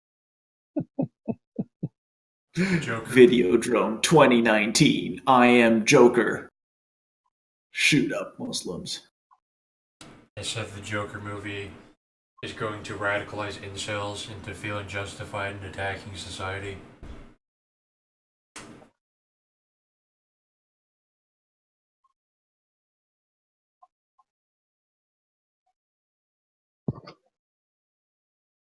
I want to see what this guy's other tweets are to just truly appreciate the break.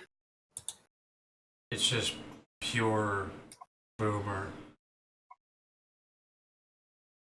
Mueller report, of course.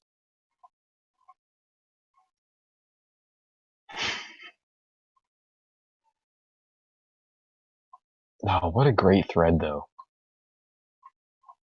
Just all the replies on that tweet. Wait a minute. No, he hasn't made a tweet since April 19th, so I think he's still Locked out of his account. It's just these fucking tweets about Americoid TV and politics and nothing else. I wonder what young James Woods looked like.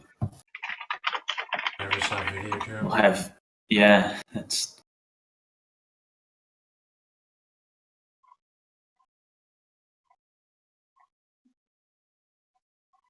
Like, of course, they religiously follow fucking politics and shit in like the pettiest way ever.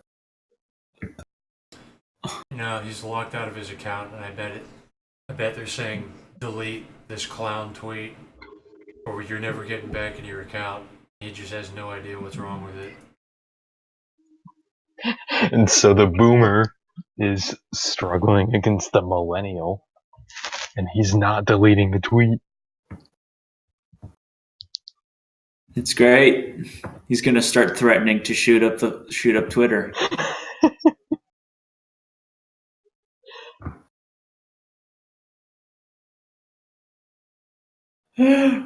From sunrise from the porch of my cabin in New England, I want to thank so many friends, health and happiness for my birthday. Of course, he has this vacation house in New England. He's thanking everybody for it. Good job. Oh,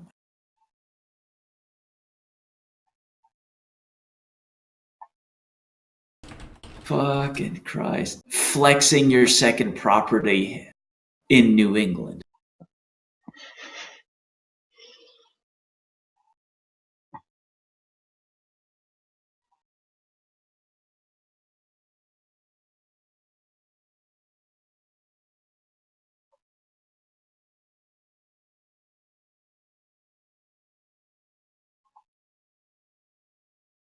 Oh, there's a tweet about Columbine on there.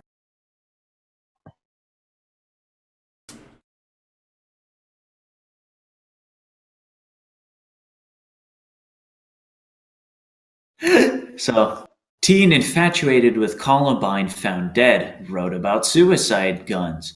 And it's this cute 18-year-old chick, and he writes, "This is outright mental illness, and her suicide isn't something to be celebrated. Yet, she may have been a threat. But we need to help the mentally ill." He's right, you know. He's right, 18-year-old girls that like Columbine may have been a threat. They need to be put down.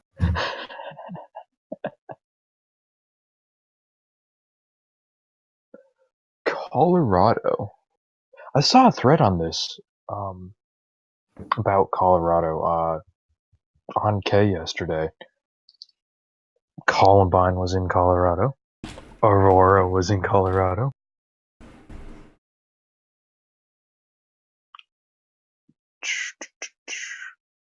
There was a bunch of other stuff, but I forget. Let me see if I can't find that thread again.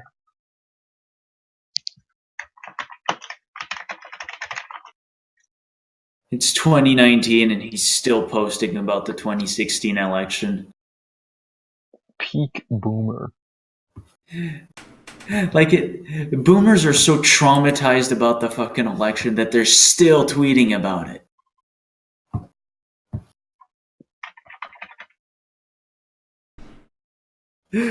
Like, what other president, apart from the Watergate face Nixon, that has been only famous for their election? Like, they are only remembered for their election.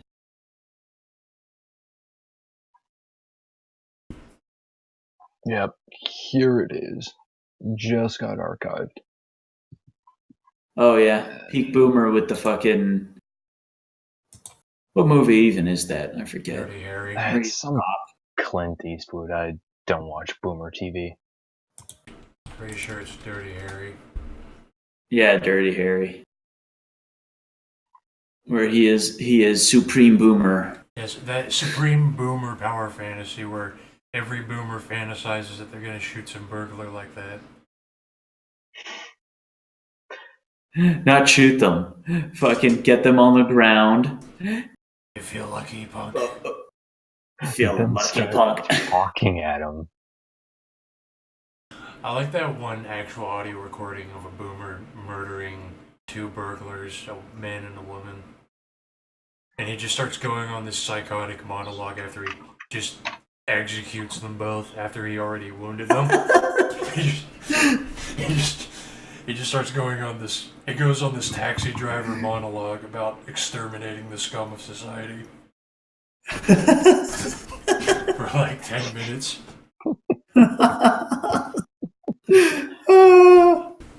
See, that's a real ego killing moment right there.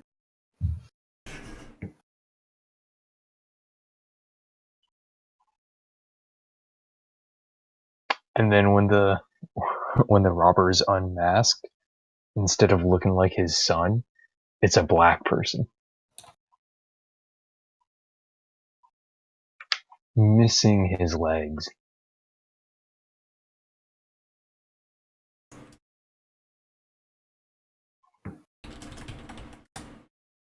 How common are cults in Colorado? I like how this is a question in the current year. And then there's people in the thread just haphazardly talking about the cult down the street that runs the coffee shop. The teens had no idea he was armed.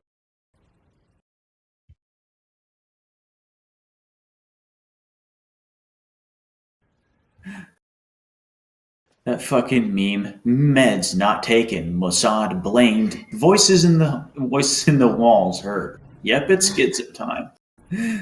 Like packaging actual schizophrenia and blaming the Mossad in one. Oh, sorry about that. Like, of course these things are equivalent. You're not at all from Israel.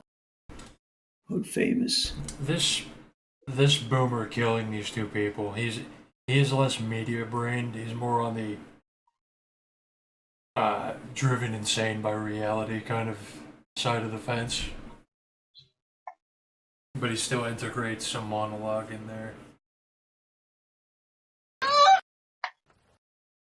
I think it's like, let's see. When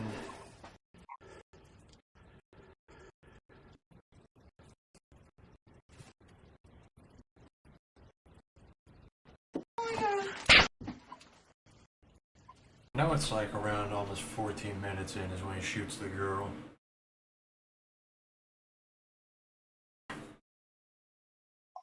Okay, what's this thread?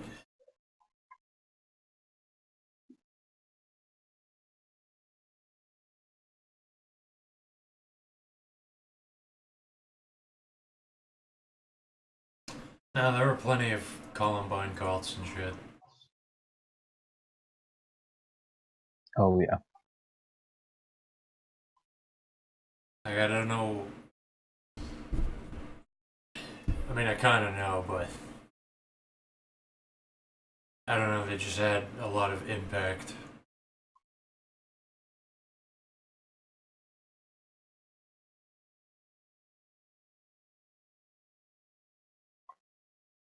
Impact is charisma plus body count.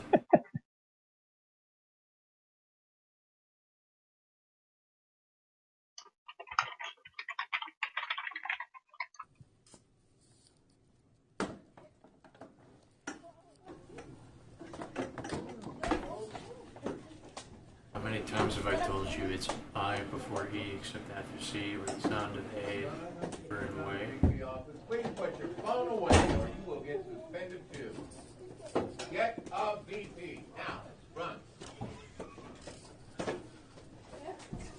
That's a typical classroom, by the way, where Please put your phone away. Well, there's no hooting and hollering going on. Get a VP. no, that is like exactly what happens in our schools is there's something about the environment where if someone is like being killed in the classroom, you just don't get out of your seat.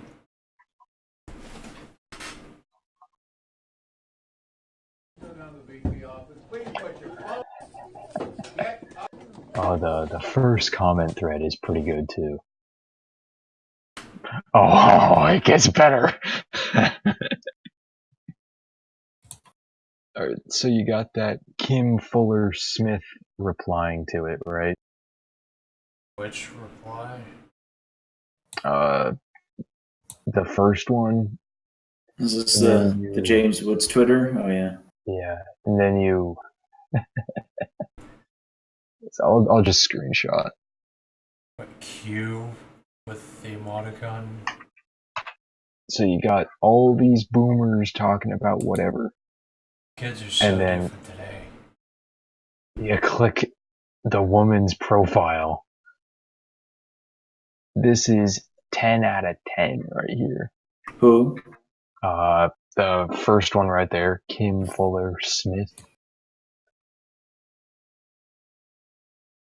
What am I supposed to see on her fucking profile? Let's see, God is my refuge and strength. Jesus, wife to USAF Desert Storm veteran. Mama, grandmama, retired nurse. Let go and let God. Cross emoji. Pray emoji. Wheat emoji. Wheat emoji. Non-person. It's not a wheat emoji, that's corn. Feverishly signaling that you are the good. I'm a good person. I'm a good person. I'm a good person. I'm a good person. I'm a good person. I'm a good person. Wait, it says it's rice. That's because she is the rice. Oh, it does say it's Ear rice. of rice. I have never even heard of an ear of rice. The fuck is an ear of rice? You know what? Her profile picture is a latrino child. This Or is the something. face of America. Or some fucking mutt. Look at this fucking thing. Yeah, what race is she? Bet that was her first picture in America after swimming over. Obviously white. And clearly Italian.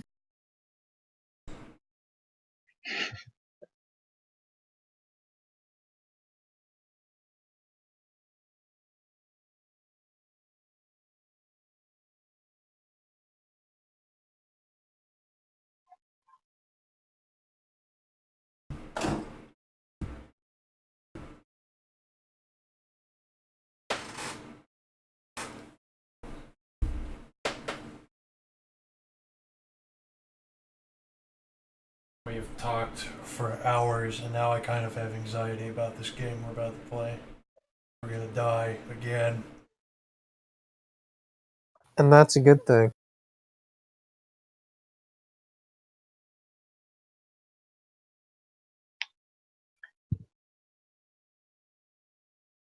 If someone doesn't die in that game, it was shit. 100% mortality rate. It was almost only 75%, but thankfully he died the next game.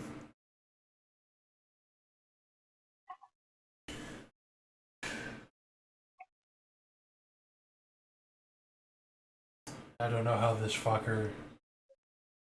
greed fucker runs games. Oh boy, you guys are gonna play a game with greed. I've heard him as a player. I feel like when I listen to his voice, there's just something off. You about weren't you weren't in the game with my first character, Larry the Nurse, were you? No. No. So I made a character, Larry the Nurse. Larry the Nurse was an Asian nurse, man nurse, who had no particular fucking powers or anything like that. And the game was run by Christian, and Christian was feeling like a cunt that day. And the game was you are in a room, kill each other. So we were in a room, kill each other. And Greed yells, "You fucking Jew!" and runs at my character to kill him. And I'm like, Greed, my character's not Jewish. And he says, "Shut the fuck up, you fucking Jew, I'm killing you." And then they kill my character.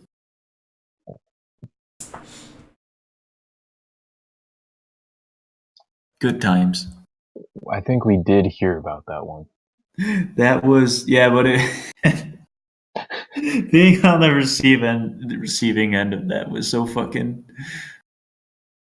catches you off guard too, because we started off by doing like the big role play flex for an hour, and then Greed just fucking snaps and says, "Stop trying to talk me into shit you fucking drew. I'm killing you."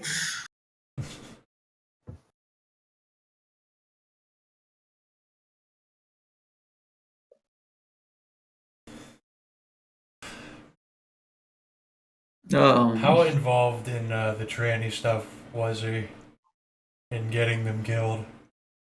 Listen, I don't. All I know about Greed is that he's yet another one of Kyler's fucking cultists. Oh, that was Greed? There are many of Kyler's cultists. He has a farm of them, and I'm not kidding. I don't know.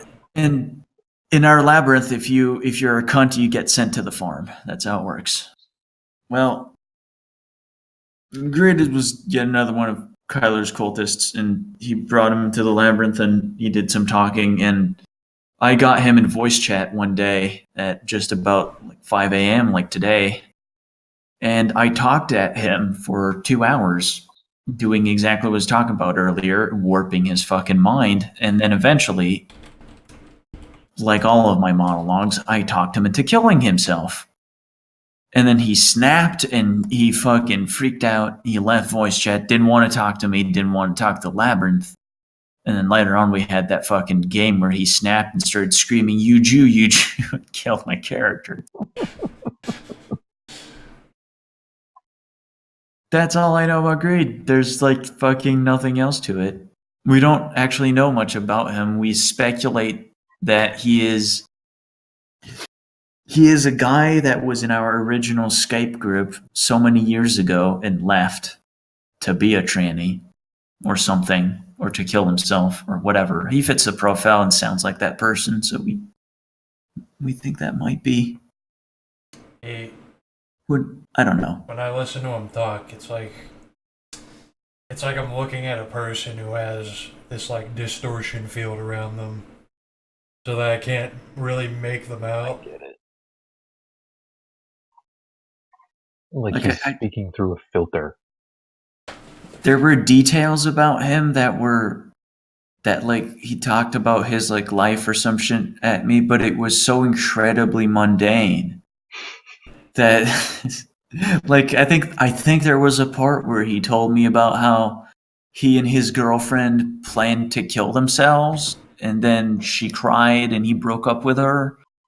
It was so like fucking dead ass normie that I just could not fucking register him as an existence. I feel like And so I don't know.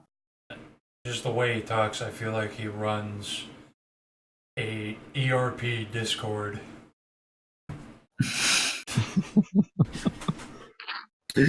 Kyler's farm is a dreadful place. I've seen glimpses of it. I think I was in it for like 2 minutes or something like that.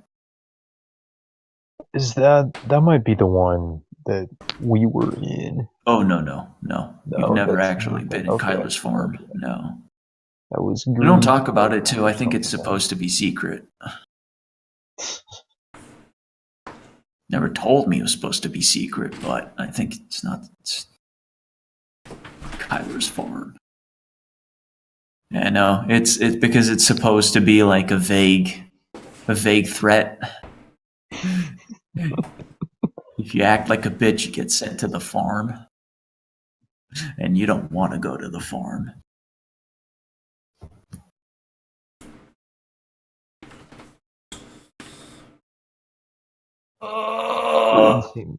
Kyler seems like he gets around. Yeah, everybody's got that impression of him till you meet him, and he is the 400-pound hacker. Scrapes change together, gets donations to be shipped to Los Angeles like twice a year. Oh yeah, yeah. He's fantastic.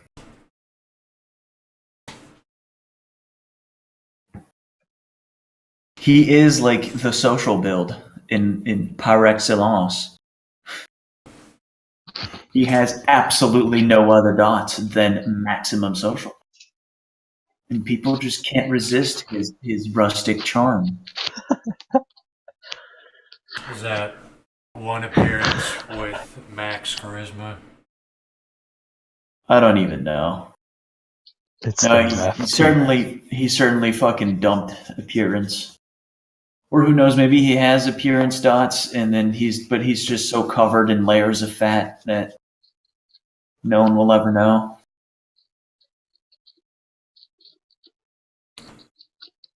As well, look at all these boomers. Born with like 4 dots in appearance, and then they just get fat, and they get a giant beer gut, and then they get those fucking jowls. And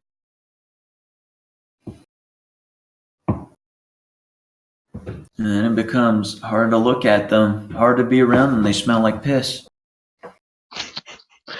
They threaten to kill you. Oh, that's fine. You know, that actually is fine. It's the smell that's worse. It's actually difficult to come within 10 feet of them. I mean, I respect a guy for going on, a public place like a library and smelling like piss. It takes a certain kind of man to do that.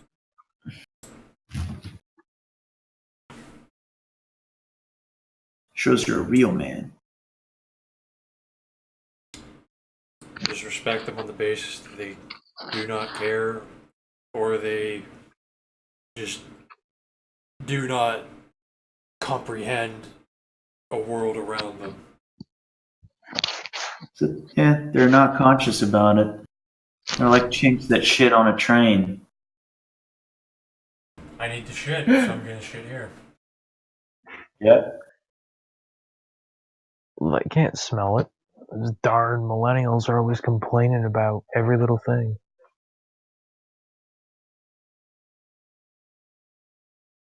See, back in their day, people actually did this thing called work, and they got a little smelly at the end of the day, and that's just normal. You snowflakes don't know what work is.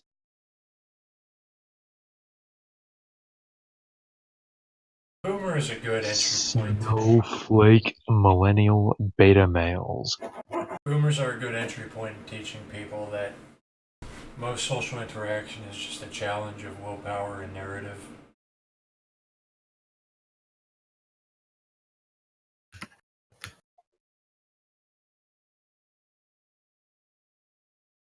Because they're easy How targets. would you know, incel millennial? I bet you haven't even I bet you've never even had a job because you gave a good handshake.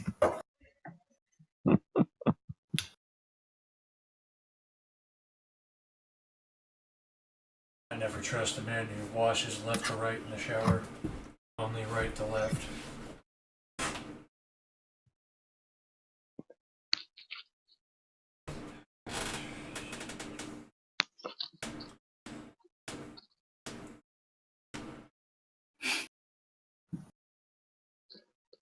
It's like that's pretty perfect because how would you know? You wouldn't. He looks like a man who just washes that way. I can totally hear that too in like a boomer voice. That man looks like he washes left to right. I heard a boomer on Twitter say that, and I just use that as an example of a peak boomer idiom.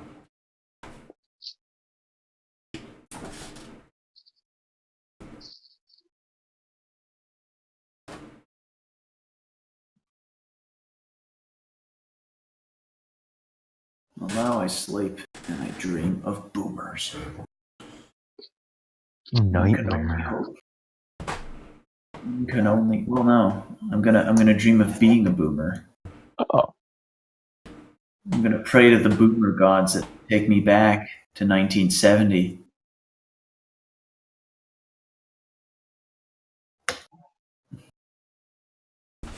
And then I have a job flipping burgers, and I make $50,000 an hour.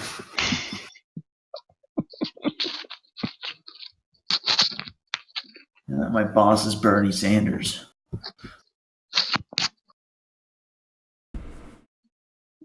Burger Joint Bernie is just as Kino, if not more Kino, than newspaper Bernie. Oh yeah, I would totally picture Bernie Sanders as like a manager for some fucking franchise somewhere. And, like obsessively wearing one of those paper hats too. Yep, exactly. I love it. Spends all of his time yelling at his employees, getting absolutely nothing done.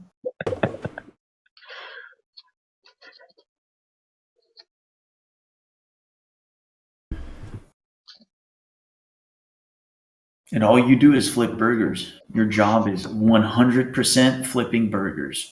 But somehow you find ways to fuck it up.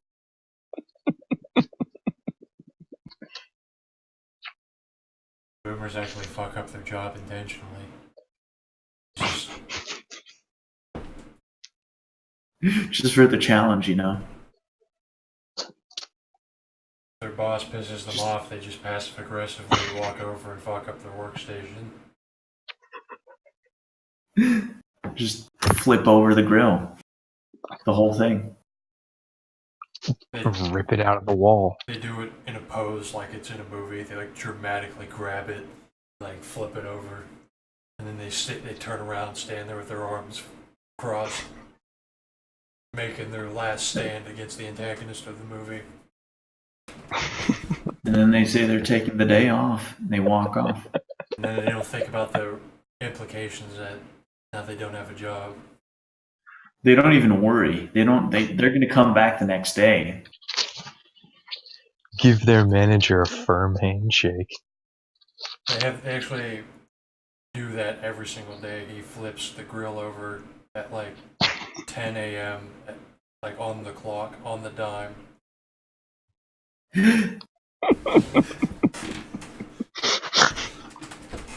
So like he knows a brother of a guy who is Bernie's boss, so he can't be fired. So they just put up with him. He has like his own grill that's just made for flipping over and storming off. It's Kino. I like it.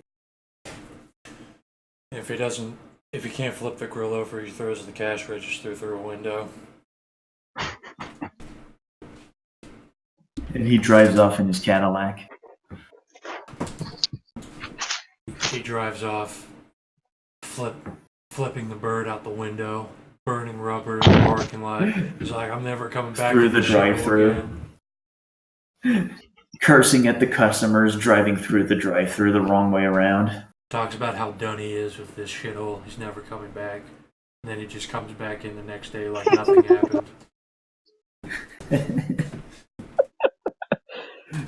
And For the every single afternoon shift. day.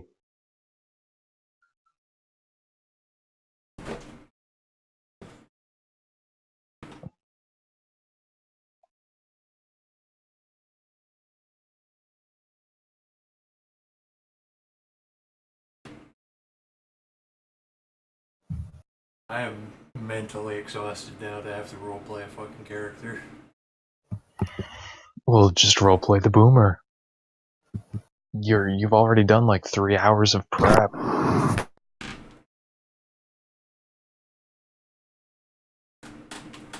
Might just take the lazy route to be the engineer because it's really straightforward how to do it.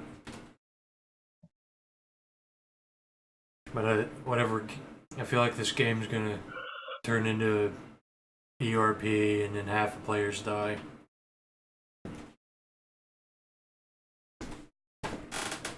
Because this fuck is hosting it. I'm not dying in this game. if it comes to it, I'll just leave the game. Leave the call. Feel a bit safer if there's people who actually have gifts for a change. You know, if you just want to win, just get in a game where you do nothing. Basically the only way to survive.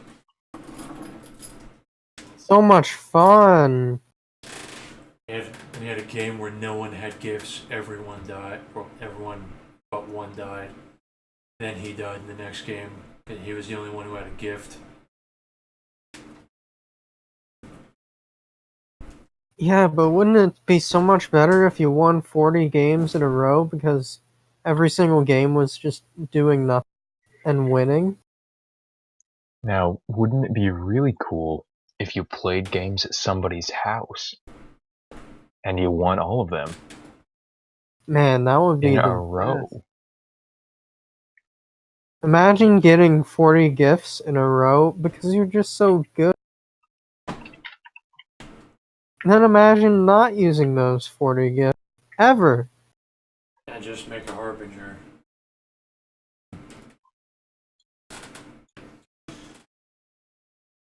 I'm gonna get food and see if I have enough time to shave. I mean, we're still like 2 hours away. On their time, good. I haven't eaten anything since yesterday.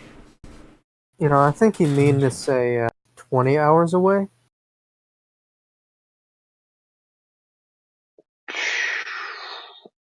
It could be bad.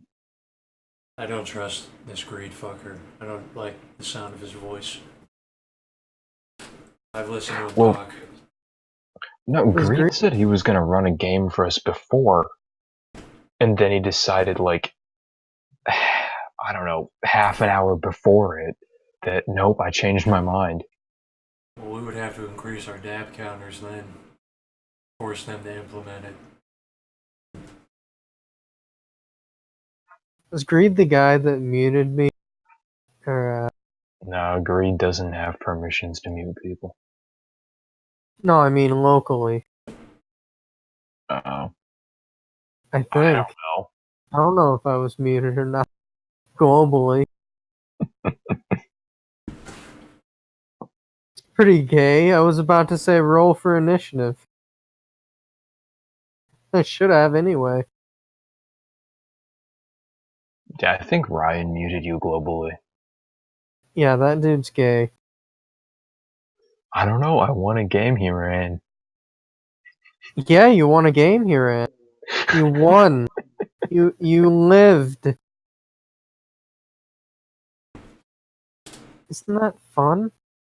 Yeah, then when the next two characters die, I'm just gonna have a headshot machine. Without any gifts.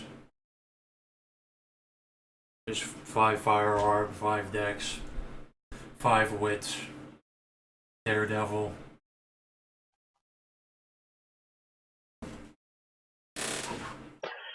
Yeah, the dude who died on that island was 5 dex and 5 firearm.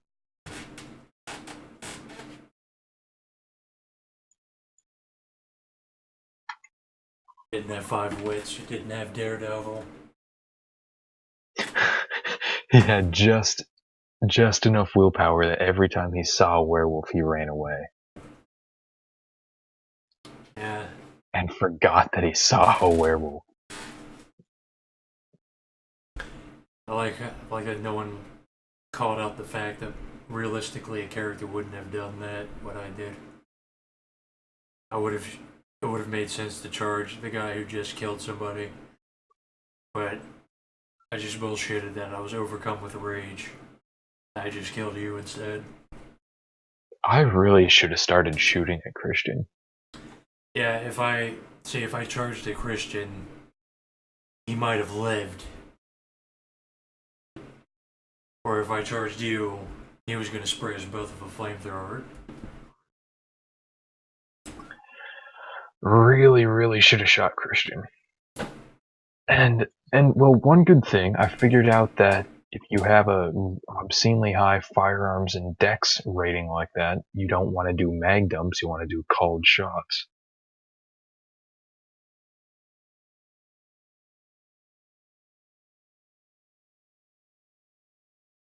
What's funny is I would have been able to just one-shot the guy probably if I did call roll for initiative.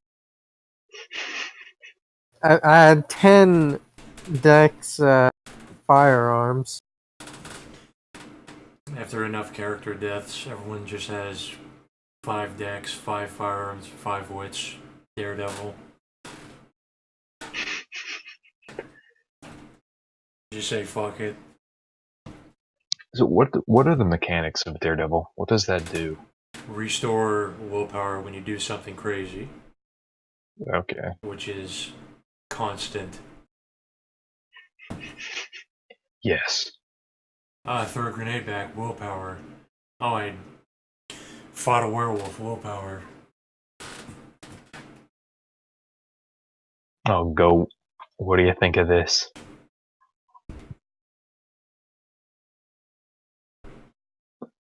AR-15 in 7.62 by 2.5. Wait, what? It's a AR-15. What kind of magic is this? It's based. It's magic. It runs on magic. It runs on Python. Getting Taco But yeah. Bell before the place closes. I'm still upset that I didn't know what I was doing when I made this first character. Good, fuck you. Kill yourself, nigger. My next character uses the power of engineering. Fuck gifts.